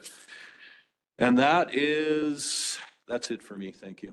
Thank you very much for that, Deputy Mayor Clark. Just a couple things, Wild Rose School Division meeting. Just chatted about some things we can move forward together on there, some concerns they had, as well as some ideas. We had the joint rec board meeting. First meeting, we had a minor amendment to the terms of reference.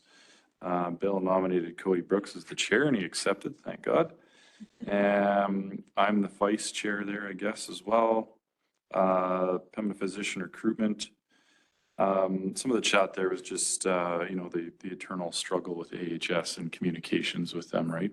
The other real highlight there was just a subcommittee was struck for welcome package development. And I joined Leslie Gig and Ann Murphy on that. So that's all I have. Thank you very much for that. For myself, I had attended a couple mid-sized mayors caucus committee meetings, and the purpose of these committees is to strengthen the position of mid-sized towns and to advocate on matters that directly impact us. I know that the point of this committee, and there's several of them throughout Alberta, is they're not feeling the support from Alberta munis the same, and dealing with issues and concerns when it comes to smaller communities. So the purpose is to get communities of the same size together and to talk about our issues and start pushing them up through Alberta munis as well as the province. And then with that, everybody else's comments on the LGFF webinar. Yeah, I would echo those same comments and just encourage everyone to fill out the survey for the response of how Alberta Munis is doing. If we're feeling that way, I took liberty to fill it out and was quite honest with how I'm feeling about them and the support. I know we have a representative for Wests, and I think we've received one email from that rep. So it's very hard to get our issues and our voice heard. So I think we have to go about it different ways for sure. And we're looking at other avenues too when it comes to things like that. Just when it comes to the pocketbook of the town as well. So I think we have to do what we have to do to explore and, be heard as a small rural community in Alberta. And I did also tour the new Powerhouse Campus School, and what a beautiful school it is. Fantastic classrooms, and just to be in that school and see it that size feels like you're in a city campus or something. And I know that teachers, students, and everybody is quite thrilled about that. So it looks great, and I wish them the most success, and students a successful year in their new school and everything like that. That is it for me for my council report. I'll now ask a member of council to make a motion to accept both department reports and council reports as information. Councilor McGee, thank you very much for that. Next on the agenda, council initiated items and roundtable discussions. We had the West Central Airshed Society. Ms. Sheriffs was going to report on that, but she did in her council report today. So Mr. Ferris will reach out and deal with that end of that and see where we need to go to push this forward. Does anybody else have any council initiated items? Councillor Ballas, yes, you do look like you have an exciting. I do. I just got a text from the president and executive director of the Alberta Hemp Alliance asking if we will do a silver sponsorship for the hemp conference. If we'll do a which, sorry? Silver sponsorship. Silver? Silver. What is silver? What's silver? What is silver? Well, it's kind of like silver sponsorship gives you, let me put my glasses on. gives you brand and logo placement, website and conference materials, quarter page advertisement in the conference agenda, 2 conference registrations, and an attendee list, and it's $2,500. $2,500. What was it to go to the conference, Pam? Do we remember what conference package was or conference tickets for the 3 days? There's 4 of us going. 4? There's 4 of us, yeah. 2 counselors and 2 administration, So right? this would cover for 2. That would cover for 2.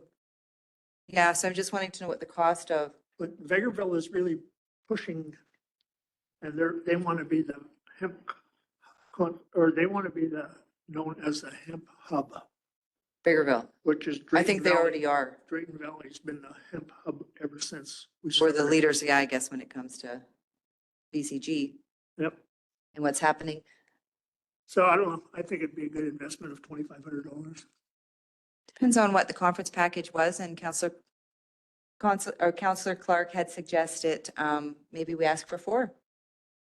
That's for what? 4 tickets. Well, let's find out. Do we have $2,500? Sure. And I don't think it does include, I think it's just tickets. Yeah. Pull Why out not? that Let's credit add it. card. Well, we have $2,500. Of course, we have $2,500. We would probably have to fund that out of the CAO contingency fund, unless we have a look at council's budget on that. We can do that, but I'm sure we can find $2,500. The only issue is if we do 5 of these in a year, that adds up. I don't think that we got 5 to go to, but I think to me, and with the potential of could be the future for hemp in our town, I think we should certainly support this. Is there a date that we have to respond by? Yeah, they because they want to get everything, programs going and so on. We have G&P next week. Could we wait till next Wednesday and then Pam can figure out what that? It's just that we can't make decisions there. It's true. Yeah, but if it was to come out of our budgets, isn't the money already there? There wouldn't be a financial implication or? Council, for a decision that's to be made at a council meeting, it cannot be made at GMP. So it can be discussed at GMP, and I would suggest that, our next council meeting is in 2 weeks. They need an answer before then? Probably because it's in February, the conference, yeah. There you go. Okay, tell us what the silver package gets us again, please. Sure. Brand and logo placement. Not sure where. Where? We're at. Yeah. Or on what. Yeah. Website and conference materials. Quarter page advertisement in the conference agenda. And 2 conference registrations, plus the attendee list.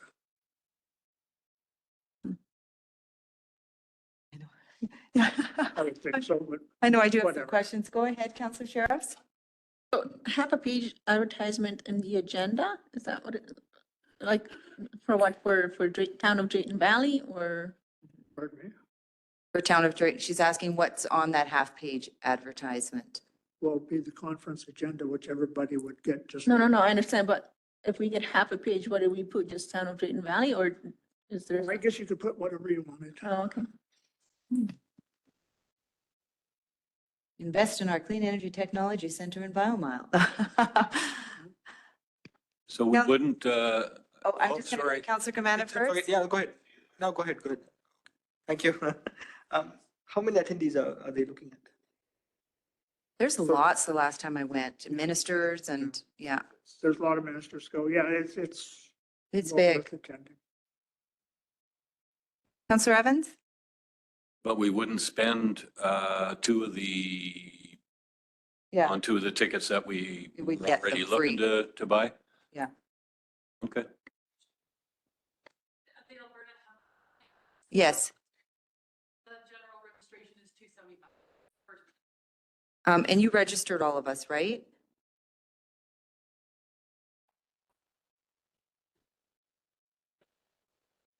No, no, no, like the four of us that are going, you've registered us, right? Like that would be Kundi, Marie Lynn, um, okay, so Monica and I, then you registered. Okay. So I was just wondering if we could get a refund then on that, or I guess we just give less of that for the sponsorship package. Can we ask for 4 tickets? We still got 2 in me. Yeah, I think they already registered. Everybody did. Yeah. Okay, do you want to make a motion? Or, sure. Yeah. I'd like to make a motion that the town of Drayton Valley sponsor to the Alberta Hemp Alliance a silver sponsorship for the amount of $2,500. Thank you very much for that. Any comment, question, or debate on the motion? So Councillor, then would we have another 2 people going, or are we going to get a refund for the extra 2? I think, yeah, definitely. Let's Right? leave that with administration to find out. Okay. Yeah. Councillor Gomana, did you have a question or a comment? I was just gonna say, yeah, I understand the importance, and I think it's a very good industry that we should be looking at. Being in Drayton Valley, I'm just leery of ad hoc decisions like this. That's all. Mhm. Yeah, hastily decisions. I actually do support this just because we just were in partnership on a grant with Alberta Hemp Alliance, and I can't say what that grant was because it's confidential, but I think that if we're going to be supporting the Hemp Alliance and companies and initiatives going forward, I think that it's important that we support them. Like Councillor Clark said, I think there's about 600 people that attend. It does get a lot of attraction throughout, not just Alberta, but through Saskatchewan, British Columbia. There's ministers, there's a lot there. We are home to Biocomposite Group, which is the leading manufacturers in hemp in North America. So they are pretty big. So it does give Drayton Valley bragging rights and puts us on the map. So I think it's not a lot. I think, we talk about our initiatives when it comes to economic development, and this is something that definitely has created jobs and, impacted our community for sure. So it's definitely something I can get behind. It's not a lot of money, but I think it's worth every dollar. I don't know if there's any other comment, question, debate. If there's none, then I'll go ahead, Councillor Clark. Potential friendly amendment to say instead of the 2 tickets is asking for 4 instead.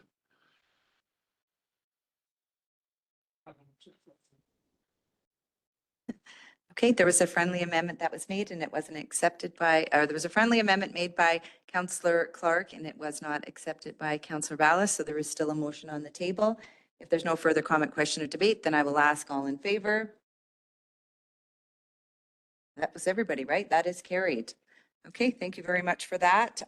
So we have no other council initiated items, I don't believe. And lastly on the agenda was information items. We have 3.